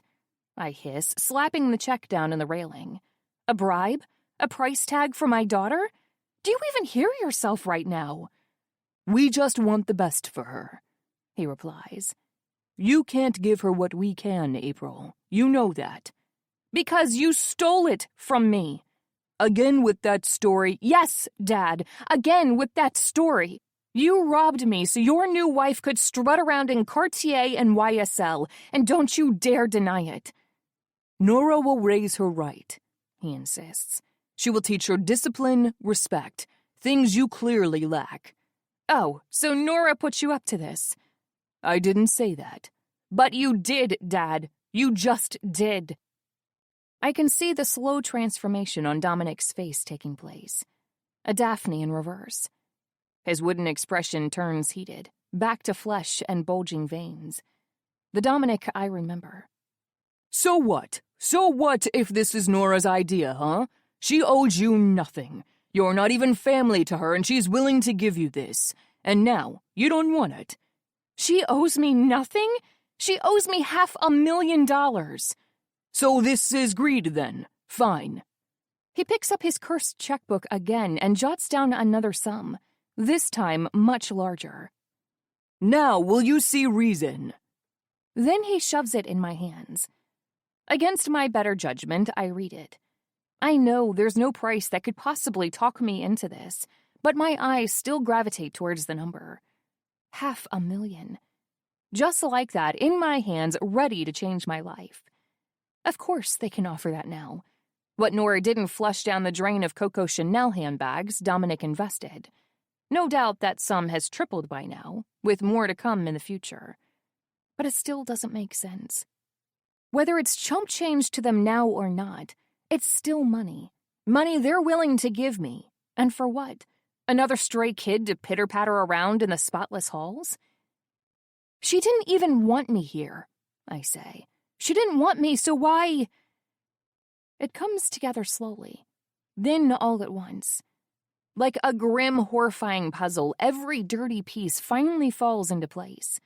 The cruel pranks, the bullying, the twins yanking my baby out of my arms, Anne's aggressive attitude when she talked back to her mother, the kind she would usually reserve for me. Why aren't you wearing pigtails anymore? They're rebelling, I realize. They're teenagers now. They don't have an outlet anymore, so they're turning against you. And you can't handle that. How dare you? But it's true, isn't it? Dominic stiffens. His gaze starts to wander everywhere but towards my eyes. That's all the proof I need. You want another plaything. Each word I'm saying sounds less real than the one before it. You turned your daughters into monsters, and now you can't control them. Careful, he hisses, or else the offer's off the table. You know what you can do with your offer? I spit. With your dirty, stolen bribe? Then I do something I never thought I'd do. I tear it up. I tear up $500,000. Dominic looks at me like I've finally gone mad. Mad like my mother. The mistake he could never forget. My existence alone made sure of that. Have you lost your damn mind? Actually, I think I've finally found it again. Listen. No, you listen, I interrupt. You all listen. They crawl out of the woodwork like worms. Kate, Diana, Anne, and behind them, Nora. Eavesdropping all of them, like I knew they would be. Nora's face twists. April, quit this tantrum this instant. Your daughter, my daughter, is not for sale. Lower your voice, Dominic snarls. The neighbors will. I don't care if they hear me all the way to Staten fucking Island. Staten Island? Nora blinks. What's that gotta do? I never told him I was pregnant. I explain icily. I never told anyone he knew, except for one person. So tell me, Nora, how do you think he knew? Watching Nora's perfect mask fall to pieces is the first good thing that's happened since I stepped foot here. You said you weren't talking to her. She splutters at Dominic, all grace lost. You? Oh, believe me. I snort. If I know Eleanor, they're doing a lot more than talking. Dad? Diana demands. Is this true? Kate asks. Only Anne stays silent. Even as all hell breaks loose on the respectable Flowers balcony, Anne doesn't say a single word. Until she does. It doesn't change anything, you know. I blink. What? I said it doesn't change anything, she repeats. For once, her smile is gone. You're still a failure. You'll fail as a mother, too. Silence falls around us. It's like the world has gone still on my behalf. Only me, my sister, and the frozen blood in my veins. Failure. I bet it wouldn't even take much to get custody, she muses. Any judge would see we're the better option. So just take the money, sweetheart? That's right. Dominic regains his composure with a haughty sniffle. I'm sorry you thought this was a negotiation, April. It's not. Either you take what we're offering, or we'll just take her. I see. I'm glad you understand. Then try. Dominic blinks. What was that? I said, Try, I repeat. Try taking my daughter and see what the fuck happens. All this time, I've had one thought hammering at the back of my head. A single pressing regret. If only Matvey were here. But now I'm fed up with it. I'm tired of waiting for someone to save me, for someone to care about me. If Matvey isn't here to pull the trigger, I'll just do it for the both of us. See what happens, Nora echoes. Nothing will happen, April. You have no resources, no family. I have a boyfriend. I exhale softly. Right, Anne smirks. The CEO. Yes, and the head of the Groza Bratva. Dominic's face falls. Nora's too. The twins just look confused. But Anne, she's heard of them. She knows what I'm talking about. You're lying, she hisses. Then by all means test me. Better yet, test him. Like I said, see what happens. I circle the herd of flowers devil spawn with measured steps, then calmly stop in front of my father. My blood, like Matvey would say. But if you ever try to take my child again, I won't grace you with a warning. You're threatening us, Dominic stammers. Your own family. You're not my family, I reply. None of you. So stay the fuck away from my daughter. I elbow my way past the little crowd of 4, ramming straight into Nora's side. You're making a big mistake, she warns. I don't spare her a single glance. Enjoy the monsters you created. Then, I show myself out. Chapter 23. Matvey. I come home to an unexpected noise. Crying. It shouldn't be that unexpected. With a baby at home, silence should be rarer. But May's something else. And I'm not saying that just because she's mine. And all the time I've known her, I've never seen her cry without reason. If she's tired, she sleeps. If she's hungry, she sends the cat to get us. If she's dirty, she makes a disgruntled noise I've only ever heard come from geriatric pugs. The one time she burst into tears out of nowhere was back at my apartment, when I was having a shouting match with her mother. Her mother, that's a different story. I've fallen back into old bad habits. The second I see her, I can't keep my hands to myself. Goddamn Vixen has sunk her claws back into me, shredding my self-control into bloody ribbons. It's fucking Pavlovian. The second I ride up that elevator, my cock starts throbbing like it's about to explode. But tonight, something's different. Tonight, no claws greet me at the door. April? No answer. I make my way across the empty living room and follow my nose. Could the baby be sick? My protective instincts flare all at once. Phone already in my hand to drag the doctor out of her office and through that door within the next 5 minutes. But when I get to the bedroom, I realize my mistake. It wasn't May crying after all. She's safely in her crib, sound asleep, her little chest rising and falling, and her tiny hand curled tightly around her blanket. No sign of the annoying security cat either. But on the bed, under a shaking mountain of blankets and pillows, something's still crying. April? April's head emerges from the nest. She seems startled to see me, like she hadn't even heard me come in. Judging by the darkness in the room, she must have been like this for a while. Enough not to notice the sun setting. Go away, she sniffles. I beg your pardon? You hurt me. Go away. Last time I checked, this was still my place, not yours. She mutters something unintelligible in return. If you want me to catch that, you'll have to at least come up for air. I said, of course it's not mine, she snaps. Nothing is ever mine, is it? Not my future, not my life, not even my baby. There's always someone else in line. Your babe? What the hell are you talking about? Forget it. You wouldn't understand. And what exactly am I supposed to understand? I said forget it, she mumbles. Stay or leave, I don't care, just don't bother me.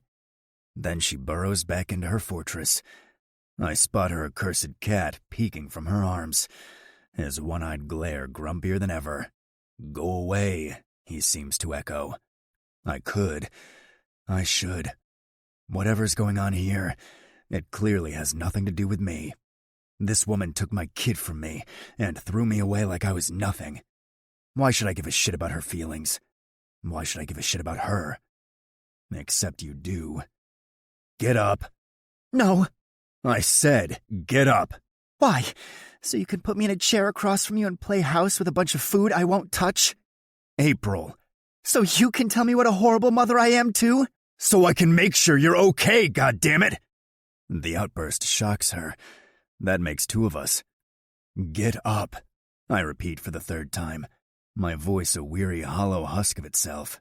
Get out of bed right now, and let me look at you. Why? She murmurs back. Because I say so. But... Now, April. Slowly, something emerges from the covers. Like a broken butterfly from a cocoon, April comes to stand in front of me. Unsteady legs, smeared makeup, puffy eyes 1,000 shades of red. Happy now? Happy is a universe away. I'm beside myself with fury. Tell me who did this to you. She rolls her eyes. What does it matter? It matters to me. Yeah, right. I cross the distance between us in one long stride.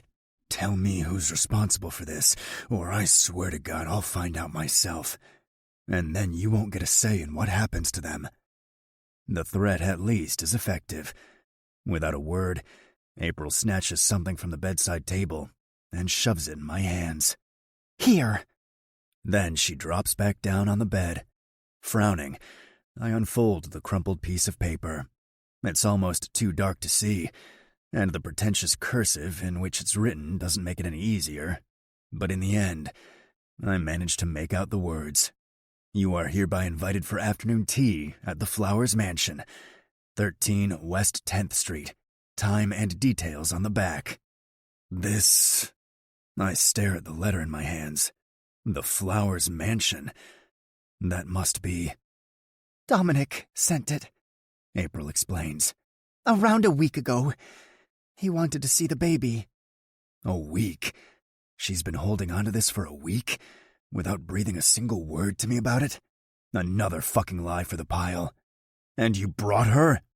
Anger bubbles back up into my throat, ready to be shouted. How dare she take my child anywhere without my permission again? What was she thinking? Why? But then I see her. I've never witnessed anything like this. April Flowers, drained of all life. Her hazel eyes find mine, exhausted, and she rasps. He was my father. What choice did I have? He was my father. Was. Past tense. Either something happened to the old bastard, or he did something himself. Something that made even April cut him off for good. And suddenly, it's like I've got a knife lodged between my ribs, cutting deeper and deeper with every breath. It's all I can think about. April and the baby, defenseless in a den of wolves, without a single soul to protect them.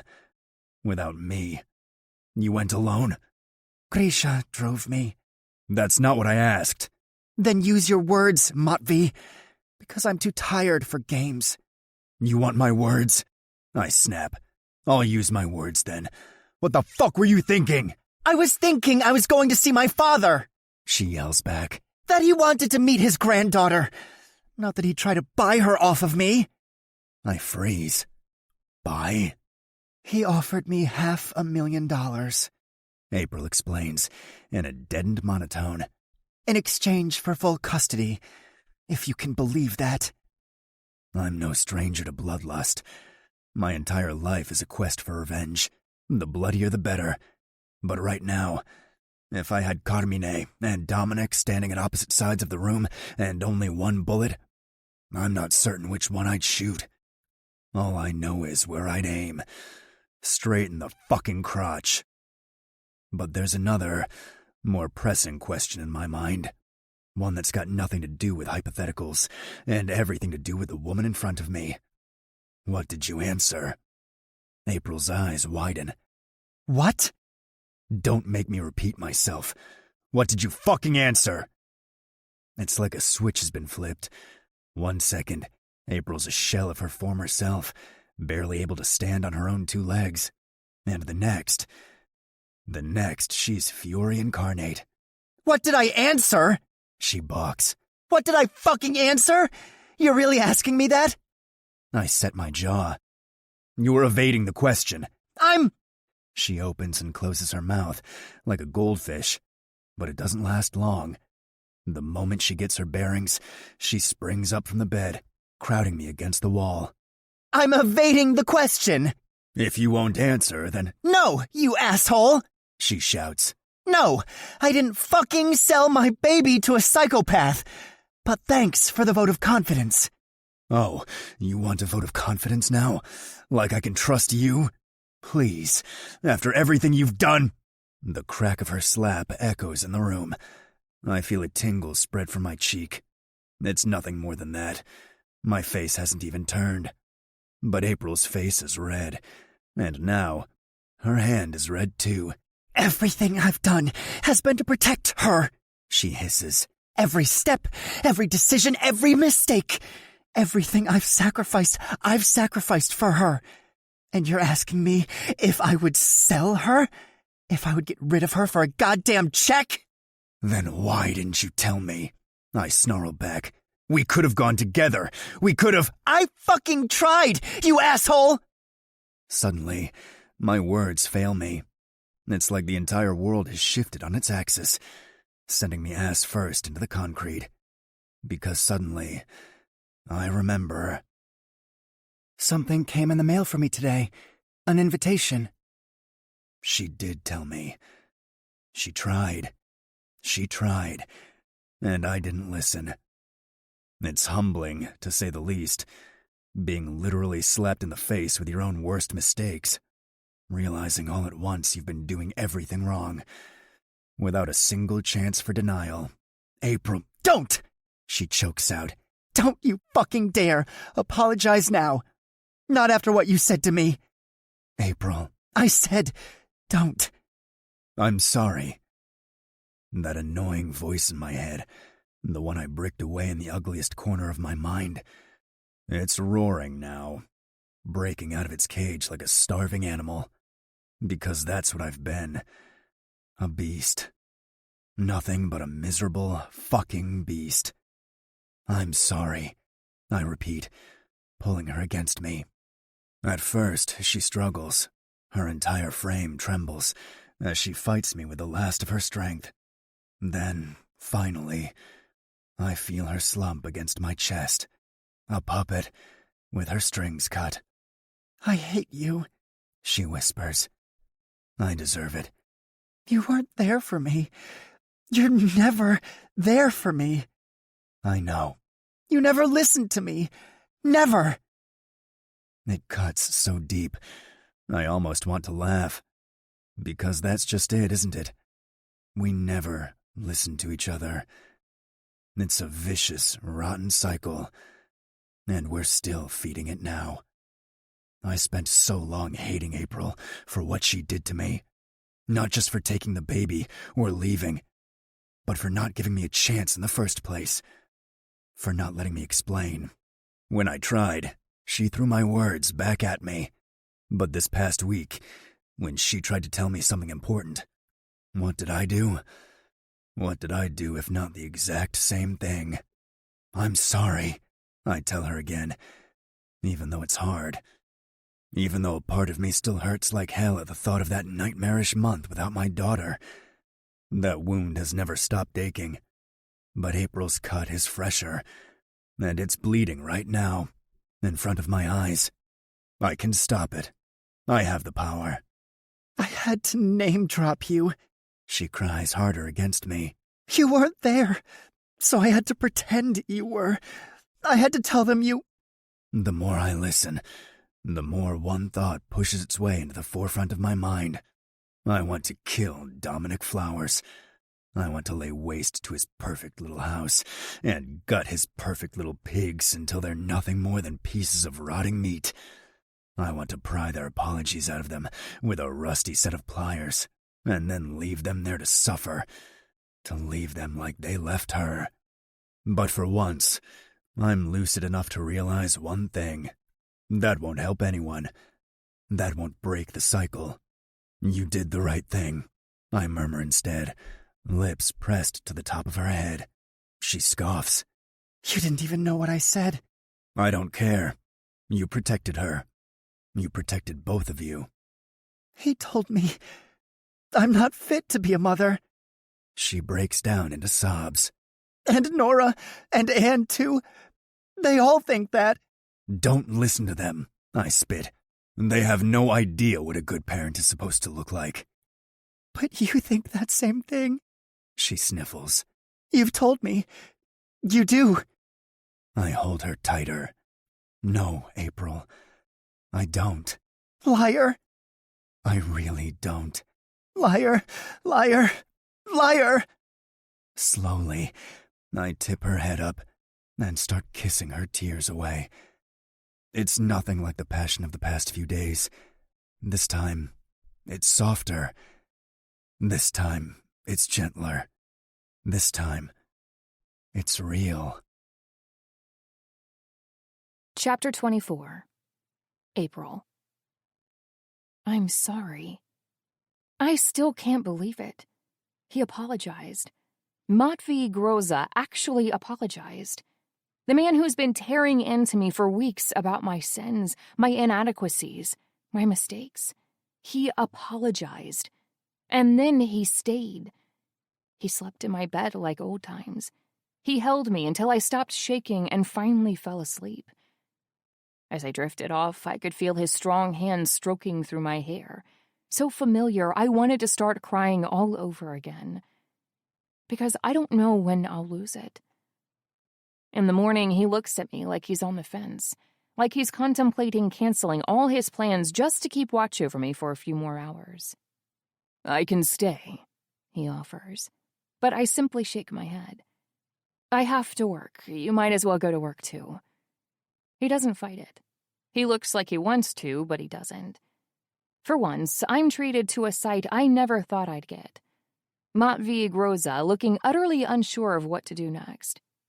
In the end, he just nods. I'll see you at dinner. Yeah, see you at dinner. All morning long, I feel like a ghost. Like someone's taken an ice cream scooper to my insides and cleaned out the joint. I can sense this empty space inside of me, just growing and growing with every passing hour. It's not a new feeling, but it's never lasted through the night before. What's worse, it keeps me from doing things. That's always been my trump card, immersing myself in work. But today, I keep messing up. I miss a stitch on Mrs. Kurt's skirt hem, use the wrong color for Ms. Fairfax's sleeve, even cut Mr. Boyd's pant legs half an inch too short. And then there's May. That sweet, calm kid I've grown to know and love is nowhere to be found today. From the second Matvey shuts the door behind his back, she's a sobbing mess, shrieking like I've never seen her do before. I try to change her, but she's clean. I try to feed her, but she won't latch. I try to play with her, to sing to her, to rock and hold her in a desperate attempt to lull her back to sleep. But nothing works. What's wrong, May? I try to keep my voice gentle. What do you want? What can Mommy do for you? Shockingly, she doesn't answer. It takes the entire morning just to settle her. When I finally put her down, I'm exhausted. Is this what it's like for everyone else? For people with colicky babies, fussy babies, difficult babies? Maybe she isn't the problem. A voice in the back of my head whispers, sounding a lot like Anne. Maybe it's you. Yeah, maybe. In the end, I call in the cavalry.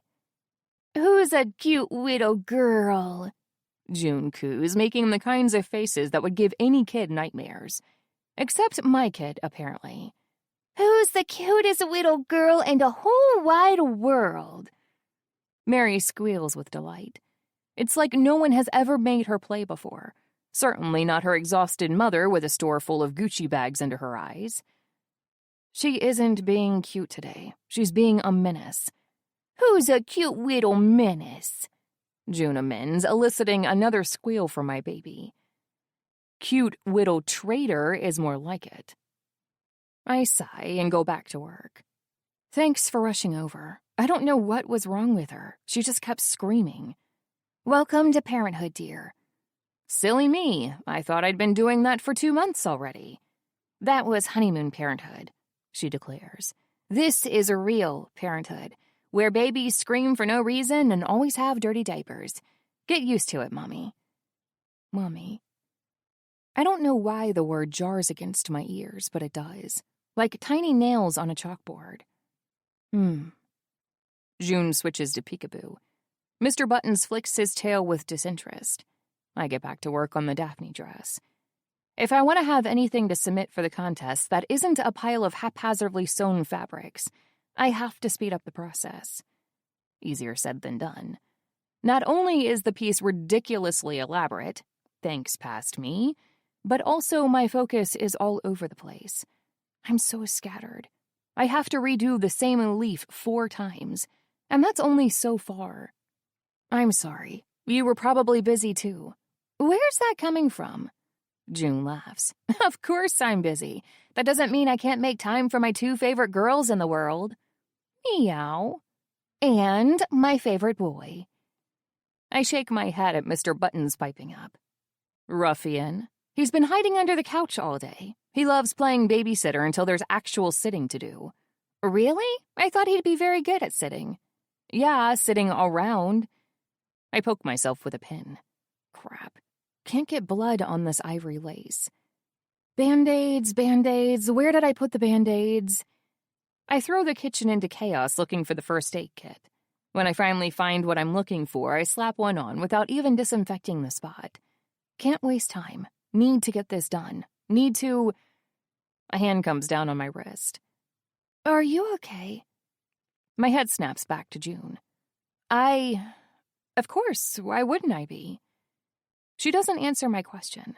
Instead, after a moment's pause, she asks another one. How are things between you and Matvey? What?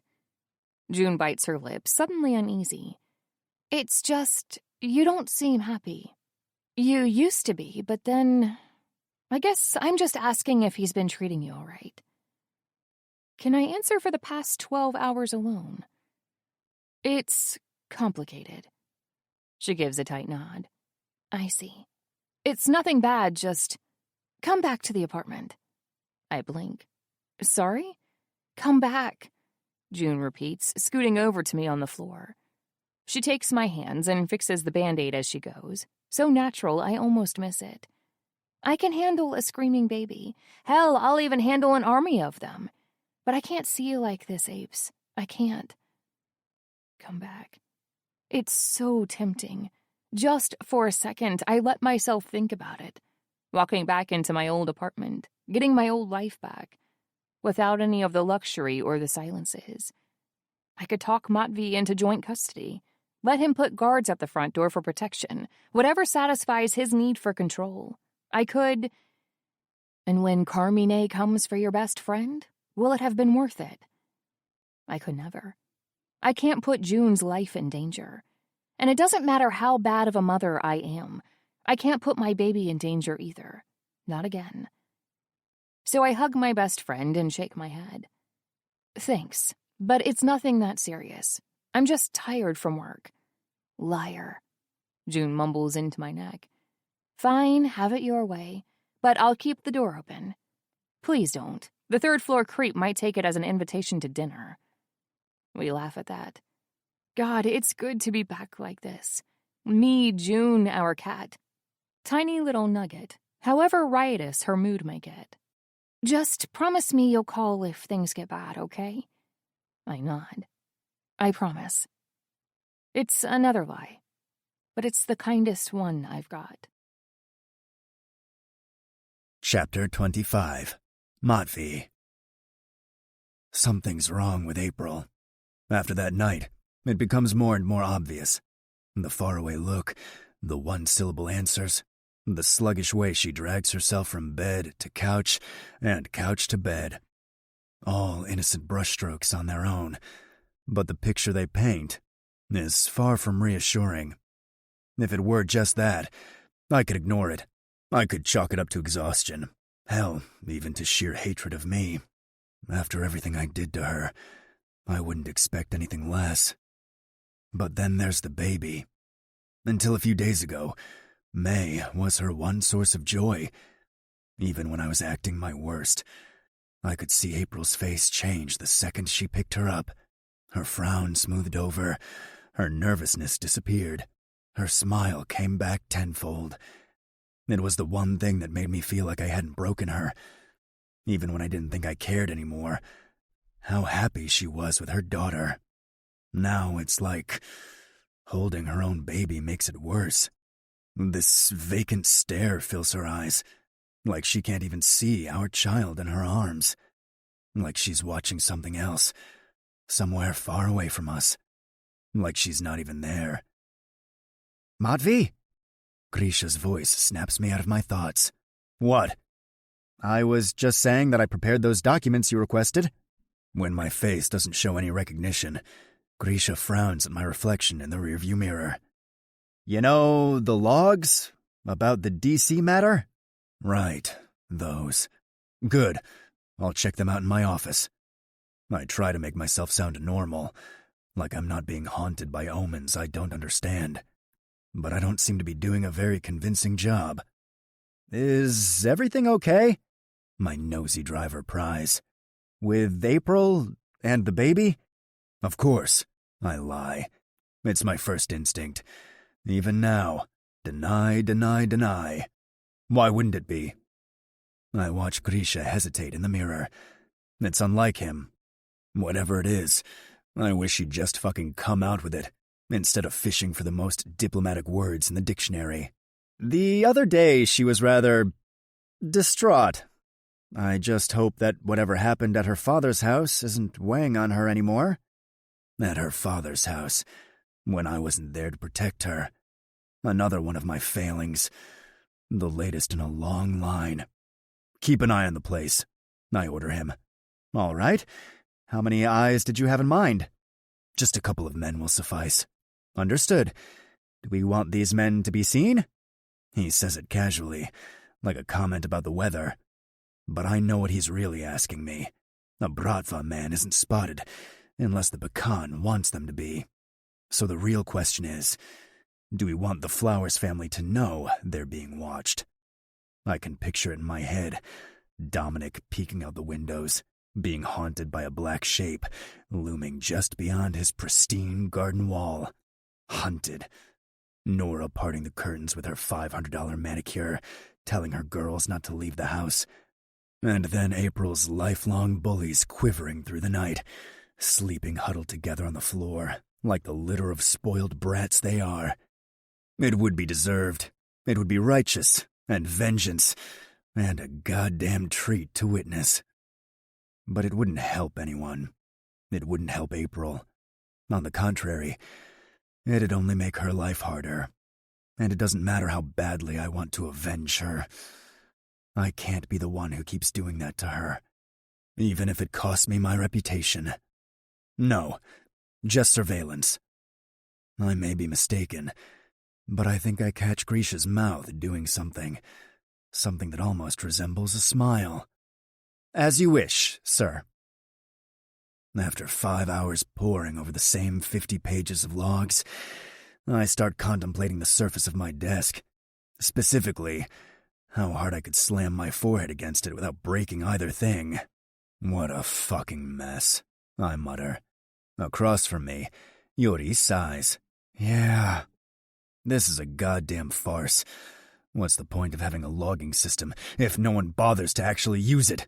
To be fair, your Vori aren't exactly the freshest batch of Bratva men on the market, Grisha points out.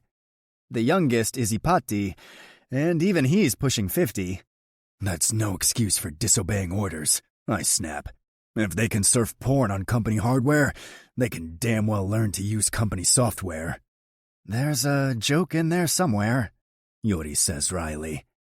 I should just punish them all, I sigh. Grisha, how much would that set me back? Executing all your vori? He shrugs. Oh, not that much. Only every single company they run.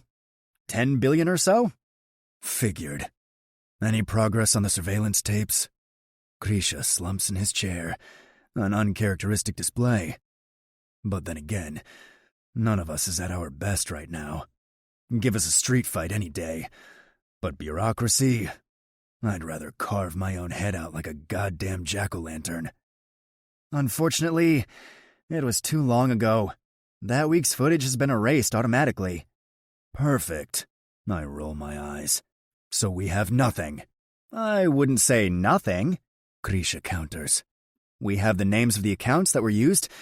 It's worth considering that the mole might in fact have acted from their own computer. Seriously? You think they'd be that dumb? Yuri scoffs. Some mole that would be. Are you getting upset on the mole's behalf, Yorochka? Grisha asks. We haven't even established it's a smart mole yet. Only that whoever they are, they're currently one step ahead of us. Is that your idea of good news? I frown. They're an idiot, but we're even bigger idiots, so that's why they're winning? Glass half full, Matvey? Why do you keep saying they? Yuri cuts in. The vori are all men. It's a good point, but Grisha starts tutting immediately. But the vori are not the only ones with access. There's you and me and, of course, Matvey. Thanks, I say dryly. And one more person? It takes me a beat to realize who he means. Yuri must realize it at the same time as I do, because his face goes absolutely livid. You fucking take that back, he snarls. No need to take it so personally. Grisha shrugs. Just considering all options. Petra isn't an option. He cuts himself off at the last second. Our Pakancha isn't a suspect. She has no reason to hurt us. Really? Grisha fires back, all cheer suddenly gone. Did she tell you that herself? In that case, by all means, let's strike her from the list. Honor system is a fantastic way to run a bratva. You goddamn piece of— Enough! I slam both palms on the desk. Grisha's right. No one is off the suspect list, Yuri. Not even you and me. Not even? Are you hearing yourself right now? The question is, are you hearing me? I growl. Don't forget, brother, that I am still your pecan, and that you're in no position to be challenging me. Not after what you did. I lean in, voice dropping to a vicious whisper. So remember your goddamn place. Yuri's face drains. Petra's done nothing wrong. He stammers back anyway. It's a testament to how much he cares. At least that, I can't begrudge him. Not all the way. She's innocent. Then prove it, I tell him. Bring me the mole, and I won't have to keep looking. Grisha has a point. No one is above suspicion. This isn't a court of law. This is the Bratva. And in this world, it's guilty until proven innocent. Yes, Pakan. I nod. Then, just as Yuri starts heading out the door, I stop him. Oh, and brother. What? I give him a pointed look. Clock's ticking. Be quick, or I'll have to be. I don't know if I believe Petra actually had a hand in this. After Yuri's 180 with the April situation, I can't be certain of anything. But I do know one thing, and that's the lengths we'll go for the people we love. Chapter 26. Matvey. When I step back into the penthouse, I'm greeted by a shocking sight. Petra Solovyova, holding an actual baby. Specifically, my baby. Oh, she deadpans. Look what the pirate cat dragged in. Speak of the devil. After this afternoon's accusations, seeing her here, Feels like talking shit behind someone's back, just to watch them pop up around the corner. Not that I give a damn. Petra, I greet back, with a matching degree of enthusiasm. Is there a reason you're holding my daughter? Like you're trying to find the perfect spot to pin her up on the wall? Well, she is the picture of grace. She wrinkles her nose. And other things.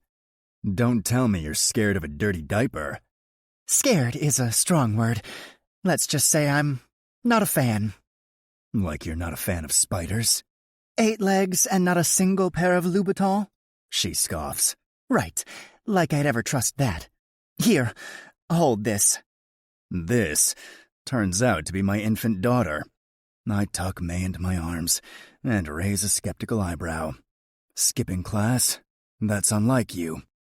I'm sure my nannies will have plenty of practice. The second she sees me, May lights up like a tiny Christmas tree. If I ever needed an incentive to find the mole, one look at my girl would do it. They say Helen of Troy's face launched 1,000 ships. Now I finally know how that's possible. For this little face right here, I would launch 1,000 more. Where's April? Petra jerks her head towards the master bathroom. Taking a foam bath. Doctor's orders. A real doctor's or yours? I don't see the difference. My eyes wander back towards the bathroom door. I swallow the lump of worry in my throat and force out, "Is she alive?" I was going to say, okay. I can say yes to one of them. The other, I'm not so sure. And if that isn't reassuring, I try to curb my worry, but all it does is grow stronger. It seems to be the theme with April. Anything I try to feel less of, I just end up feeling more. I motion for Petra to follow me into the balcony. The walls may be thick here, but they certainly aren't soundproof. I asked Grisha to keep an eye on her. Great job he's going to do from outside the door, she drawls. I'd ask the same of you. On the scale of hardest things I've ever done, this probably takes the cake. Asking Petra Solovyova to help. Technically, I'm her pakan. I could just order her to do this. I don't owe anyone a request, let alone a polite one. But this is my failing, my responsibility. And I'm not going to push it on anybody else.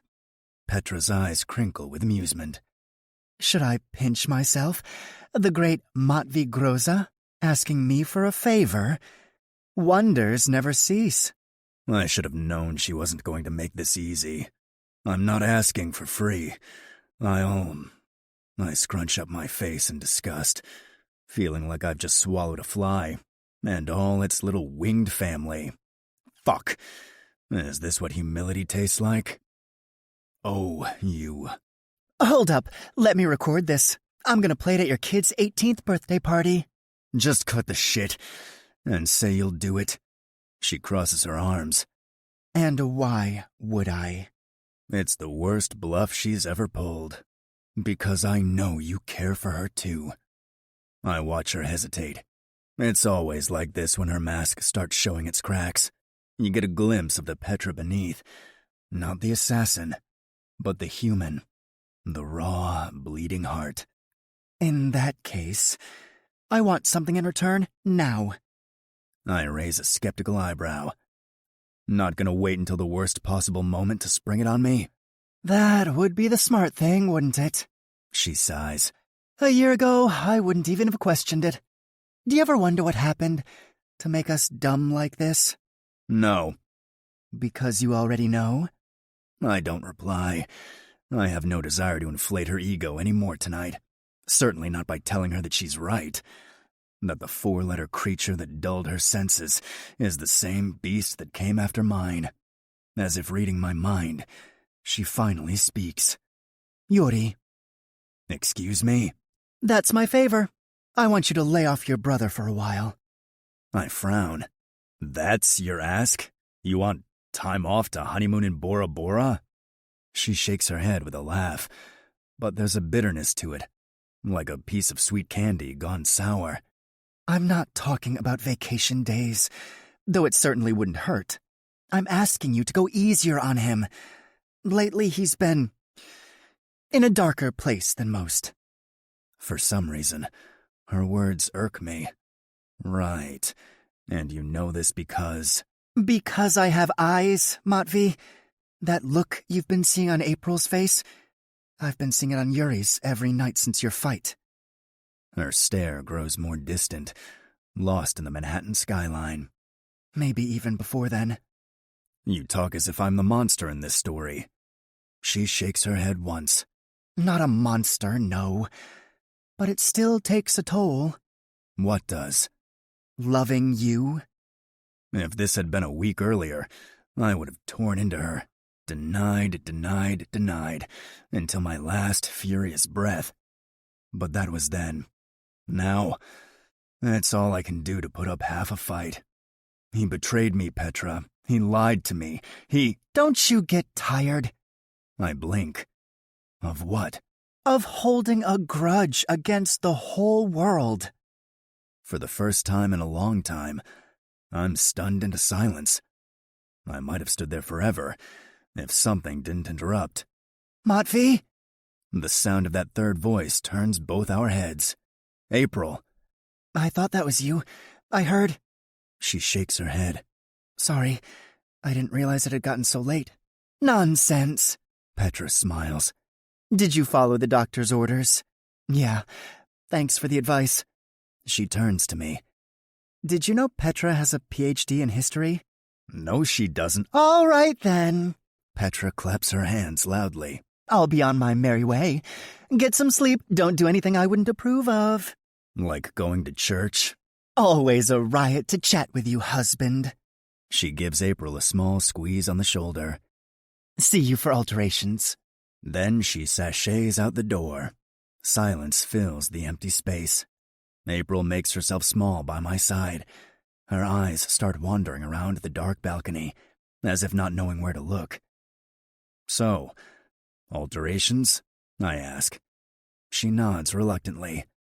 Petra's been helping me with a dress. It's for... She shakes her head. Forget it. It's nothing important. She starts heading back in, but I stop her, my hand on hers. April, tell me what it's for. Why? Because I want to know. Because I want to learn everything I've spent my time trying not to see. Everything that makes you, you. Everything that makes me love. It's just this contest. I won't win, so don't worry. Actually, I'm not even sure I'll turn in a piece after all. Show me. April blinks. In the moonlight, her skin looks grayscale, almost like a statue. The kind of marble that can be made to look soft, but only after years of painstaking work, one stroke of the chisel at a time. Okay, she says finally. Then she leads me to the mannequin. Her fingers hesitate over the drape. It's unfinished. I know. There's still much to do. April, just show me. The drape comes down. I'm not an appreciator of fine arts. Frankly, I never had the time. And fashion, I don't understand it at all. I just buy whatever's expensive enough, anonymous enough, to get me through a day of pretending to be someone I'm not. A respectable CEO, a self-made billionaire. Sheep's clothing, for the wolf within. But even I can't ignore this. It's bad, right? She shakes her head. You've probably seen hundreds of dresses that look like this. I don't know what I was thinking. April. I put one hand on her shoulder, the other arm still cradling May. Like this. It's even clearer. She's ours. It's in her jet-black curly hair, in the line of her nose, and the shape of her chin, and dark freckles, and snow-blue eyes. Pieces of me, and pieces of April, sewn together into something new. April looks up at me, lost. Yes? I've never seen a dress like this before. It's the truth. I say it plainly, without the awe it deserves. But I do say it. I'm too much of a heathen to sing praises, to even understand what praises should be sung, and it's never been my style to flatter anyway. But lately, I've been leaving too many of the right things unsaid, and I'm tired of only saying the wrong ones. Aren't you tired of holding a grudge against the whole world? Yes, Petra. Yes, I fucking am. April smiles in response, but it's a smile that doesn't reach her eyes. Too weak to go anywhere. Thanks.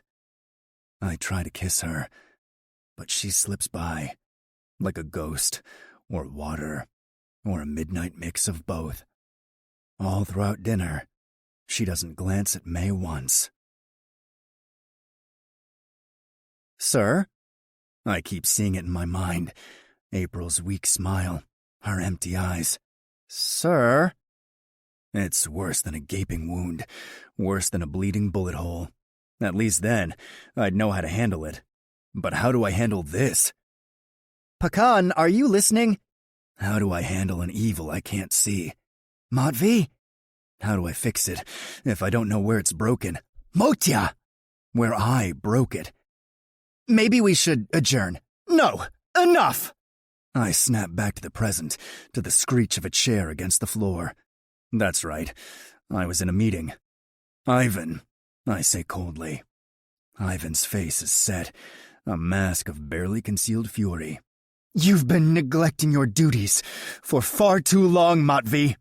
I grit my teeth. Have I now? Yes. You're absent, distracted, and your priorities clearly lie elsewhere. I won't stand for it anymore. All around the table, people start murmuring. My Vori, and Vlad's too, all finally turned against me, just like everyone warned me would happen. Matvey Groza, Ivan rumbles. In the name of the Code of Honor, I challenge you to a duel. Chapter 27. Matvey. I keep my composure. I don't even rise from my chair, just gaze into Ivan's eyes with a calm I don't feel. Name your prize. Control of the Groza Bratva. More whispering, hushed, frantic. Sit down, Ivan. No, he barks. I won't. I clench my fist on the table. Sit down now, and I'll forget you spoke. I won't ask again. Are you saying you refuse the duel? It's like the room explodes.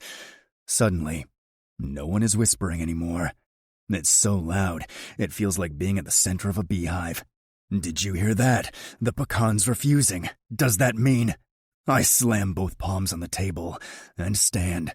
Don't mistake my mercy for weakness. You are my oldest, Vor. You served my grandfather before me. That is the only reason I'm extending you this courtesy right now. So do yourself a favor and back off. It's taking all my self-control to keep my anger in check. Of all the people I'd expect to be on my side, of all the people I'd expect to be loyal, I never thought I'd have to watch my back from Ivan. The others, of fucking course. Those hungry jackals are waiting for nothing but a sign of weakness from me to seize my share of the spoils. If they could strip me of everything I've built in the past 2 decades, they wouldn't hesitate a goddamn second. From them, I'm always expecting a knife in the back. But not from Ivan. Not from the man who stood next to my grandfather through every step of the first Groza Bratva. From the rise to the fall to the oblivion that followed. The oblivion that I then dragged us out of. If he'd only come to me in private, we could have solved this without invoking the old laws. Hell, I might have even looped him in on the mole hunt. It would have been a risk, but a calculated one. But he didn't come to you. He did this. And now there's no turning back. No, he growls to my final mercy. Then at least give me a reason. He scoffs. You promised us change, and you didn't bring it. You promised us war, but where is it? You ignored all my warnings, and now you have the guts to demand reasons, to offer me mercy? Warnings? I don't know what you're talking about. You know perfectly well what I'm talking about. Or did that whore fry your brain as well as your cock? The room falls silent. No one dares speak another word. The whisper's dead. And something else, too, is dead beyond saving. My desire to give Ivan grace. Criticizing me, questioning my leadership, as if there isn't a Vord every quarter who does that. It's the oldest power play in the world. But it can be handled. A disgruntled employee can always be put back in their place. I won't kill someone for speaking their mind to my face, no matter how out of line. But the second you touch my family, you're done. I clench my jaw. As pecan of the Groza Bratva, I accept your challenge. Ivan doesn't seem surprised. Good. We'll set a time and a place. No! We'll do it here and now. Everyone's stares are on me. Ivan's thrown, but it only takes him a second to recover. A second for his eyes to ice over again. Fine. First blood. No. A frown. No.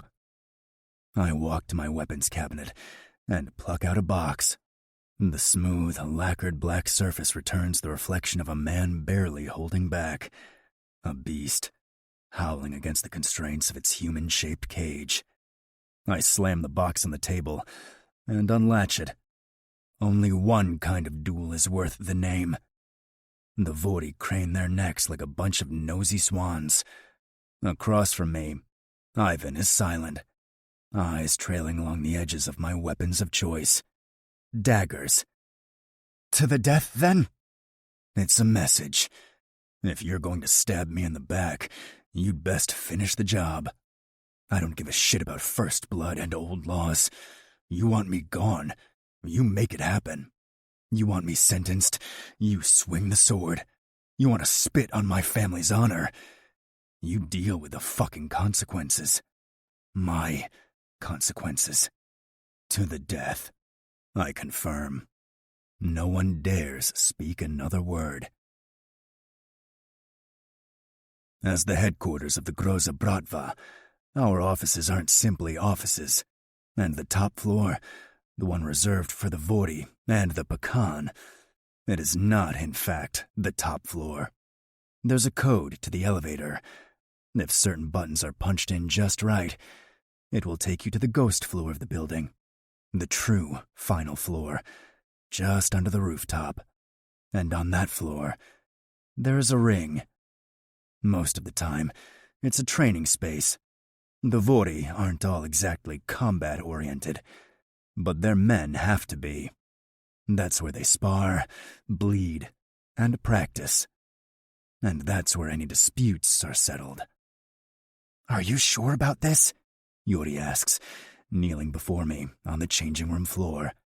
He's bandaging my hands before the fight, but I can't help noticing that his own are shaking. Killing Ivan? By contrast, mine are perfectly still. He left me no choice. Maybe you can still work it out. He can apologize formally for the insult, or... Yura. My brother looks up from his task. Yes? If I fall today, the Groza Bratva is yours. His face goes as white as a sheet. Don't say that. You'll win. I might not. It's the truth. Out of all the Vorti to duel, Ivan is the worst possible match for me. I fight with instinct and rage. He fights with calculations and a mind that's sharper than any blade. I'm strong, but he's older. I've got youth, but he's got experience. And if that wasn't enough, he knows me. My moves, my tactics, everything. After all, he was the one to train me. I want to win. I am going into this to win. But I can't afford to be reckless. Not against Ivan. And Yuri knows that too. Motia. But if that happens, make no mistake, I'll take Ivan down with me. No matter what. He shakes his head frantically. Matvey, let me talk to him. Let me talk to you both. I think I know why he's so mad. I'll make things right. No. You won't. Because this isn't your doing. Matvey, just listen, please. I squeeze both his shoulders. I know I've been putting a lot on you lately. That was my mistake. I kept holding on to a grudge that didn't matter anymore. And for that, I'm sorry. I'm sorry it took me so long to see it. His eyes are lucid now. God damn it. What a crybaby brother I'm leaving in command. I'd better win this thing after all. You don't have to apologize, Yuri rasps. You didn't do anything wrong. But I did. And you've been warning me this entire time. Don't alienate the Vori. Don't make them mad. Don't lose them. All along, Yuri's been pointing out my biggest blind spot. Not my enemies, but my allies. The ones I should have kept closest. I didn't think it would come to this, he whispers. I know, brother. I take off my pecan's signet ring and drop it in Yuri's waiting palm. We don't speak another word. We don't need to. That one gesture says it all. What? He calls after me as I start walking to the ring. What should I tell April? April. I've been trying not to think of that. If this truly goes south, I can't imagine that anyone would be angrier than her. I can almost hear her in my mind. Losing your life for a Pac-Man dispute? Are you kidding me? Somehow, that makes me laugh. Even here, even now, April always manages to bring out the bright side of things. The bright side of me. Before her, I didn't think I had it. A part that wasn't darkness. Tell her to take care of our daughter. Then I step into the ring. Chapter 28. Matvey. Grisha's gaze sweeps over the crowd. It feels odd to have a referee for a duel to the death, but the old laws are clear. A neutral party must be present. Despite being my third, no one would question Grisha's integrity. Beyond Ivan, he is the one with the strongest ties to the original Groza Bratva. After all, his father was Igor Groza's second. That's not something anybody here would take lightly. Not even the newest recruits, who haven't so much as stepped foot on the eternal snows across the ocean. Ivan doesn't take it lightly either. Thank you for your service, Grisha. He hasn't even grazed me, and already he's acting as the new Pakan. No thanks needed, Grisha replies stiffly. I serve the Groza Bratva, now and always. The subtle jab almost makes me laugh. If there's one thing Grisha's never liked, it's brown-nosers. Old rules, I cut in. Grisha nods. 1 dagger each, no armor. Bandages are allowed, but only up to the elbow and the knee. No additional weapons and no shoes. We'd take each other in. I don't know if today's Ivan is expecting any dirty tricks, but I learned to fight with honor. If he's still the same man who taught me, he'll fight with honor too.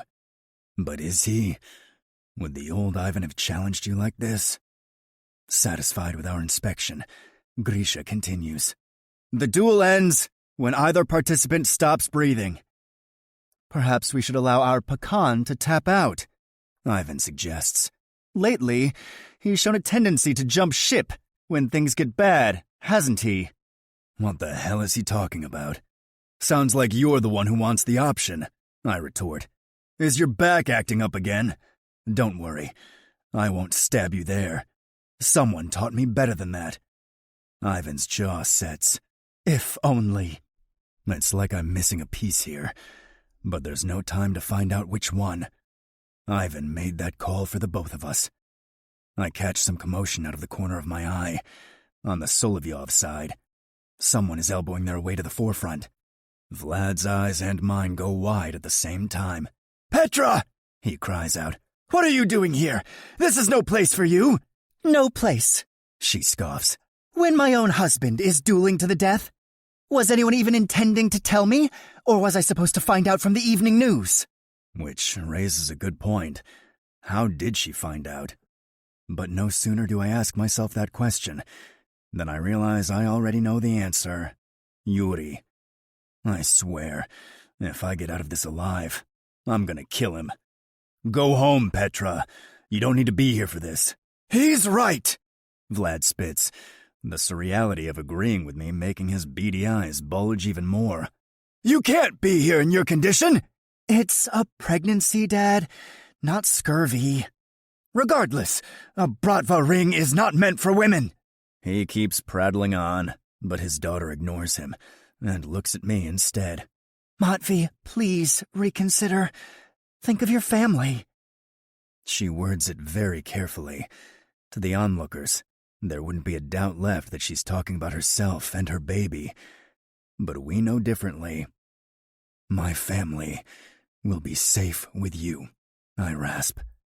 With that, I turn my back on her. I breathe in once, twice, 3 times. I feel the weight of the dagger in my hand, the balance of steel and brass. Soon, it will be bathed red. Any last words? Ivan's face darkens. You should have listened to me. Then he charges. I don't have time to think about anything else. Not Grisha hopping out of the ring, not Yuri clinging to the ropes like lifelines, not Petra, one hand on her minuscule baby bump, and the other trembling around a throwing knife.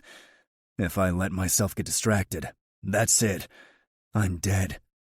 Steel meets steel. We push against each other's guards and end up face to face, close enough that we can hear the other breathing. He tries to knee me in the gut, but I keep him at bay.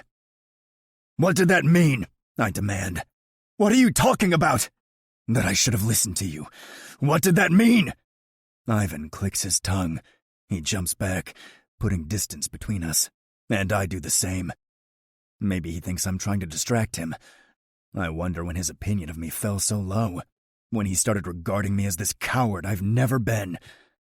It's odd, me being on the defensive. Usually a fight like this would go the other way. Me assaulting, Ivan guarding, waiting for a weak point to exploit. But he seems to have lost himself. He isn't fighting with his mind. He's fighting with his gut. For some reason, he's angry. Enough talking, he hisses, legs swinging forward to trip me up again.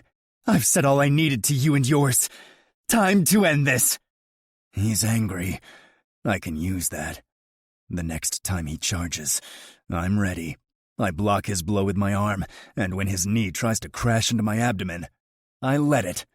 Then I stab into his thigh with all my might. Ivan howls. He closes his eyes out of pain, just for a second. And that's when I act. I fling away my dagger and grab his with my bare hands. Do you apologize? I snarl. Do you apologize to my family? Ivan's teeth grind together to hold back the pain.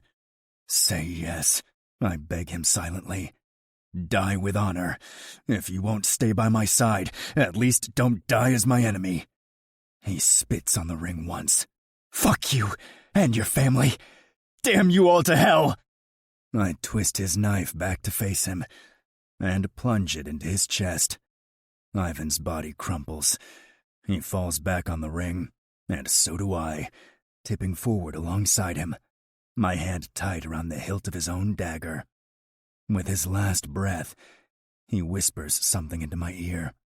Then his eyes glaze over. I wait for 10 seconds. Distantly, I hear Grisha count them off, but it's all drowned out by my heartbeat. Even now, the adrenaline won't stop pumping. I yank the knife out and stand. Clean this up, I tell Grisha. Yuri, drive me home. For the longest time, I don't say anything. The car's vibrations flow in and out of me, bringing my racing heart back under control. Should I drop you off at the loft or the penthouse? Yuri asks. Or I can do both if you want to clean up first. Carmine. He freezes. What? That's what Ivan said to me before he died. Carmine. Carmine is here. Why would he say that? Because he was the mole. I watch Yuri's face falter in the rearview mirror. That's impossible. It's not. He had access. Clearly, he had motive too, but I'll be damned if I know what that is. He said so many things to me, but in the end, none of it made any sense. None but the last. It was him, Yuri. It was him all along. Carmine is here, a brag. You might have killed me, but I still let the enemy in. Yuri doesn't speak right away. Ivan raised him as much as he raised me. He must still be processing the shock. But eventually, even he has to accept reality. It was Ivan, he says out loud, as if trying to make himself believe it. Ivan was the mole. After what feels like eternity, I say, the penthouse. What? You asked where I wanted to go. He blinks. Oh, right. Penthouse, then? You're sure? Yes. I've never been more sure of anything. Bring me there. I want to be with my family. When I finally step out of the elevator, I'm drained. All I want is to be with them. My woman. My child. April, I call. The apartment is unusually dark. Not even a single light on. She's probably asleep. From memory alone, I make my way to the crib. Hi. Sorry Daddy's so late today. May coos, her hands outstretched towards me. She's pushier than usual, demanding a place in my arms. All right. Come here, you. Meow? I look down. I don't have any more arms. Go bother April. Meow. Great. The security cat's acting weird, too. I go to corral him, but... Get back here, I bark. But he slips out onto the balcony. God damn it. If this mangy cat leaps from 50 floors chasing a butterfly, April will never let me hear the end of it. They say cats have 9 lives, but I'm not sure how many this old bastard's got left. I part the curtains. I step out into the balcony, eyes adjusting to the skyline. I said, get back! And then I see her, April, sitting on the railing, her feet swinging over nothing. Chapter 29. April. Is this how it feels to be treated like glass? Ever since I came back from my dad's, it's like everyone I know made the unanimous decision to put me under surveillance. Grisha, Yuri, Petra, the damn hotel concierge. I'd suspect Matvey is behind it, except that June's doing it too. And Corey and Rob. Even Mr. Buttons isn't leaving me alone for a second. It's like they think they can't blow their noses without someone else picking up watch duty. Like they think I'll break, shatter, be gone in the blink of an eye. It's ridiculous. I'm a grown-ass woman, not some puppy on a flyer. I'm not going to rush out into traffic the minute someone leaves the door open or follow some stranger home or whatever else they think I'll do. This isn't how these things happen. Surely it can't be that easy. Disappearing from the world? I'm so sorry, April.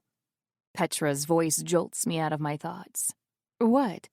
I said I have to go. Something came up with... She shakes her head.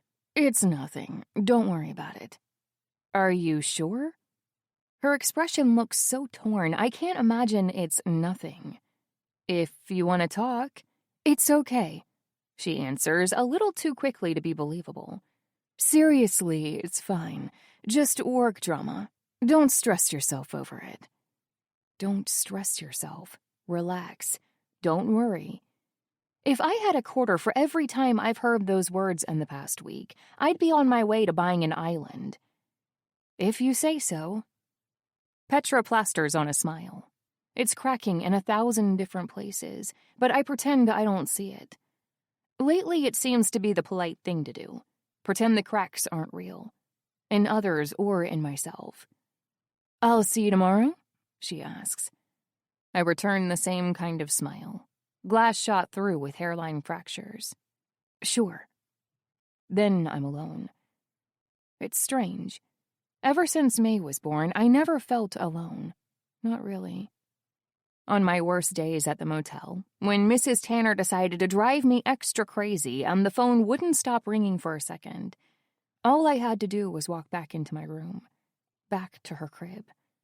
I'd grab her little hand with 2 fingers, and sometimes she'd squeeze back, giving me the strength to get through one more shift, one more day. Now I don't dare reach in. It reminds me of the day I turned 5. We went to Coney Island for my birthday, me and Maya, and I wandered off on my own to pet a dog I'd seen. I didn't ask the owner for permission like I'd been taught. I was too excited. The dog was small and fluffy, the kind that seemed incapable of harming anyone. But when I touched it, it snapped at me instantly. I remember the sting of the bite, the irrational sense of betrayal. I remember thinking, why would it do that? Afterwards, I never tried to pet a dog again. Maya tried to help me get over it, to explain what I'd done wrong, how to avoid having it happen again. One day, she invited a friend with a Maltese over for tea. I'd known that dog all my life, but I still cowered in my room, unable to touch it.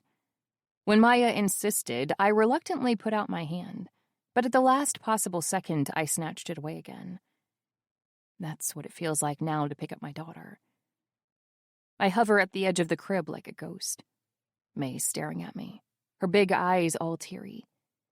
She hasn't been crying outright, but it's like she's always at the brink of it. I watch her reach for me. I don't reach back. It's better if I don't reach back. You're going to fuck it up. You're going to hurt her. You're going to ruin her, like you ruined everything else around you. Without thinking, I step out for some air. My friends, they all see me as a burden now. It's plain on their faces that they're terrified of leaving me alone. It's creating all sorts of trouble for them. The other day, I made June late for a shift. Today, I kept Petra from a work emergency. Tomorrow, it might be Matvey who pays the price. Matvey. I've spent so long waiting for him to forgive me, and now that he seems to be getting around to tolerating me again, I don't want it. No, I don't deserve it. Besides, it won't last. He doesn't trust me. Without trust, there's nothing. Certainly not love. He was right, though, wasn't he? You took his daughter. You thought you could raise her better, but look at you now. You can't even touch her. Some mom you're shaping up to be. I put my hands on the railing. Mr. Buttons is rubbing insistently between my ankles, as if begging to be picked up. Show me what's out there. Show me what you see. I can't do that, silly. I laugh. It's dangerous. Then I climb over the railing. It feels dreamlike. Maybe it is. Lately, it's been happening more and more. Me falling asleep without realizing it. The real and the fake blurring behind my eyelids. If I was awake, I'd never do something like this. Would I? I'm way too much of a coward for that. I swing my feet and don't feel anything. Right, a dream. It's really pretty, the sight from here. I don't even think about what I'm doing. Just that I want to see more of the city. More of the skyline and the night. Of the lights and the lit-up windows. Glass. Like me. When did I turn into that? Something dangerous and fragile that no one wants to touch. Something invisible. I wonder if Daphne realized what was happening to her when she began to transform. I wonder if, at the last possible second, she tried to stop it. I wonder if it hurt. April, get down from there. I snort. What happened to hello? April, come back inside this instant. He's as bossy as ever, but his voice is unusually soft, like he's scared of something. For some reason, that makes me laugh. What could Matvey Groza possibly be scared of? Why? Afraid I'm going to catch a chill? He'd raise her right. He'd raise me better than you could. A fearless father versus a coward mother. A more obvious choice there has never been. That's not true. Matvey growls from somewhere behind me. What's not true? You're not a coward. Was I talking out loud? Oh, well, maybe I was, maybe I wasn't. Dream logic and all. I kind of am, though, aren't I? April, I ran. I cut him off, voice starting to crack. Like the glass I'm made of. This fragile thing I became. I ran away from you. I could have faced you, but I ran. And I took your daughter. That's in the past, Matvey says. Is it? I whisper. Because you still haven't looked me in the eye. Silence. I know why. I smile through the tears. It's kind of comforting, having all the answers at last. It's because you hate me, isn't it? But you don't want to tell me that. That's not true. You're afraid I'll do something, to myself or to her. You'd never hurt her, he snarls. Never. I already did. I took her from you. You brought her back. No, you did. And now I'm just in the way. April, stop. Just. Even now, you won't look me in the eye. I cry out. Why is everyone acting like this? April, can you all just forget me already? I get it. I'm a burden. I'm stupid and pathetic, and I can't even be trusted with my own daughter. I can't even be trusted as a partner. Come inside. We'll talk about this. Just come inside, please. Please. In all his life, I doubt Matvey ever said that to anyone. More evidence that I'm dreaming this up. But that's all right. If this is a dream, then at least I can be honest. I suppose you weren't all that wrong, though. You couldn't trust me. Even my father couldn't trust me. Your father is scum, Matvey spits back. Don't listen to a word he said. He's not worth it. And I am? I laugh bitterly. I wasn't even worth an explanation when you got married. I wasn't even worth an apology. Tell me, what exactly am I worth? Everything. I open my eyes. The skyline blinks back, a bit hazier than reality, a bit sharper than a dream. I almost fall, but Matvey's voice anchors me. You're worth everything. I'm the one who's not worthy of you. It's a dream. It's all a dream. You're lying. I'm not. For once, I'm not lying to you. Could my mind be any crueler?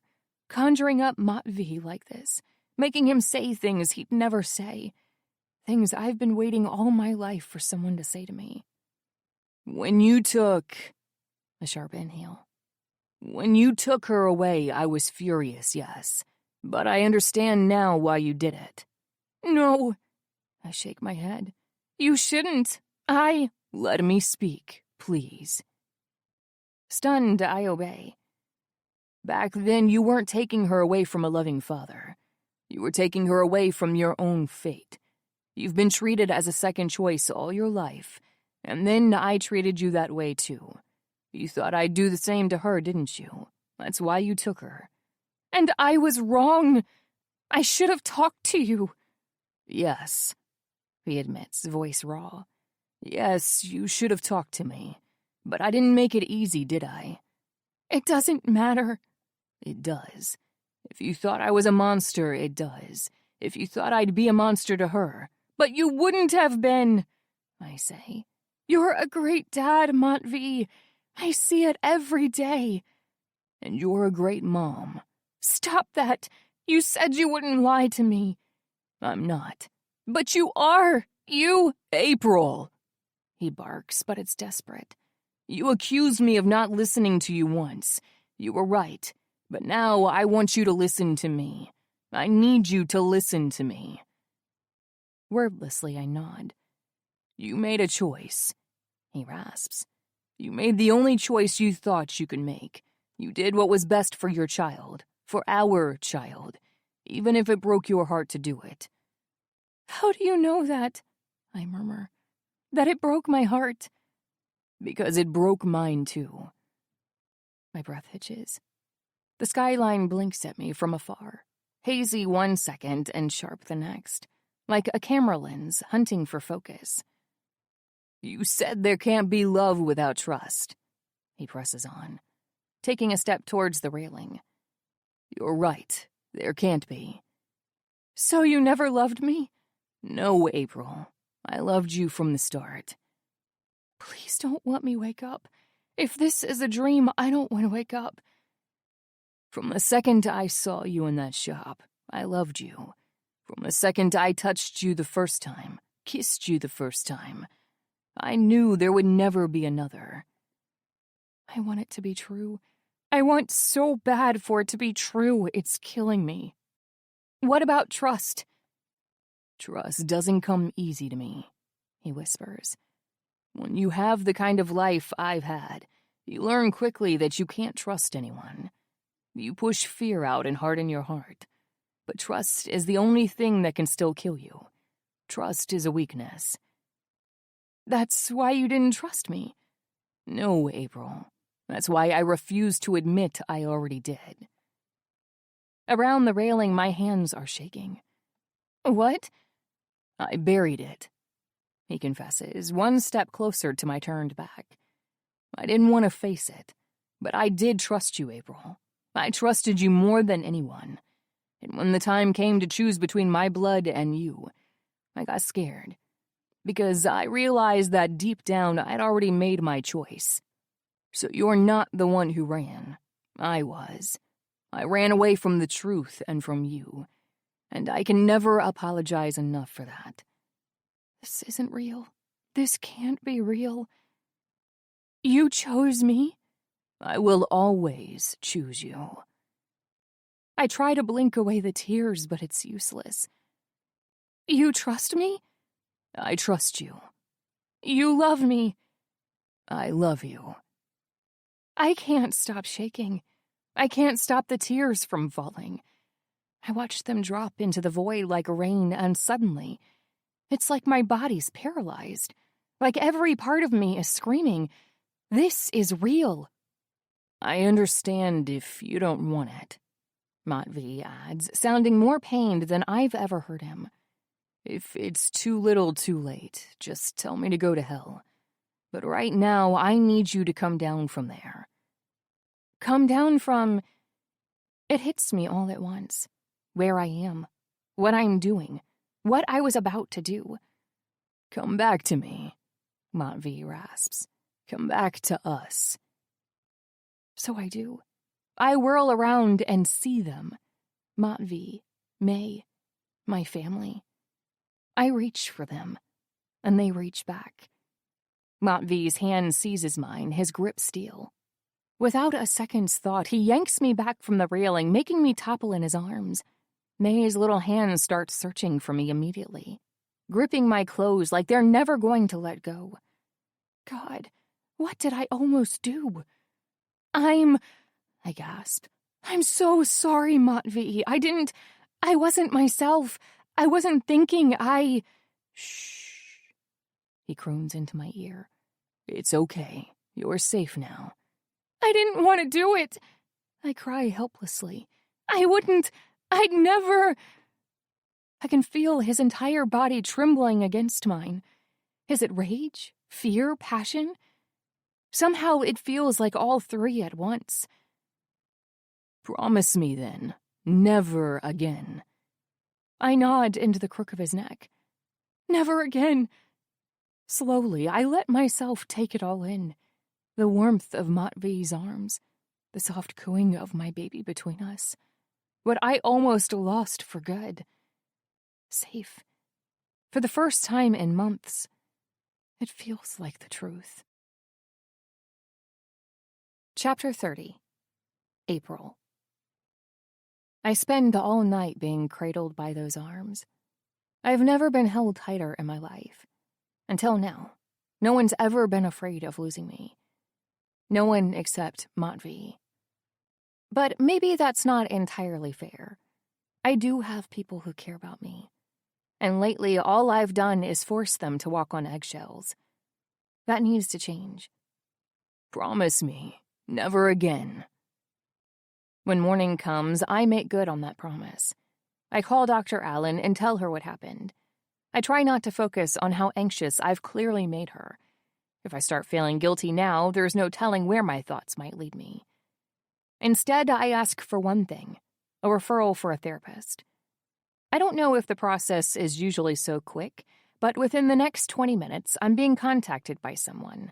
In another hour, she's at the penthouse. "Hello, April. I'm Dr. Knox. We spoke earlier on the phone." She offers me her hand. I shake it. "Thanks for arranging this so fast. I really appreciate it." "Nonsense. We're a bit like Batman, us therapists. If we didn't go where we're needed, then no one would need us at all." She winks for good measure, then lets me lead her into the living room. Her sense of humor immediately puts me at ease, which is a miracle in and of itself. I was already picturing myself shaking through this whole ordeal, like a chihuahua at the vet or something. When Matvey emerges from the bedroom, she shakes his hand too. "Hello, Dr. Laurel Knox. I'm going to be having a chat with your girlfriend.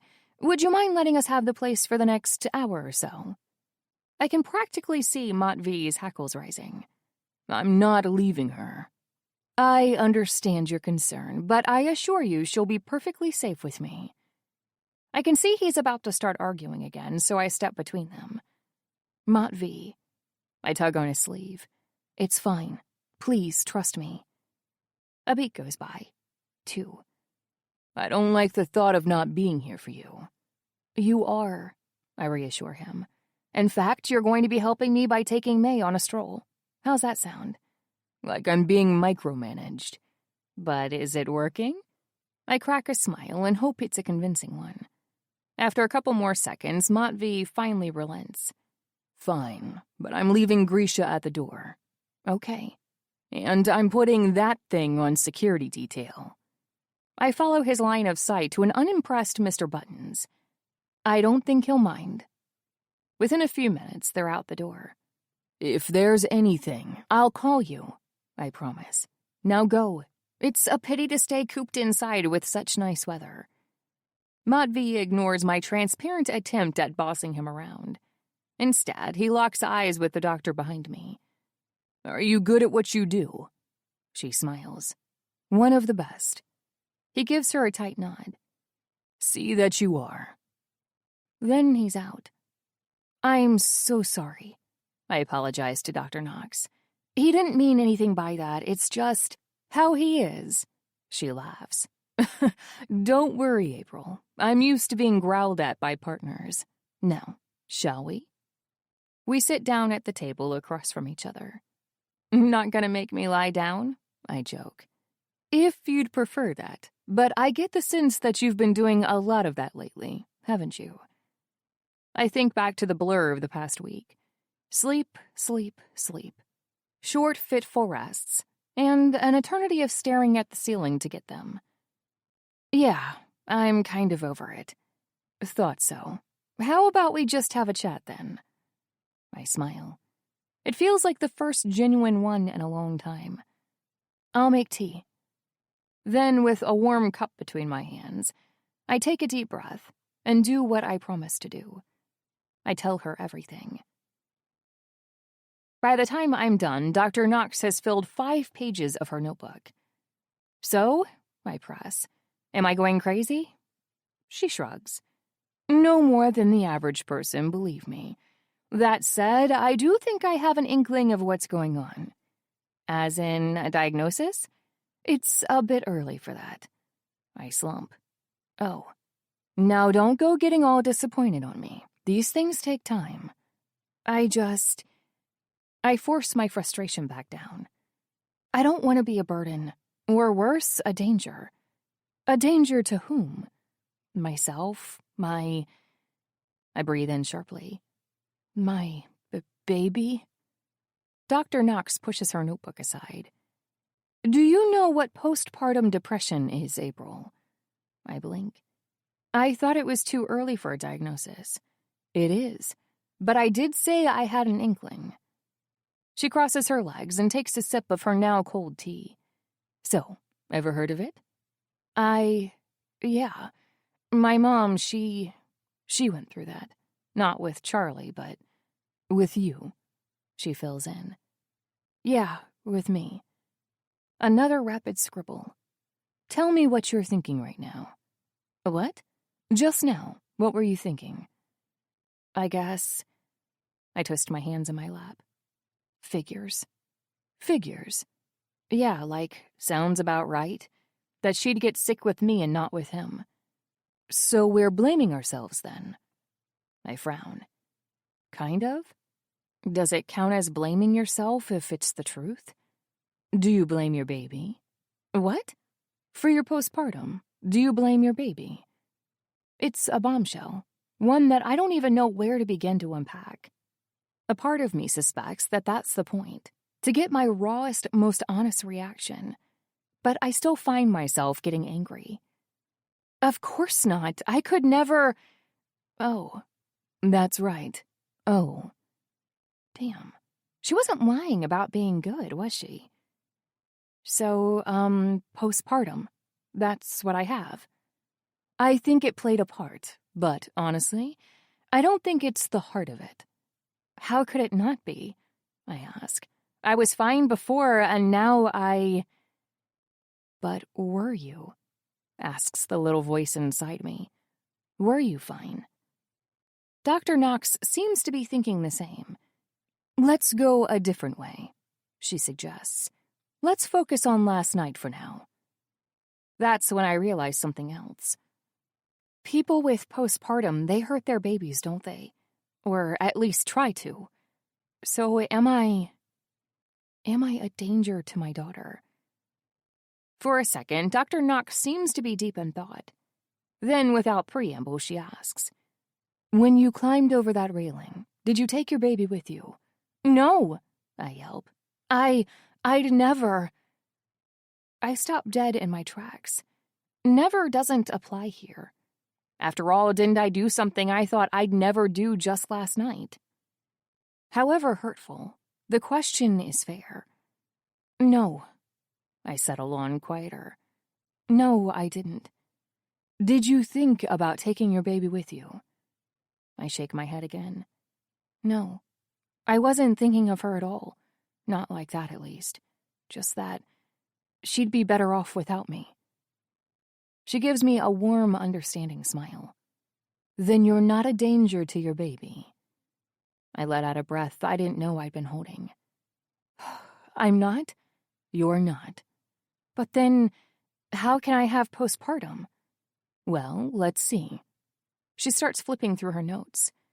You said you felt alienated from her, like you couldn't relate to her at all. Is that correct? Yes. That's textbook postpartum depression for you. But why didn't I have it before? I ask. The first couple of months, I was fine. Again, that voice. Were you, though? This time, Dr. Knox takes a little longer to answer. Sometimes when we're in fast-paced situations, our mind takes a back seat. Instinct takes over. The more stressed we are, the more it holds us up, like a sort of survival mode. Think of a marionette on strings. Back at the motel, you didn't really have time to stop, did you? I guess? Think of it like this. These past few years, what day of the week did you most often get sick? I don't even have to think about it. Saturday? The weekend? Right, the weekend. Because that's when you could finally catch a break. So when you came back to the penthouse, I wasn't in survival mode anymore. I fill in stunned. That's why it hit now? Because it couldn't hit before? In part, yes, Dr. Knox says. But I think your postpartum's the least of it. If it had been a severe case, survival mode wouldn't have mattered. You'd have gotten sick, period. Instead, you went through a depressive episode 2 months after giving birth, with only marginal symptoms of postpartum.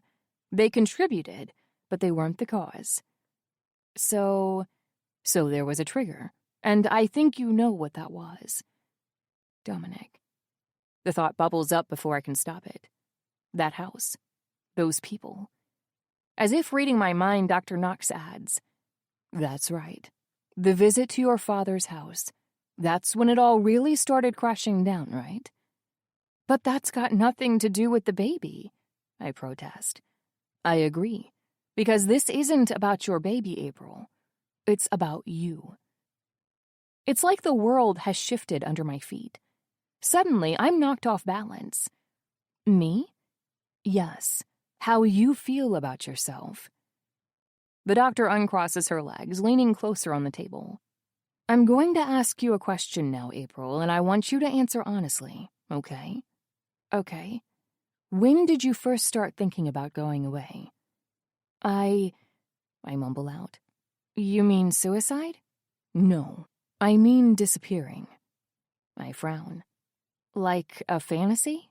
"Yes, exactly like a fantasy." I force myself to go back in time, to years I'd rather forget. When I was a kid, I used to imagine it, just not being there anymore. It was before Maya took me in. And after. A stab of guilt pierces me. Afterwards, sometimes I'd still feel it. An urge to just leave, to not be. A burden. I nod. Yeah. Finally, she snaps her notebook shut.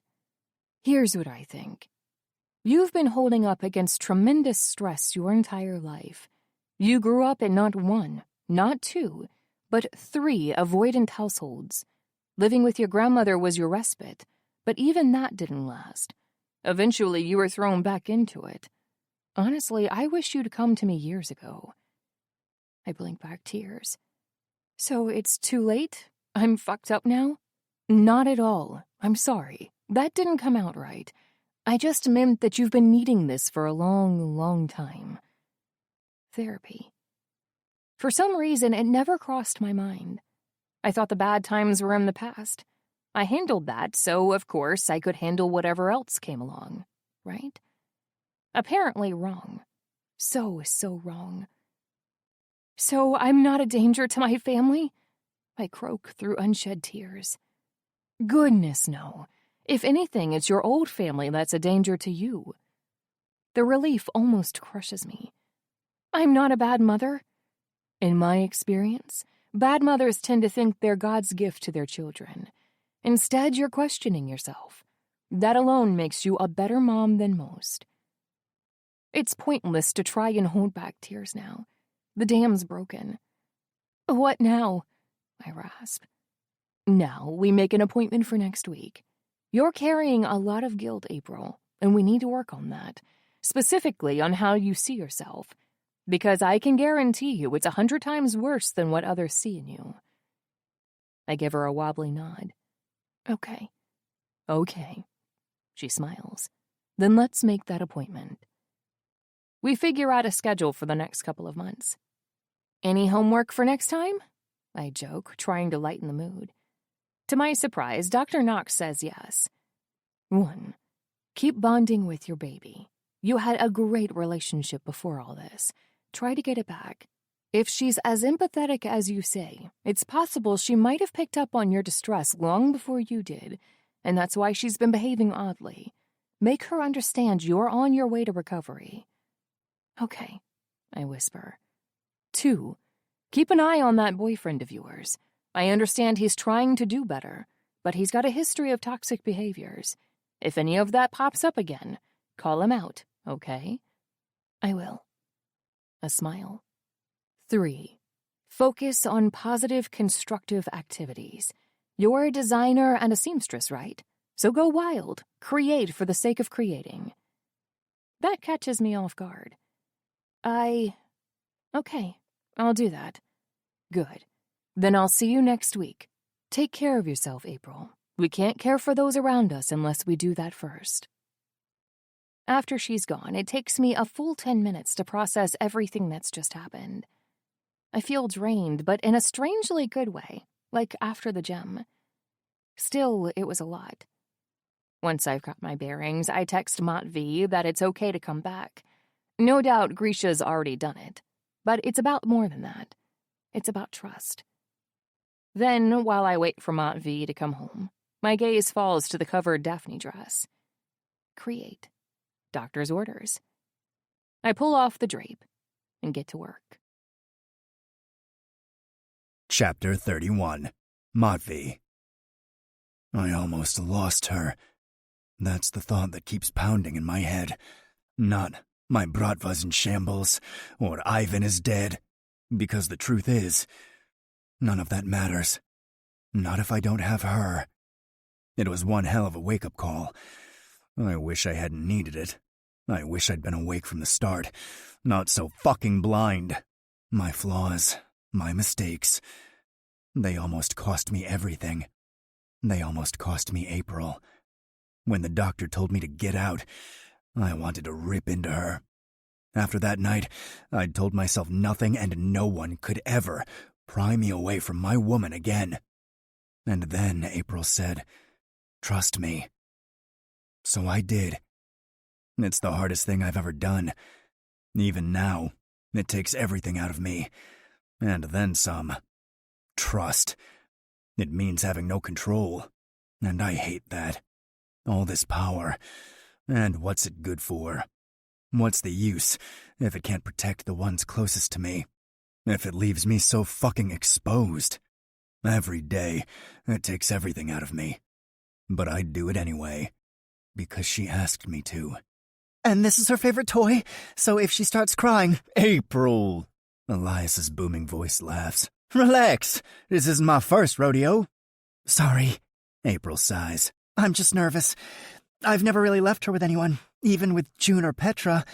I was always in the next room, so... Elias pats her on the shoulder. If anybody else dared get so familiar, I'd be snapping the offending limb in half. That said, it's a little hard even for me to be jealous of an octogenarian. And besides, Elias isn't just her boss. He's her family. Go get your dress, he says, in that thick New Orleans accent of his. I'll keep the young lady occupied. With an apprehensive nod, April disappears into the bedroom, leaving us alone. Awkward silence reigns. For the first time, I find myself wishing May would throw a tantrum, just to give me something to do. But whatever advice that therapist has been giving April, it's been working. The baby is significantly less nervous now. Elias starts humming a tune under his breath. May giggles at the unexpected music. Even the cat seems somewhat relaxed around the old man. I clear my throat. You said this isn't your first rodeo? I assume that means you've had experience? Mm-hmm. 3 nephews and 7 nieces. You have siblings, then? 5. I was the eldest. Helped rear the whole bunch of them. 5 siblings. I can't even picture that. April never mentioned it. Oh, don't hold it against her. They're all away now. I barely mentioned them myself. Canada, Sweden, all those cold places with much warmer policies. So you're alone. I cringe at myself. That didn't come out like I wanted. But Elias doesn't seem offended. His eyes crinkle at the corners, the faint hint of a smile on his thin, cracked lips. I have a very good apprentice. It makes me uncomfortable, the warmth he says it with. Like he considers April a part of his family, too, just as she considers him a part of hers. That's why you suggested the contest, I say, if only to change the subject. Well, yes, and because I believe she's made for bigger things than a quaint little tailor shop. I don't get it. I blurt the words out without even thinking. The old man's face doesn't change. You don't think she can win? I know she can win.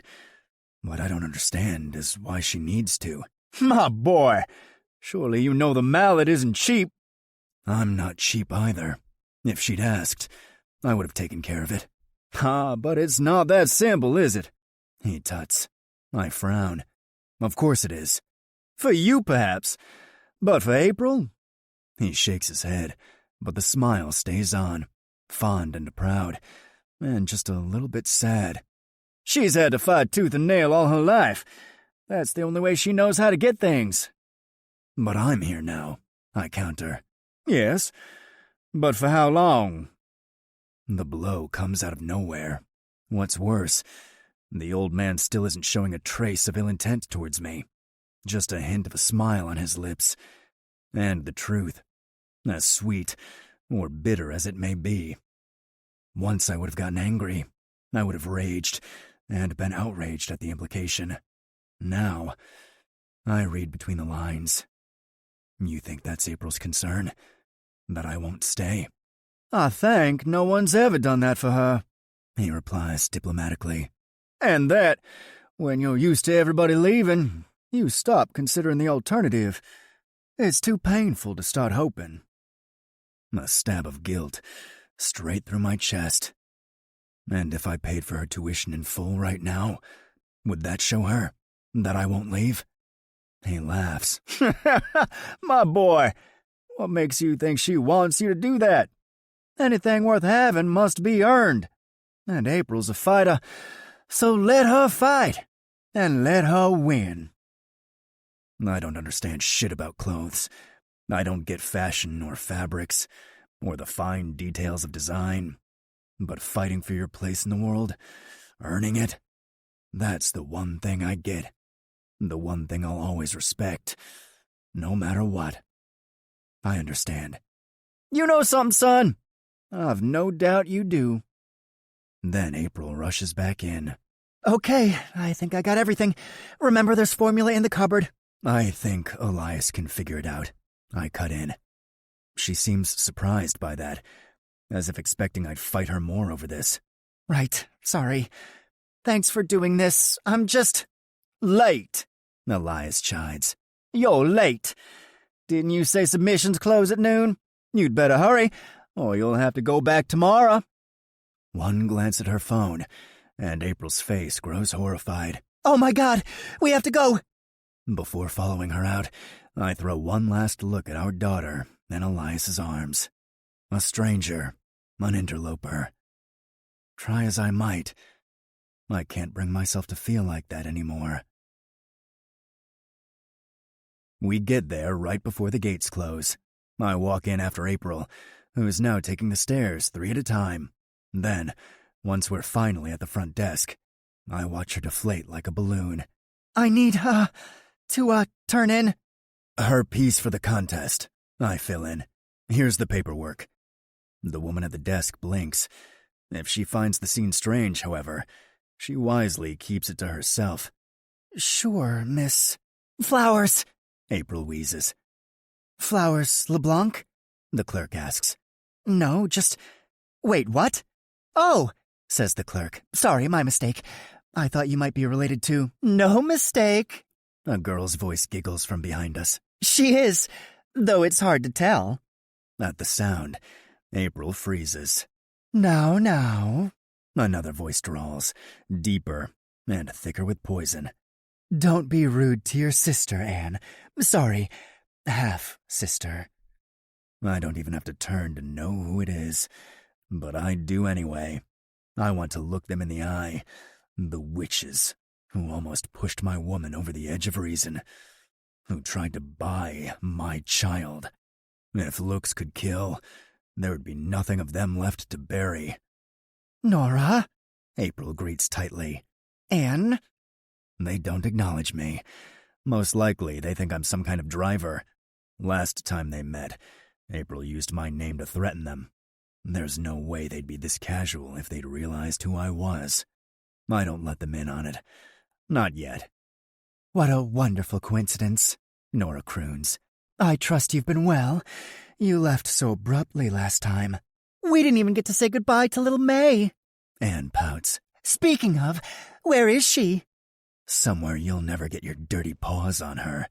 My fists go tight at my sides, but I force myself to keep them there. Home, April replies flatly, more tactful than I could ever be. Alone? April gasps, with the fakest concern I've ever heard. Of course not, snaps April. She's well cared for. No need to be so defensive, Nora purrs. Dear Anne was simply worried.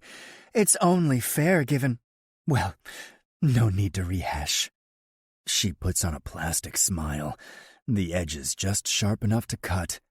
We're here on a happy occasion. Given what, I want to press. How bad of a mother she has. See, this is why I fucking hate catfights. And the bratva, if you've got something to say, you come out and say it. Maybe it earns you a punch in the face. Maybe it earns you a bullet. But you still speak your mind clearly. You take responsibility. Here, cowardice and backhanded jabs are the law of the land. Oh? April says, pretending not to catch the insult. And what's that? Anne's entry for the contest, of course. I frown. That any of April's sisters should have followed in her footsteps is news to me. Apparently, it's also news to her. Anne's... what? With a slide of a manicured hand, Nora pushes the entry form across the desk. Here. Did you get the dress delivery? Of course, ma'am. The clerk smiles. Right here. And then she pulls it off the rack. No fucking way. Ivory lace, embroidered leaves, a curving shape that turns bark-like halfway through. And all my life, I've only seen a dress like that once. On April's mannequin. My gaze turns to April immediately. I watch her face fall, her mouth opening and closing like a goldfish. That's my dress, she whispers, once the clerk disappears in the back. What was that, dear? I said, that's my dress, she snarls, all fury. How dare you? How? Your dress? Nora laughs. Perhaps you should calm down, April. Envy's not a good look on you. Is any look good on her? Anne quips. Fucking vipers. I force myself to breathe through my nose, count down from 10, through all that Zen shit that never helped anyone who is truly mad. And by God, I am, right now. It's taking all of my willpower to keep my fists where they are, let alone keep silent. But I have to. April's a fighter, Elias said. So let her fight. Envy, she balks. Then, as if a light bulb just went off, she turns to Anne. My sketches. Back at the house, you saw my sketches. This should be good. Anne smirks viciously. You took pictures of them, didn't you? Really? Did I also fake the moon landing, sister? You...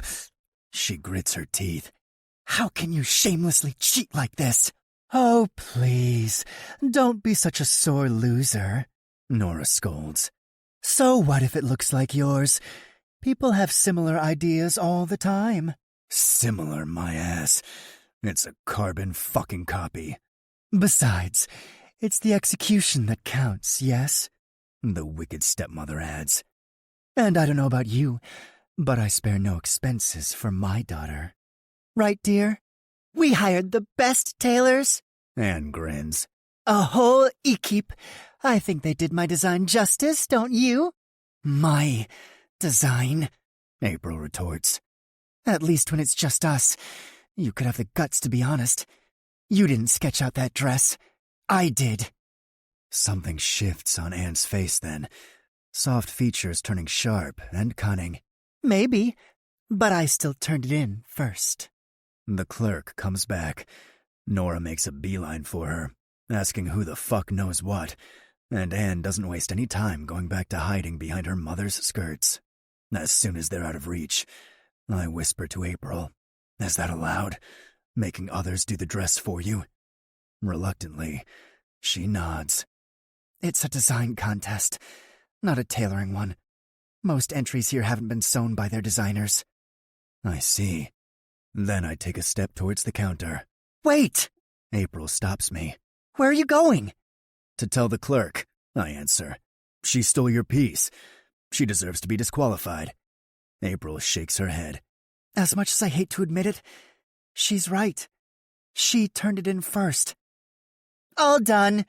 Anne glides back towards us, Nora in tow. What's wrong, April? Aren't you going to turn in your dress? That's it. I take an aggressive step forward. All good resolutions forgotten. There's only one urge in my veins now. To make these goddamn snakes pay. Anne's demeanor changes instantly. She draws back, an instinctive fear telling her to get the fuck away from me. It's the first good idea she's had today. You little... I start. But April's hand settles firmly on my back. No, She says. it's not worth it. Let's go. It takes everything in me to swallow back my rage. Everything. But I do. Because I trust her. In the car, 1,000 worries crowd my mind. Last time she had to deal with these people, she ended up dangling over a railing. What's this going to do to her? After all the work she's put in to get back into a good place, for our daughter, for us. April, let me fix this. She smiles at me, a warm, genuine smile. Thanks, She says. but this is my fight. Trust me. So I do. Even if it's the hardest thing in the world, I do it for her. Because I promised. At the penthouse, I'm fully expecting April to make an emergency call to Dr. Knox. Instead, I watch her hug Elias, offer her thanks, tell him she'll call. Then I watch her grab her sketchbook. What are you doing? She looks up then, fierce, fired up, a fighter till the death. I'm making another fucking dress. Beautiful. Tell me how I can help. I say at once. April's eyes light up. Okay, I'm gonna need 2 things. Name them. 1, if you could watch May for. Done. 2. Her lips curve into a grin. 2, I need to borrow your wife. Chapter 32. April. 48 hours. That's how long I have to come up with a new dress. No, not just come up with. Sketch, sew, and submit a new dress. For the Daphne gown, it took weeks. Now, I have 2 days. Unbelievable. Petra mutters under her breath, pacing up and down the room like an angry lioness. Unfucking-believable. The nerve of those Suki. And you didn't shoot them. I was asked not to. Matvey replies laconically. Well, I wasn't. Where do they live? Guys, I call over. I appreciate the sentiment, I really do. But can we think about this dress first? Sorry. Petra sighs. It's just so unfair. I saw how hard you worked on that other dress. Can you really make something else so soon? And if that isn't the million-dollar question? I don't know, but I have to. Matvey gives a grunt of approval. In his lap, May coos in what could be encouragement or a polite request for food. On the floor, Buttons chases a stolen ball of yarn. I grab my fabrics off the floor and sigh. Petra isn't wrong. Make a high-concept piece in 2 days? Not even dear old Vivian could have swung that. And I'm no Westwood girl. More than that, I'm a working girl. One who's been pushing off deadlines to this specific weekend. God damn it, I curse. I take another look at my sketches. There's lots of decent ideas there, but decent doesn't win contests. There's this one mermaid-inspired concept that I really like, but it would also involve hand-gluing about 1 trillion mother-of-pearl scales, something I have neither the budget nor the time nor the finger dexterity for. Time and money. God, why does it all have to boil down to that? Negative spiral. I shake my head and force myself to snap out of it. Dr. Knox has been very clear with me. When I get trapped in my own thoughts, I need to anchor myself to the present, the here and now, in the world outside my mind. It doesn't come easy, but it comes easier than most days today. And honestly, I think I know why. Because I'm pissed. Anne stole my work. Nora helped her. They stole my future once, but they couldn't be happy with that. They had to do it again. But I'll be damned if I let them. I'm not 17 anymore. I'm not a scared little girl with nowhere to go and no one to help. I'm a grown woman now. I'm a mom. And I have a family. If there's a silver lining to this entire situation, it's how good Matvey's been to me. He's been handling it so well, letting Elias watch our daughter, keeping his cool in front of my wicked stepmother and stepsister, letting me fight my own battles, listening to me, trusting me. With this Matvey by my side, I feel like I can take on the world. Speaking of, any thoughts from the peanut gallery? I ask hopefully. Crickets. Come on, I pout. We're brainstorming. There's no such thing as a bad idea here. I can practically feel Matvey's skepticism fill the air. You want us to give you advice? Why not? You both dress snazzy. Matvey's eyebrow rises. Snazzy, he echoes. Yeah, you know, fancy, sharp. I detect a hint of amusement on his lips. Well, in case it slipped your mind, I'll remind you I have tailors for that. How could I ever forget? I give a discreet cough and quickly change the subject. Petra, save me. I know you have a fashion sense somewhere. Sure, she shrugs. How about steel? See, that's exactly... Sorry, what? I don't know. It's durable, interesting. It's... What are you laughing at? Behind us, Matvey gives an equally discreet cough. Nothing. Why not chainmail? Ha ha, very funny. With a nice helm to match. Thin eye slot so it can prevent arrows and spears from penetrating. Still think there's no such thing as bad ideas? Petra deadpans. To be fair, chainmail dresses aren't that uncommon, I point out. Some brides even wear them to their weddings. It's all about personality. Huh, she remarks. Can really see that. Much too restrictive. If you're attacked, you're gonna want to move fast. No sane person is expecting to be attacked at their wedding, Petra. Speak for yourself. I had a bulletproof vest underneath. She lets out a long, weary sigh. It's really a pity. Your Daphne dress. Now that I could see as a wedding gown. I guess. I frown. I didn't really consider that, but it kind of works, doesn't it? It's full ivory with a trumpet shape, and the corset's decorations are elaborate enough, so it wouldn't really look out of place. I trail off. Petra looks at me funny. April. Place. Matvey, I think your girlfriend's having a stroke. Suddenly, I bolt upright. That's it, I whisper to myself. That's it. I make my way to my work closet and start yanking out pieces. Commissioned ones, half-finished ones, and among them, there. I can't make something else from scratch, but maybe. Then I pick up the phone. April? Petra rounds up on me. Are you going to let us in on... Hush. From the other side of the room, I catch Matvey mouthing. Let her work. Again, I'm moved by it. Matvey's faith in me. His willingness to trust me, despite and because of all we went through, together and apart. Hello? Miss Pierce? I pipe up. This is April from Third Chance. I was hoping we could talk about your dress. It's a long shot. If it goes wrong, I'll be sacked on the spot. Not even Elias could make excuses for me stealing a dress from a client, especially not a wedding dress. Another model, she murmurs. I don't know, April. I really liked what we settled on. Besides, I'm kind of on a budget, so I can't really splurge on a more expensive type. I know. I promise this won't affect the price. I just ask that you take a look. But, please, Miss Pierce, I plead. I'm sending you the picture right now. If you don't like it, you can pretend this conversation never happened. But I think this piece might be the answer. It's not a lie. Miss Pierce was looking for exactly this kind of model before the issue of budget came into play. I wait on the phone, tense as a violin. With every second that ticks by, my anxiety grows. God, this was so unprofessional of me. What was I thinking? I need to apologize. Right now, before the client slams the phone in my face.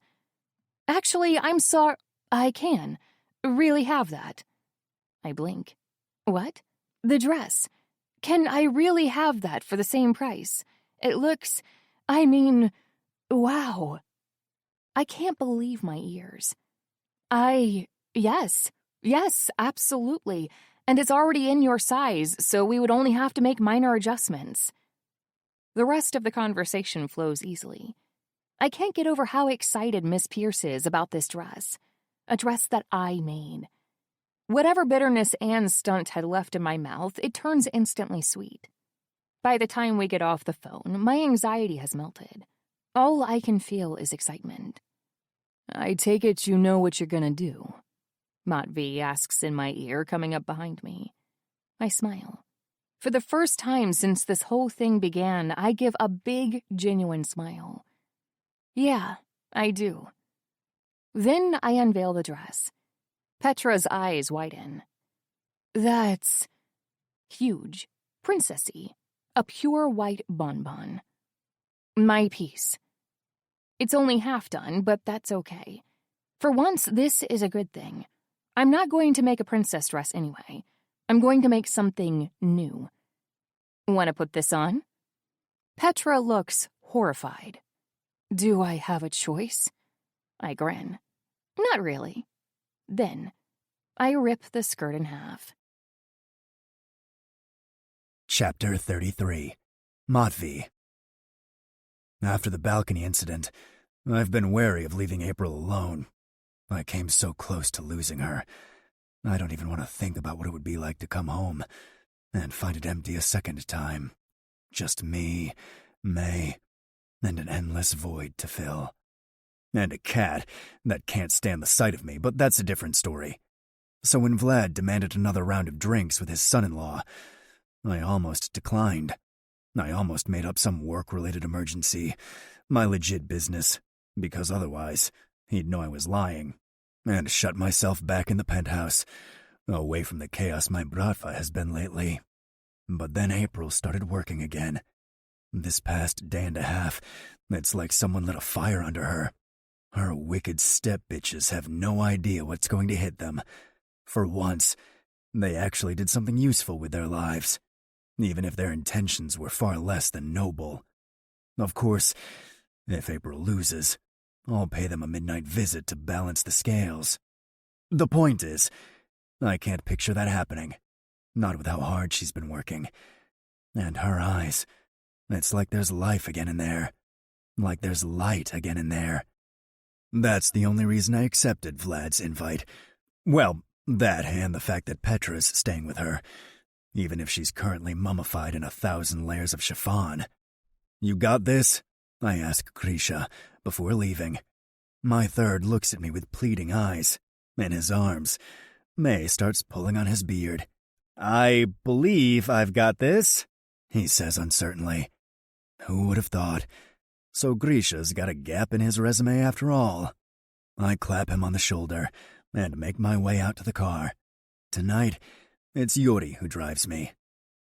How have things been at work? I ask as we take off. Tense, he admits. But no one's thinking of rebelling anymore. After Ivan, we let it hang in the air. Ivan's been the last in a long, painful streak of betrayals this year. Tonight, I'll ascertain if it's really over. A scantily clad hostess leads us to our table. Since Vlad was the one who picked the place, it's only to be expected that it reflects his standards of class rather than mine. When he sees me arrive, Vlad stumbles upright. Son! I glance at the half-empty bottle of vodka on the table. I see you started without me. Nonsense! We'll get more. That's exactly what I'm worried about.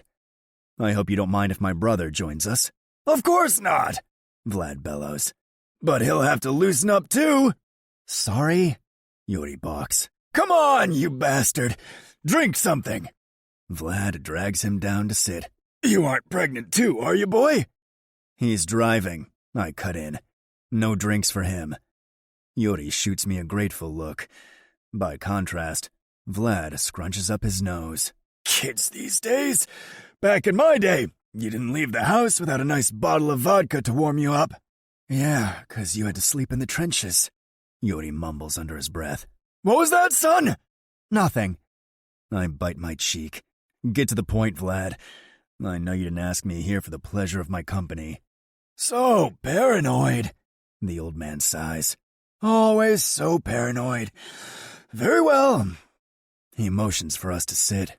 I take my place in front of him. Yuri remains standing at my side.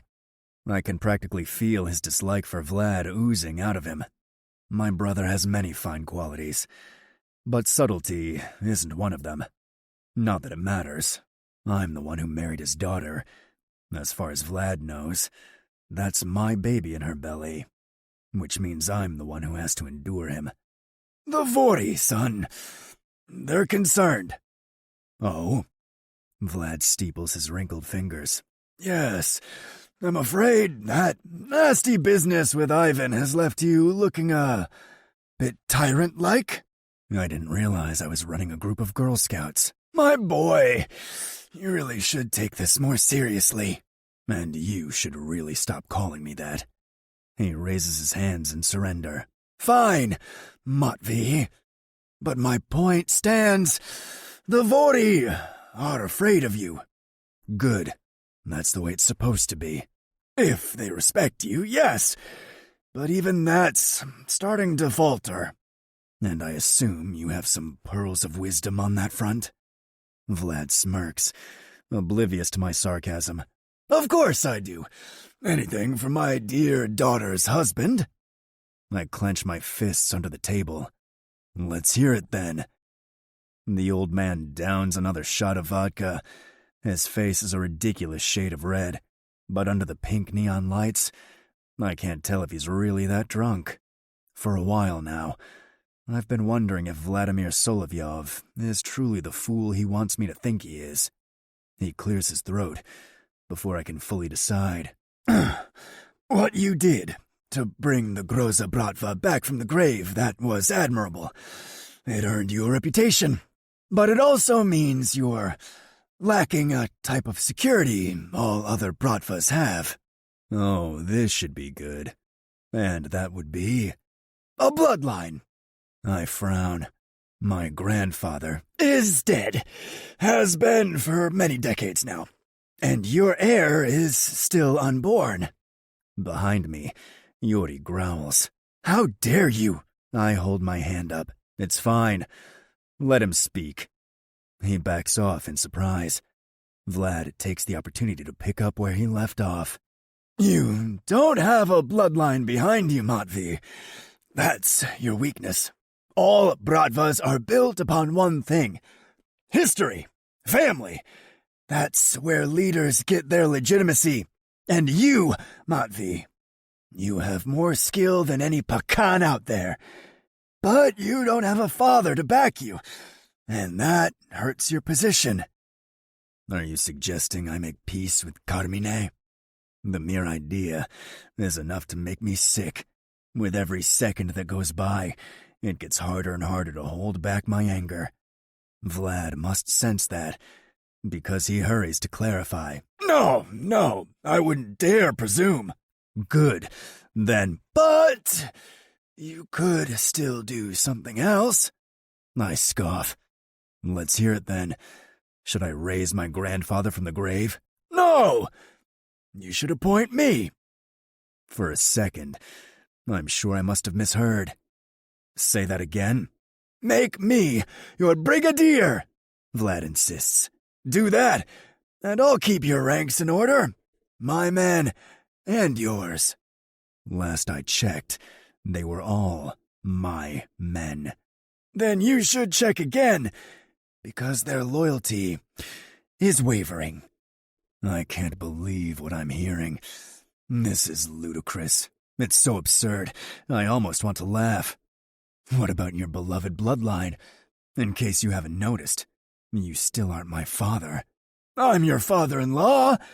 That's as close as it gets. And if I refuse? Something crosses Vlad's eyes then. Something frosty and sharp. Then, that's your prerogative, he says coldly. But your men will keep scattering, and it won't be long before someone runs their mouth again and blows up another DC deal. I freeze. What? It's about credibility. Vlad keeps prattling on. And frankly, you've already screwed the pooch too many times, both figuratively and literally. Like that girl you keep. That's enough. I rise from my seat. Vlad scrunches up his face. You can't go on pretending, man. You're married, but you're living with another woman and child. I'm not saying you can't have bastards, but most men have the sense to keep them far away from— Vlad, stop talking. Because you can't handle the truth. Because if you say one more word, I'm gonna have to blow your brains out. Vlad stiffens. Neon lights or not, I can see the color drain from his face plain as day. Very well. I'll stop. Thank you for your advice, as always. Yuri, let's go. I'm halfway down the hallway when I hear Vlad's voice calling after me. So you'll consider it? My proposal? I bark out a laugh. Go to bed, Vlad. You've had too much to drink. Then I head out into the night. As soon as we're out of earshot, I pull Yuri close. Did you hear that? Hear what? He knows about the DC deal. That someone from the inside blew it. Yuri blinks. That's something he shouldn't have known. I snarl. Take the car. Tail him. I want to know if there's more. More what? More moles. My brother looks shocked. You can't seriously be thinking about accusing Vlad. You'll lose the Solovyov support. I'm not going to accuse him. His slip might mean nothing. It's true. Vlad's got a big mouth. He could have easily heard something and parroted it back to me, or he could have been in league with Ivan. Either way, I can't be taking chances. Not now. Not when I have so much to protect. If I'm going to oust Vlad, I'm going to need ironclad proof. Then isn't it better to let it go? Yuri pleads. If he finds out, he won't find out. I interrupt. I trust you. Yuri's objections die on his tongue. Motya. I'll hail a cab. Keep me posted. He gives me a short nod. Yes, Pakan. Then he's off into the night. By the time I make it home, it's already dark. But when I open the door, I find the lights on. April? Then I step into the living room. It's a familiar scene. Fabric lies scattered everywhere, like a bomb has gone off at Louis Vuitton. Shaking my head, I search for April amidst the chaos. A bunch of tulle shifts. From underneath it, a human figure pops up. Oh, you're back. Shaking my head, I pluck a piece of lace from her hair. Where's Petra? She went home. She said, and I quote, I'd rather die than see another ribbon. Sounds about right. Grisha? In the guest room with the baby. Don't worry, he's watching me too.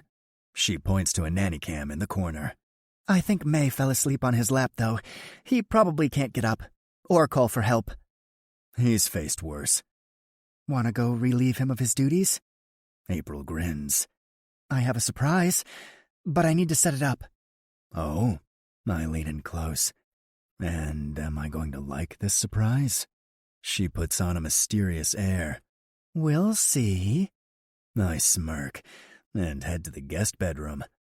You dead yet, old man? Nearly. Grisha's voice is a terrified whisper. Come on, I'll take her.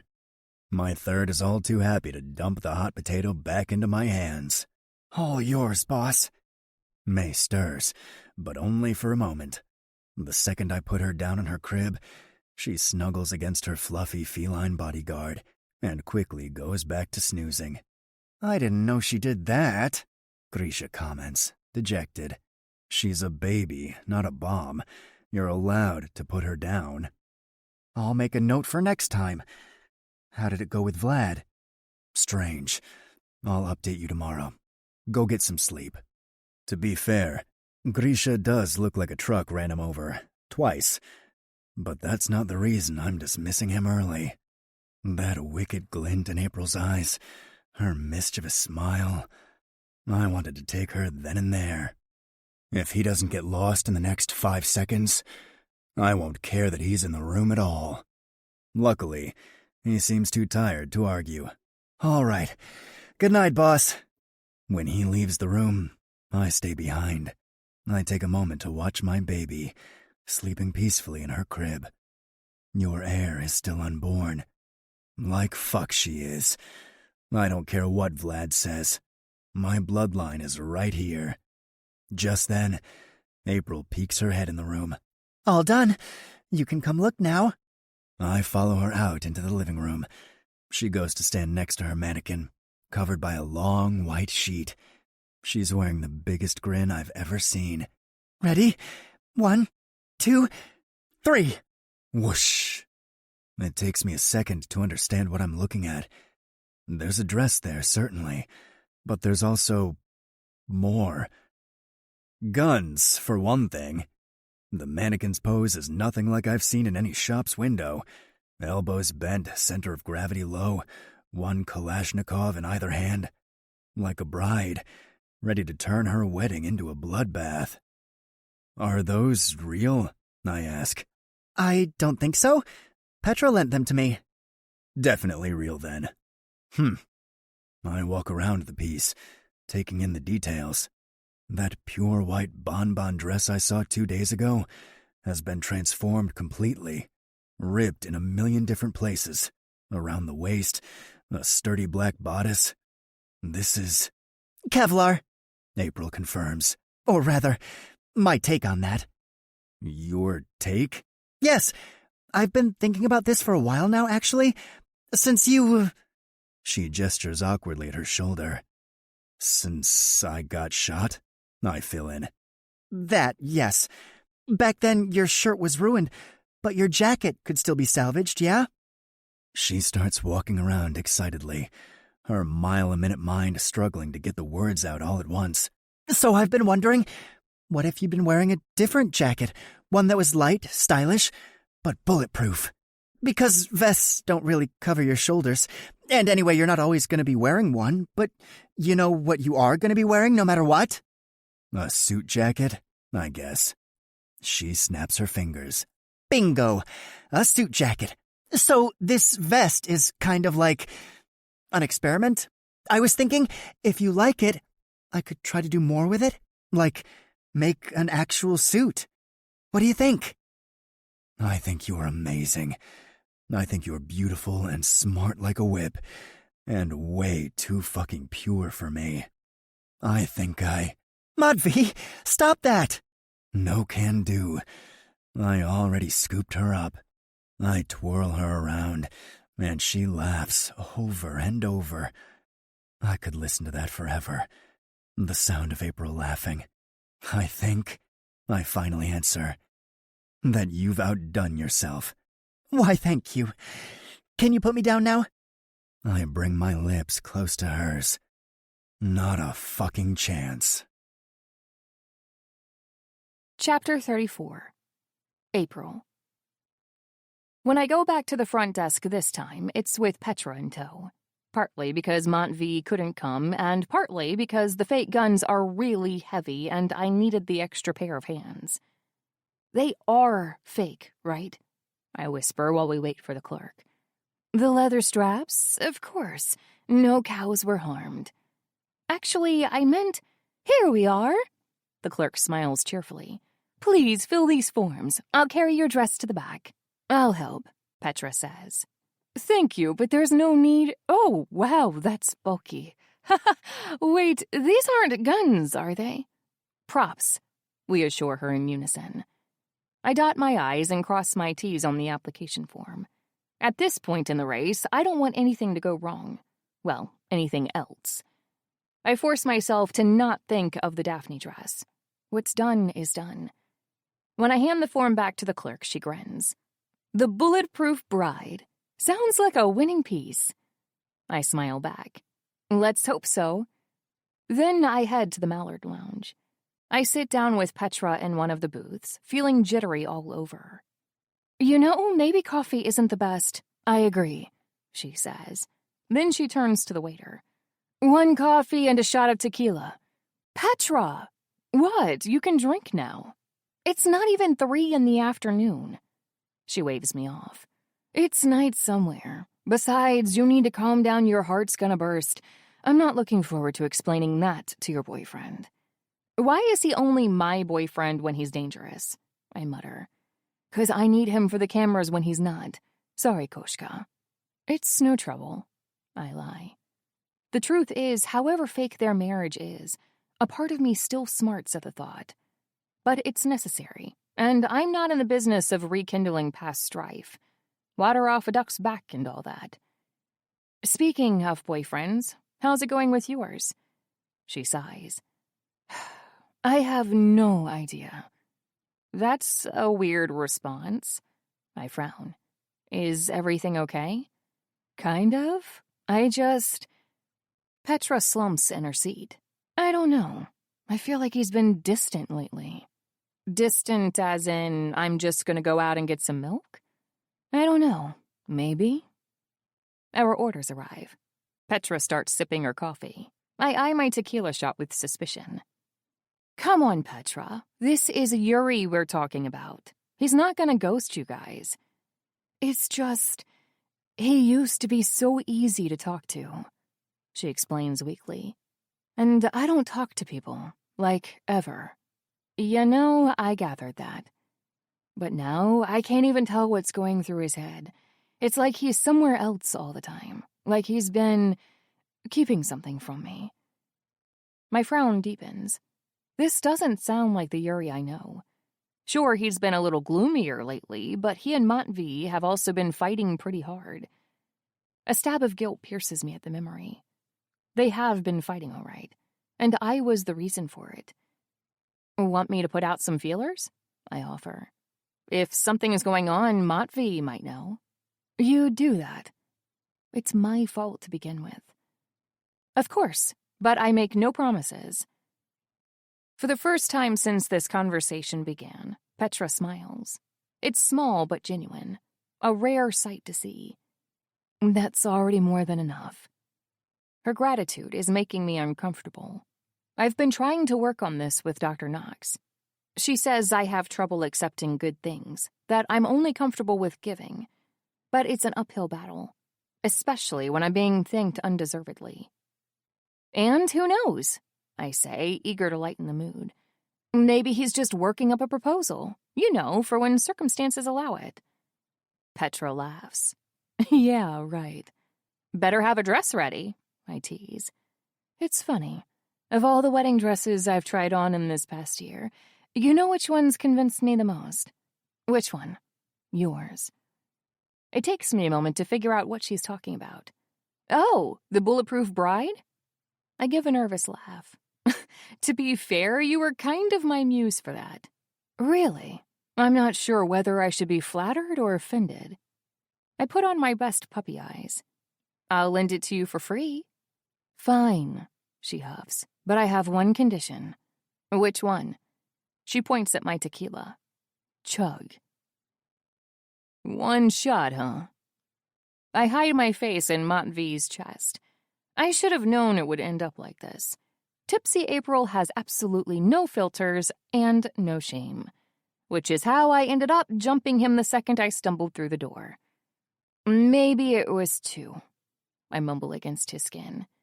I'm serious. I'm sure you are. I roll on my side and pout.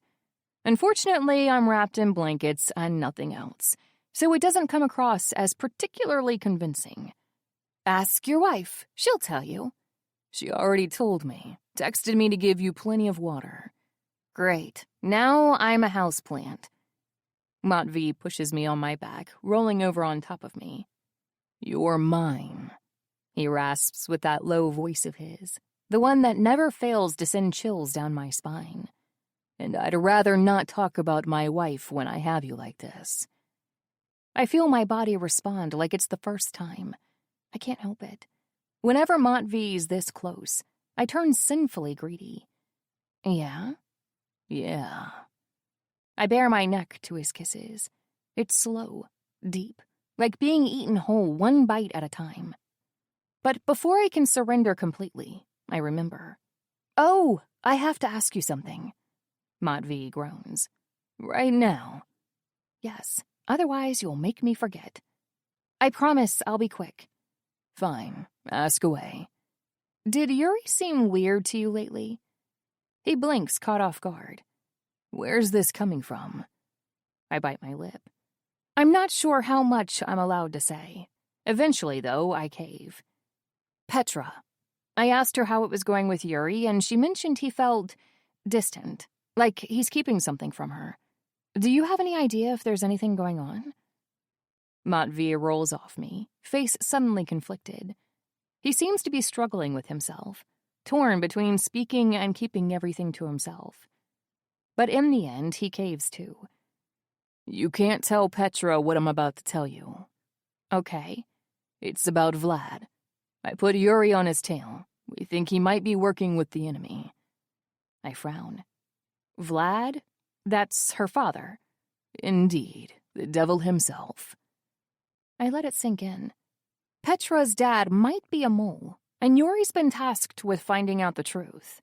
No wonder things might have turned awkward between them.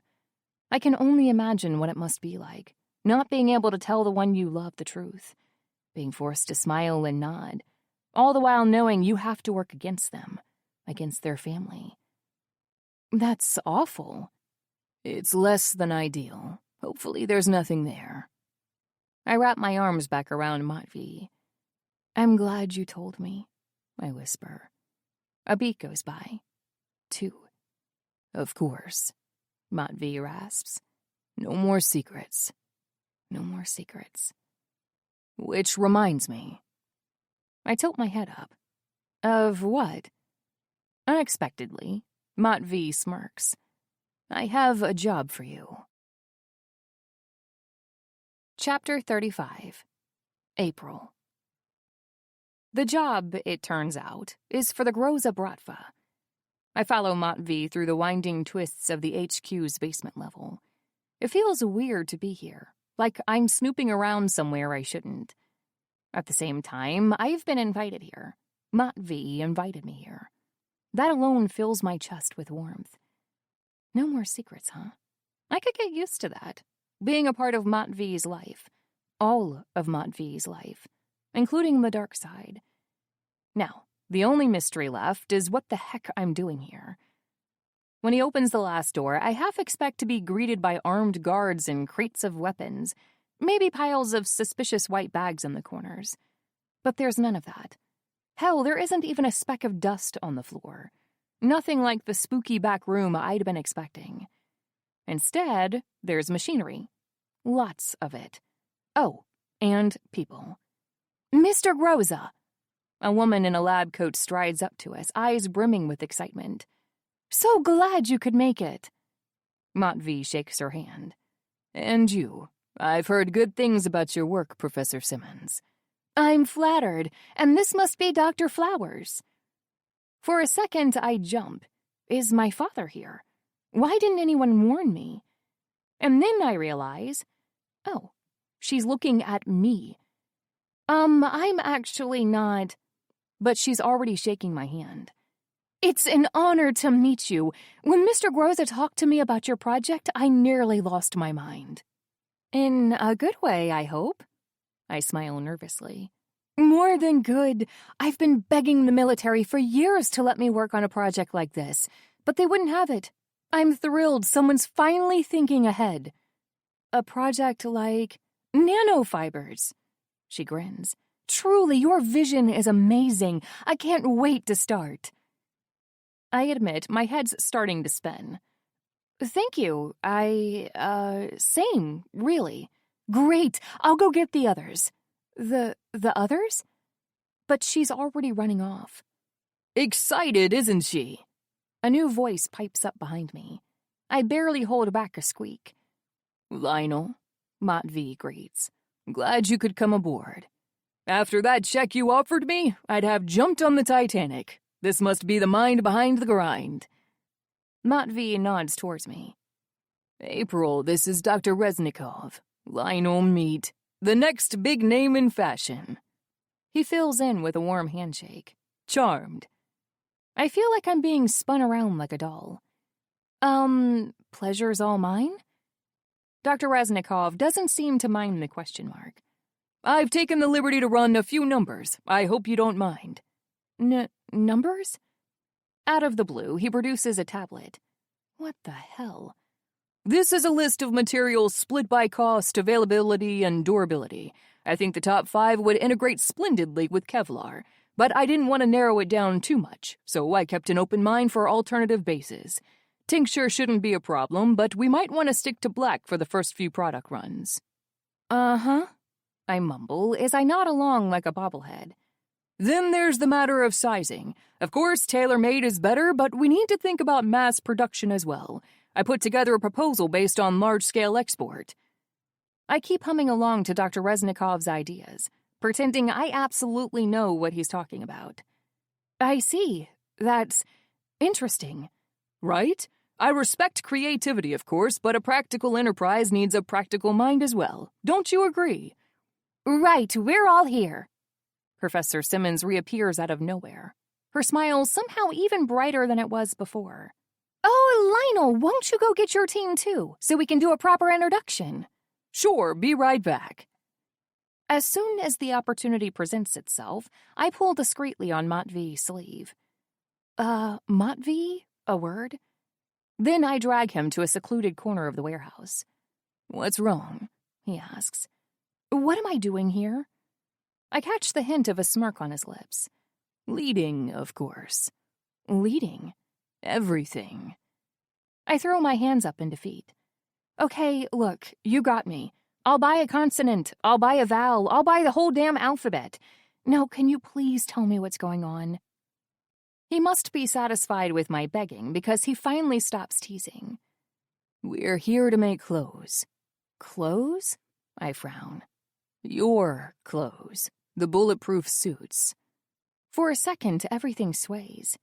What? I want you to bulletproof my bratva. If you're interested, that is. Suddenly, I'm overcome with the urge to pinch myself. Out of all the proposals a gal might expect, this certainly takes some kind of cake. Though what kind, I'm not sure.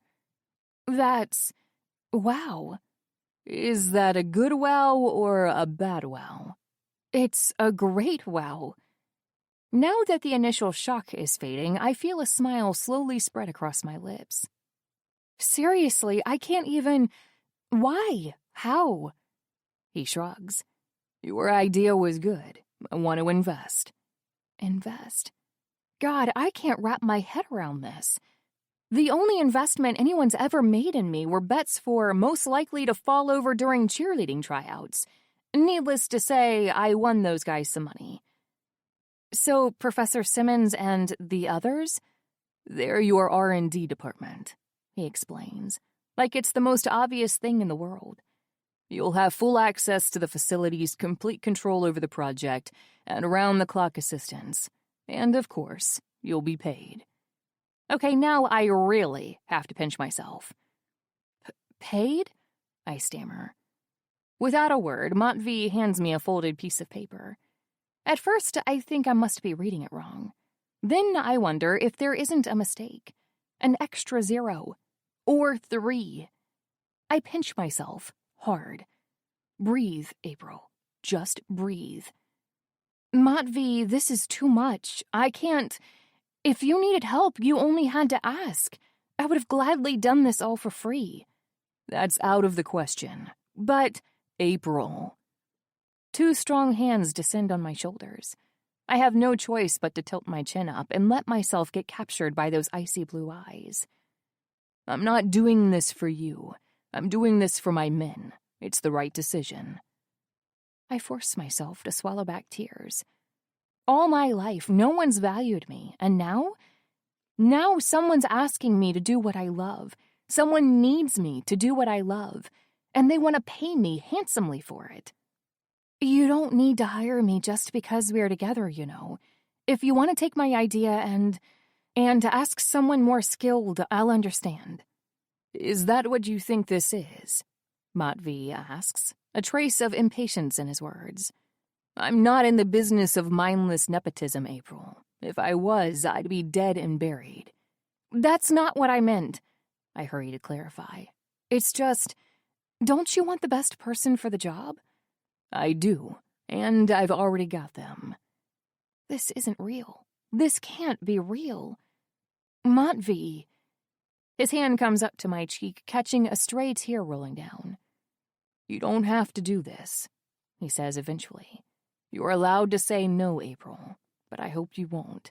I hope you'll take this job. You'll take the money, and you'll take the opportunity to sign your name on your first line of clothing. I know it's not dresses and gowns, but... No! I shake my head. No, it's perfect. I just can't... I stare at the number in my hands. The ridiculously high number. It's silly to worry about money now. With Matvey backing our family's every need. But it's hard to shake it off. The insecurity. It's still too much, I whisper. No, it's not. You're worth it. You're worth it.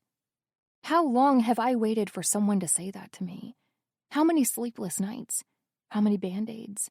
How many silent tears evaporating on a tool hum? Why me? I murmur as a last resort. Matvey's lips twitch upwards. Why not you? Okay, I'll do it. His half-smile spreads into a full grin. You'll lead the project. I'll lead the project.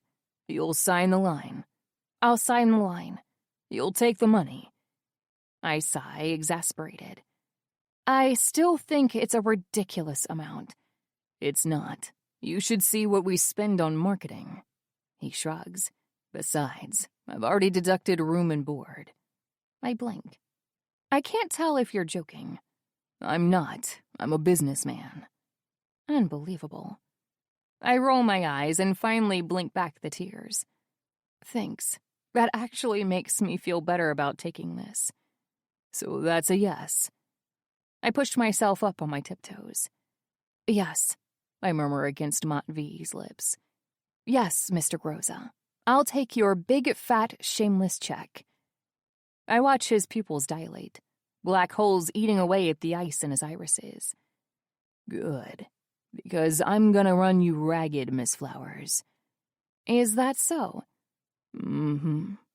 In fact, he leads me into a side office and hoists me up on the desk. I'm gonna start right now. Chapter 36. April.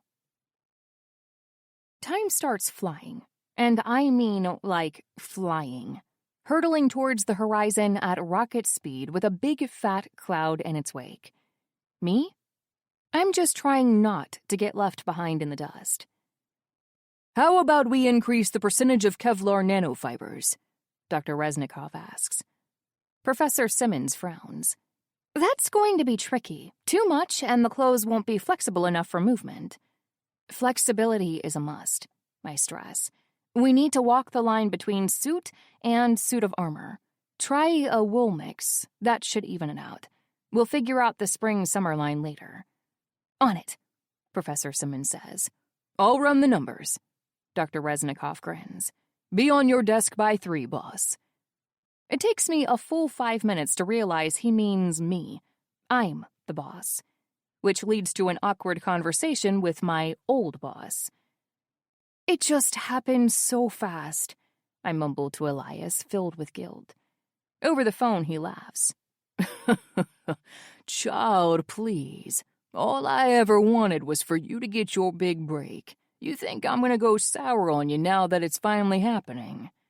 It's just one project, I counter. It might not lead anywhere. We're on a 3-month timeline for a functioning prototype, so maybe afterwards I could come back. The words are on the tip of my tongue, but I swallow them back. After all, can I even make that promise? Can I swear that I'll be back at third chance, that everything will go back to the way it used to be?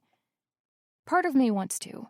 It's the part that spent so many years between those shelves, happy years, sad years, the part that knows nothing else. But things change, and so much has changed already, me most of all. Then afterwards we'll talk, Elias reassures me, as if he knows exactly what I'm thinking. What's holding me back from committing one way or the other? Now, I want you to do one thing and one thing only. Of course, I murmur. Anything. Use up the rest of your maternity leave. Elias, I can't, I protest. This project's well paid. I can't possibly keep collecting a paycheck when you still need to hire... You can and you will. Elias's voice is amused but inflexible. Besides, I've already hired a temp. You can't change my mind, Missy. But... No buts. All complaints can be sent to HR. Your HR. Then your complaint has been received. Now, go change the world. I roll my eyes fondly. I'm just making clothes. I'm just a tailor. Do you know who said that? I have a feeling you're about to tell me. I hear laughter on the other end. Gianni Versace. Good night, my dear. I stay on the phone long after the call is disconnected. Good night. That word lingers in my head. Good night. It's just like Elias to pick a parting as kind as that. One that isn't a goodbye. So I throw myself back into my work. I pour my blood, sweat, and tears into it. I get to the factory earlier than anyone and stay later than everyone. Often that means bringing along May and her 4 newly appointed bodyguards. None of them holds a candle to buttons. But then again, not everyone can be a perfect protector and a perfect pillow. And just like that, the weeks fly by. Another thing that's been skyrocketing, my sex life. Look at you. Matvey rasps into my ear. He's above me, behind me, inside me, everywhere all at once. So wet for me. I whine helplessly into the pillow. I'm stuffed to the brim, Matvey's fingers spelling ruin inside me, his free hand locking both of mine into place at the small of my back. Please, I beg. You want my cock that much? I want it, I moan. Please, Matvey, please. He yanks his fingers out of me. I want to cry at the absence. It's so empty now. When I feel them again at my lips. He pushes them rudely in, stuffing me full on that end too, stifling my moans better than any pillow could. I can still taste myself on him. Blat, he groans. Such a dirty little vixen. Then he slides inside me. No, slides isn't the right word. It's too gentle. What Matvey's doing to me is nothing less than savage. His cock pushes roughly between the swollen lips of my pussy, and it's all I can do to bite down on the fingers in my mouth to keep quiet. God help me. I love it. When I was pregnant, we never got to do anything like this. We were too busy being careful, sticking to positions that wouldn't turn our nugget into a pancake. But after we unlocked hate sex, the possibilities became endless. There's no hate in it now, not anymore, but the rough edges remain. It's my fault, really. I was never that good at hiding what I like. With my previous boyfriends, it wasn't an issue. And how could it be? As if their fantasies ever extended beyond the mechanical principle of Tab A inserts into slot B. But Matvey's observant. When he saw how wet being manhandled made me, he took notice. And call me delusional, but I get the feeling I'm not the only one to be affected. At least judging by how hard he's throbbing inside me. God, don't stop, I pant, freeing his fingers from my teeth. I immediately feel them in my hair. Stop calling out for God. He's not here. Matvey, I keen, delicious pain shooting down my spine from my scalp. His fist goes tight, tight, tighter, pulling my curls in a vice grip I could never hope to escape from. I'm trapped, pinned, hopeless, and it feels so good I could cry. Don't stop! Don't stop! Ah! His thrusts are ruthless. He fucks me like I'm a thing, a toy, something that's purely his to ruin whenever he feels like it. Crap, should I be bringing this up in therapy? Shameless Kalina. Matvey growls against the back of my neck, sending tingles all the way down. Tell me what else you want me to do to you. Touch me, I beg. My clit is ready to burst, throbbing neglected between my legs.